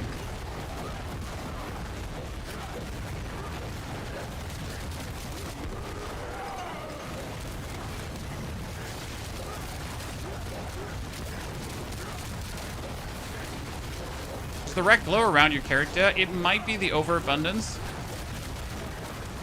Because we have these 3 stacks here of overabundance, another 300% bonus damage, which is consistently always stacked and making us stronger. Together with the always critical strike on every single hit. So another chaotic perk.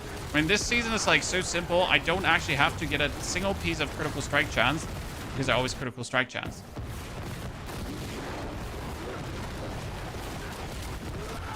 $800 because it's 222. Enlighten me, Steve. Why is it 800? I thought it caps at like you stack it 3 times and then you're good. Enlighten me, Steve. What am I missing?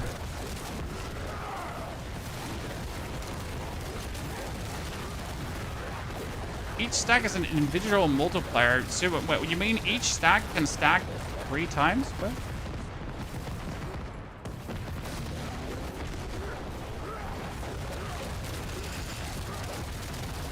Oh, you get me more confused, Steve.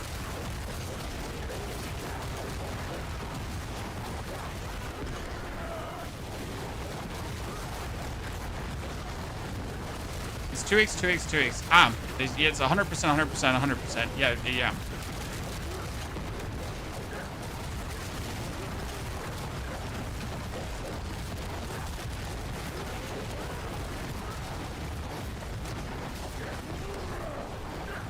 Oh. Season power we're using, the companion power. If you're not using the companion power, you're done. Then you're going to use the poison power that gives you guaranteed critical strikes on poison enemies, and your core skills are poisoning enemies, so you're always critical striking, right? And then you're using overabundance for the bonus damage multiplier because it's 100 spirit capped over, 100% bonus damage, attacks 3 times, so it's 100% damage.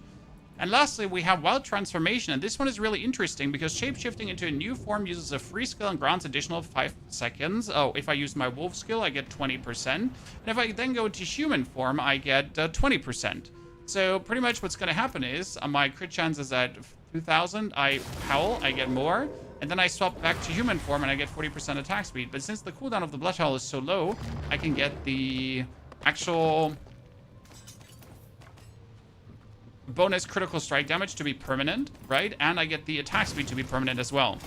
And that's pretty good.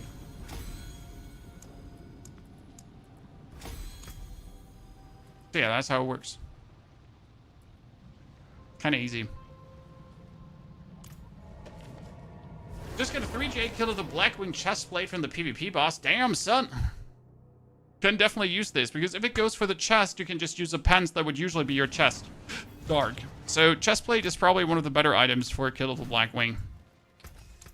Unless you're obviously finding Shroud, but that's different, right? There is magic in all things. Okay, let's see. Equip. Did I get a better aspect right now? Well, we've picked up quite some items, right? Stampede is the same percentage. No, it's actually 28, right? We're currently sitting at... No, we get 28. Wild Rage is the same with 36. Yeah, that one hasn't changed. Shepherd, we still don't have better. Stormcrow, we have at the almost at the max.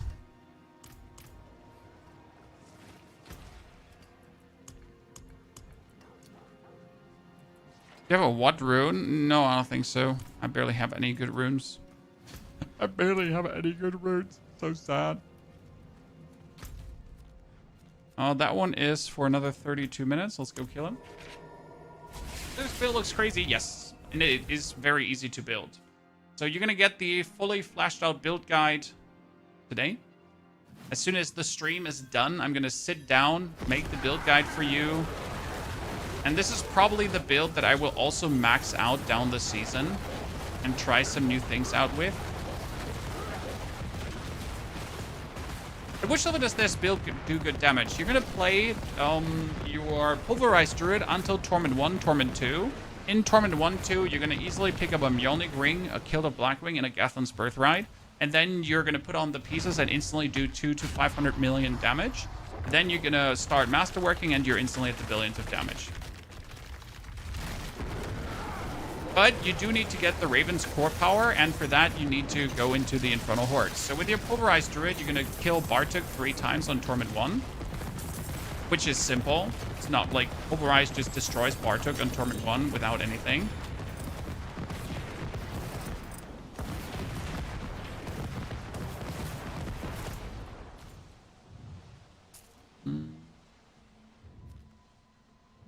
No Helltide, you say?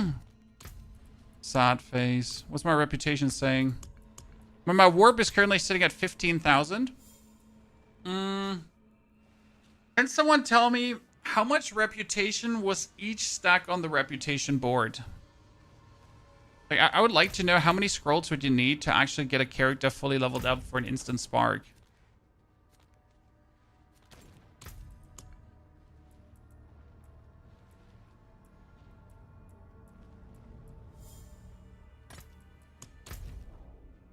I do Torment 1, 2 with Pulverized, then switch. Yes, sir. I mean, you could technically take Pulverized also all the way to Torment 4 if you wish to. The thing about that is that as much as that is possible, you need to get a good Rotten Lightbringer for that.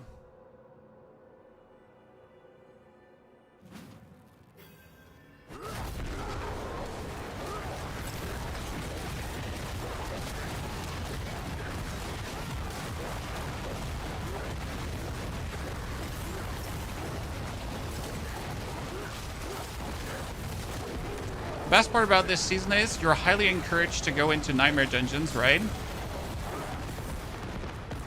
And that will have you just swimming in Opticide. And I have like, what, 40k Opticide almost. A triple greater affix item, ladies and gentlemen. Triple greater affix item. Not that we need it, but we got it. It's an attack speed ring.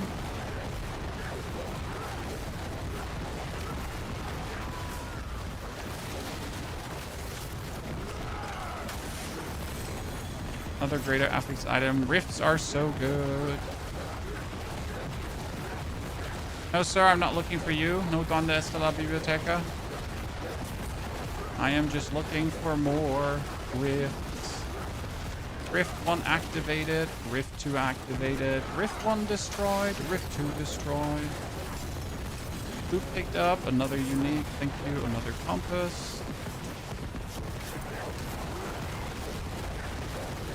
In case you haven't watched the video on loot yet, chat, we just released it this morning. How dare you not have watched that? Jesus Christ. You're missing out. Or can you find the build? You're going to have to wait until the stream is over so I can get you the updated version, because my old version is actually inferior to this. On the test server, we played this with Petrify, and it did actually work with Petrify. It wasn't bad, but with Cataclysm, it's just simply better.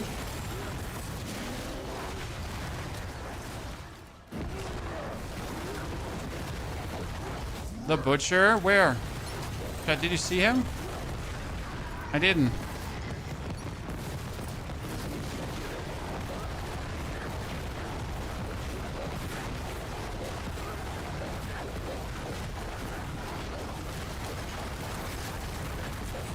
The Butcher. It's like fresh meat. How about no? No fresh meat.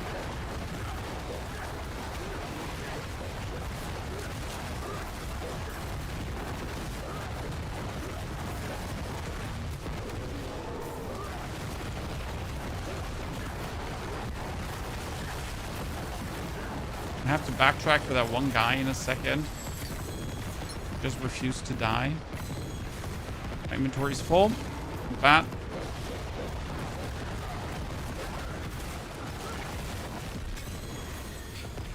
I win. I'm Druid every season. Good to see multiple choices this season. Hey, you got this build, you got Boulder, you got Earthspike, I think. You have Pulverize. Generally speaking, Druid could not be in a better spot as it is right now, right? It is very, very intense, very great, very good. And there's even some BC tier builds that also work, so it's not like that Druid is just not just insane. Okay, I'd like to fully masterwork my Kill of the Blackwing. I'd fully masterwork this. I'd like to fully masterwork the gloves, but nothing is worth it because we sadly don't have good gloves. I mean, I still need gloves with core skill ranks. But getting gloves with core skill ranks is just a matter... Oh, okay, sir. I'll probably find someone to buy this.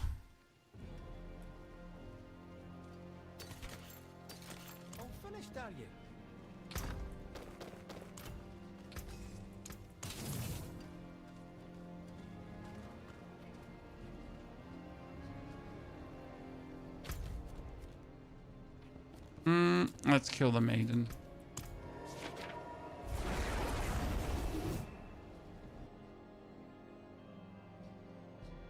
Can I make this build without the expansion? Yes, you can absolutely make this build without the expansion. Right now, what the runes are doing for me is they give me wolf companions for vulnerable, and they give me a cry, so I pull enemies together. That is both not needed.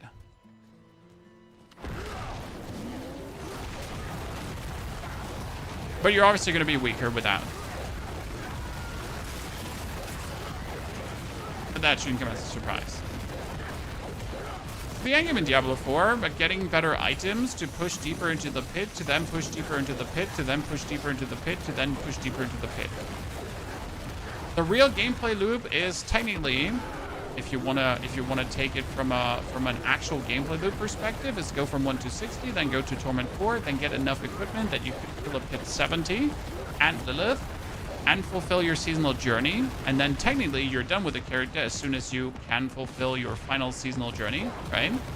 So yeah,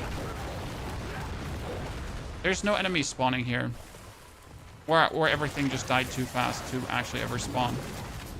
It could be.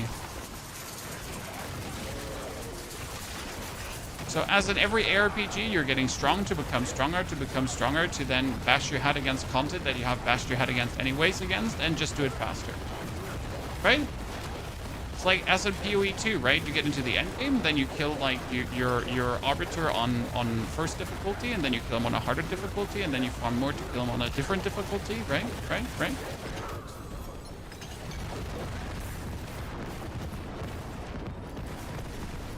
Ta-da!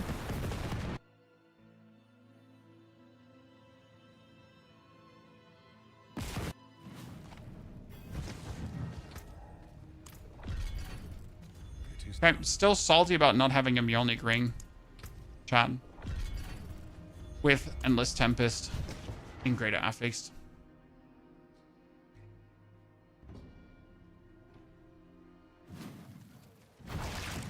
And I gotta personally say, I like the Diablo gameplay loop. I spent now 11 hours to make this character strong.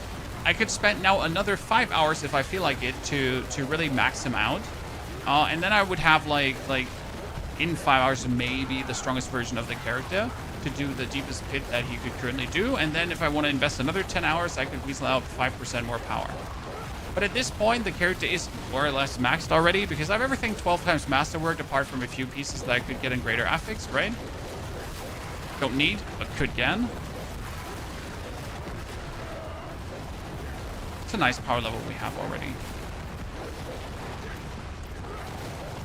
And then you do it with another character and another character and another character, or you do some different builds to try around. And since we have an armory, you can actually do different builds, right?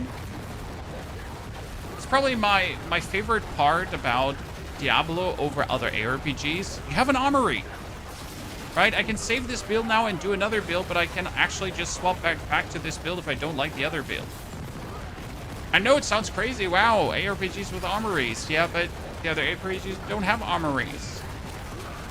Right? I want to make a new build in Path of Exile, I gotta make a new character. Not a joke. Sounds funny, but it's not.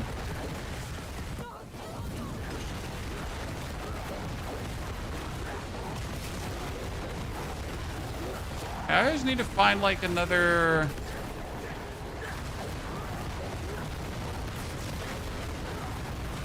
Ah, there we go.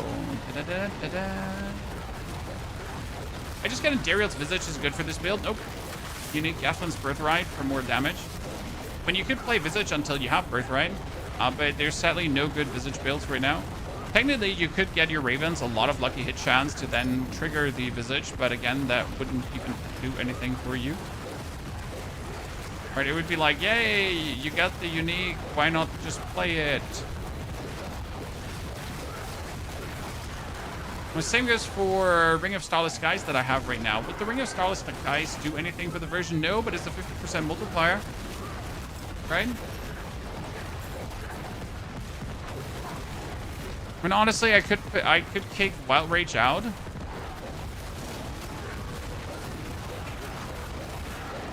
the bonus companion cast. And just put like another 50% bonus damage in. Because as nice as it is to have a 40% chance to cast another thingy, but my thingies could also be having 50% more damage.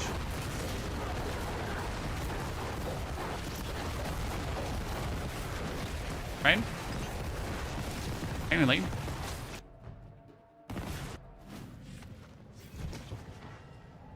it really that easy to get strong in this game? I wish it was longer. Well, I mean, 12 hours to get this strong is the same as in other ARPGs.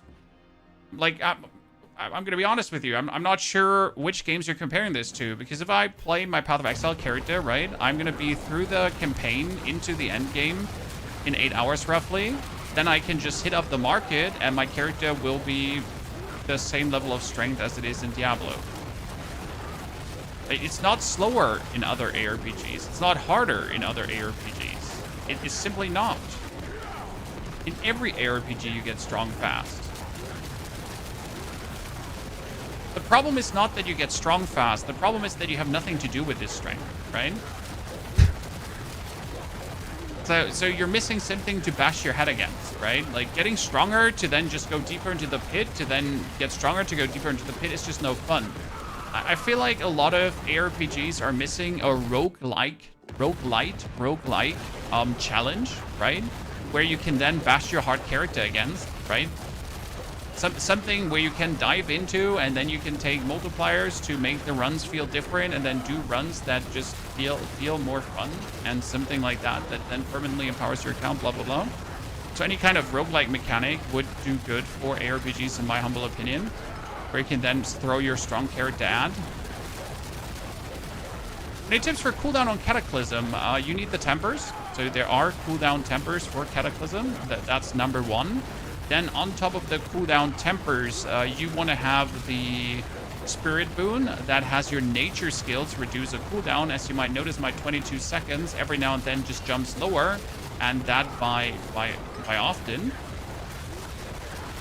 You could play Iridia's Inexorable Will, because that has a huge amount of cooldown reduction too. And you need to prolong the duration of the Cataclysm, first over 3 skills and then over the Mjolnir Ring. It's really not hard to get the overlap, because your Ravens actually have a very good lucky hit chance. So yeah, it's safe.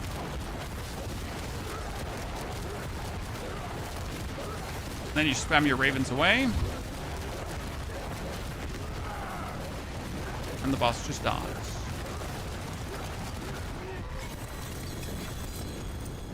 And we're better.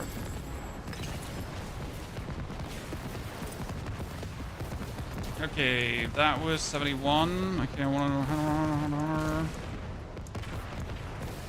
to... Yeah, probably Headhunter. Up now. I could easily get my glyphs now to 100 in no time. And we're still only at 184. That's crazy. You have a guide for your current build? No, but as soon as the stream is over, we're going to create the full guide that explains everything step by step by step. We made some changes to the build, and I would like to make more changes. What I really like to do is, so my duration is currently 21.87 seconds, right? What I would really like to do is I would like to pull these 3 points out. But if I pull these 3 points out, what happens is that the duration goes down to 19.43 seconds. So it's 2 seconds less, and it makes it actually harder to overlap. What you can do if you pull these 3 points out, though, is I could put 1 point in Hurricane together with this, and then also with the Natural Hurricane. No, not Hurricane. Wait, it wasn't Hurricane. I could do them in here. So this is Cyclone Armor, okay, and I could actually put the Cyclone Armor on for damage reduction. You could do Enhanced Cyclone Armor, where enemies who are displaced by Cyclone Armor become vulnerable. And you could go for Preserving Cyclone Armor. And you could go for Innate Cyclone Armor, which has enemies take 15 more seconds. So now what would happen is that whenever I turn into human form, okay, I will cast Cyclone Armor because of Wild Transformation. So I'm actually not using the Cyclone Armor, right? I don't want the Cyclone Armor. But due to me going into human form, and then doggy form, and then human form, and then doggy form, you're continuously having your enemies take more damage. So what's going to happen is we're going to turn this on, and I'm going to do that, right? And they take 15% more damage now, because they get hit by Cyclone Armor. And that's another free 15% damage that you could just get, and you wouldn't have to do anything for it. The problem is obviously, like, it would only work if I have enough cooldown on my Cataclysm, right? So if I don't have enough cooldown on my Cataclysm, that would work. If I have enough cooldown on my Cataclysm, I could do that. Technically, I could also bring in the Debilitating Roar if I wanted to, but I don't think that's worth it. So I'd rather, like, be swapping, like, from Wolfie form to human form to Wolfie form to human form. And I feel like you can feel these 15% more damage. I mean, considering that we do 80 billion damage and 15% more damage on 80 billion is kind of good, right? You know, when you're doing billions, then 10% more damage on a billion is actually decent.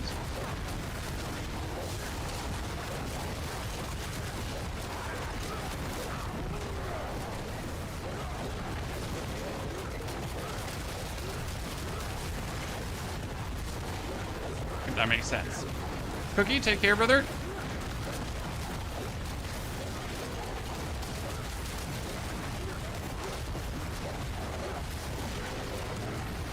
Oh, I was hoping to get to the bosses like from this one. Oop. See, like every now and then my storm does not overlap, right? What helmet are you using? I'm using Gethlin's Birthright because Gethlin's gives you 3 key passives. And who does not want to have 3 key passes, right? Yeah, this was faster, chat. I'd say this was a faster clear. Now I need to know if I can also faster clear her because she takes 15% bonus damage, right?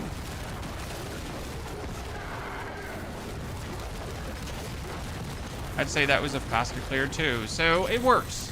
But it only works if you have enough cooldown reduction.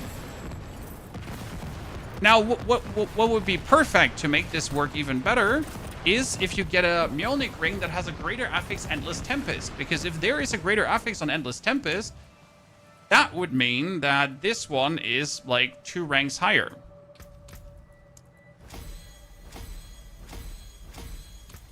Which already in itself would be good, right?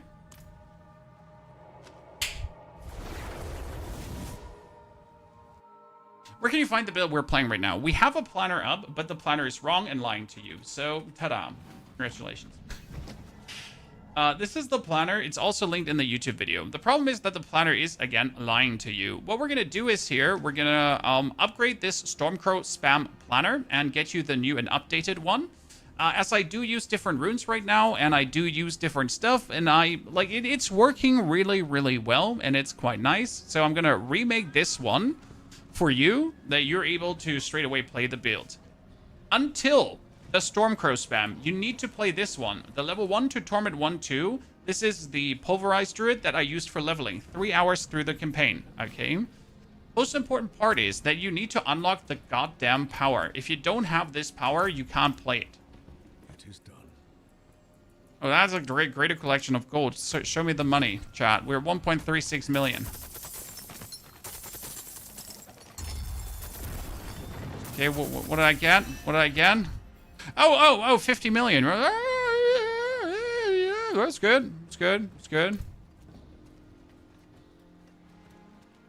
I mean, I could invest that 50 million now to make myself a unique.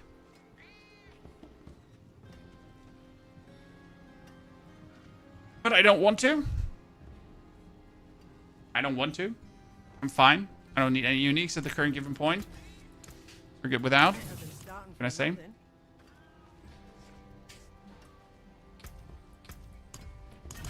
Oh, that's a lot. Oh, Jesus Christ. There's a lot. Okay, how much Opticide am I sitting at, chat? We're sitting at 35,000 Opticide. Yep. My next character is gonna have it so easy. My next character he's gonna have it so easy. It's gonna be illegal.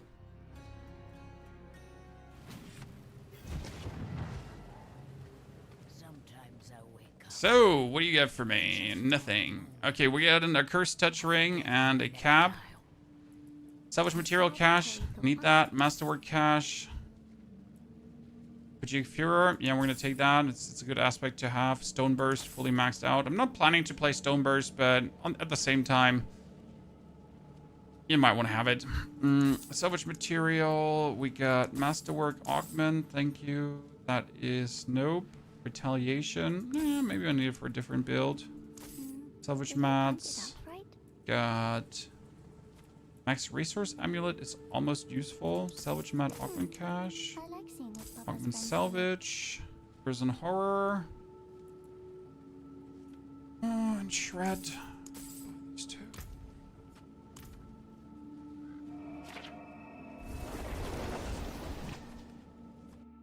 I just finished the campaign and hit level 60. What should I do now? Usually, if you now do the... What's it called again? Campaign of the expansion, it tells you what to do. However, if you're new, you need to max this one out. This is your reputation. If you don't max this one out, you're forever going to be weak. You need to also find every single altar of Lilith. There are these altars of Lilith, and if you never find these altars of Lilith, you're always going to be weaker. They give you passive stat points, they give you Paragon points, and so on.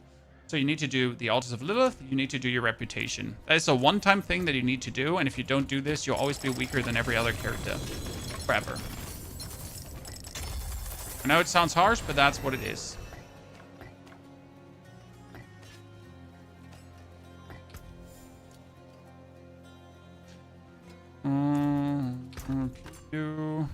Keep you.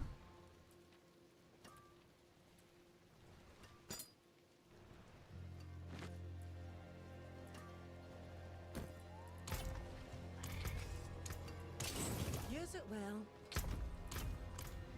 Good. And now I get the next 4% more life. Oh, I only need 5 more decks. Trying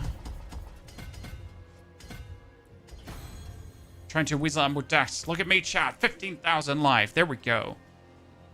Ah, beautiful. Okay, chat. So what we're going to do now is we're going to end the stream. We're going to get it over with so I can sit down and actually create this guide for you. Okay. I think that's the best thing we can pull off right now.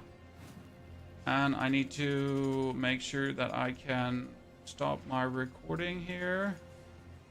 Let's say we're going to end the stream. I'm going to sit down. I'm going to make sure that you get everything and that you know what's going on. And I'll be back tomorrow with a different class. So today was Druid. We will, though, make more Druid builds. But I also want to get my Sork up. I want to get my Druid, my Necro up, and all the other classes. So for now, that was the Druid build. It has already cleared Pit 100. This character is 11 hours old. It's absolutely crazy. We've gotten it done, as you can see here. We can go further than Pit 100, definitely, as we have, like, barely any greater affixed items, right? With the right greater affixes. This doesn't even have the greater affix to humanity. So stronger is definitely possible. We're barely scratching the surface, and it already feels that good. Therefore, I'm offline. You have an eye on YouTube. If you haven't watched the loot video yet, you should watch the loot video. If you haven't watched the level video yet, you should watch the level video. Okay. And I'll be back to you then in 2 hours with a full guide. Let's say maximum of 3 hours, okay? Until then, take care. And now I'm going to have to crash every stream. So, like, I'm not going to end them. I'm going to crash them. Sorry.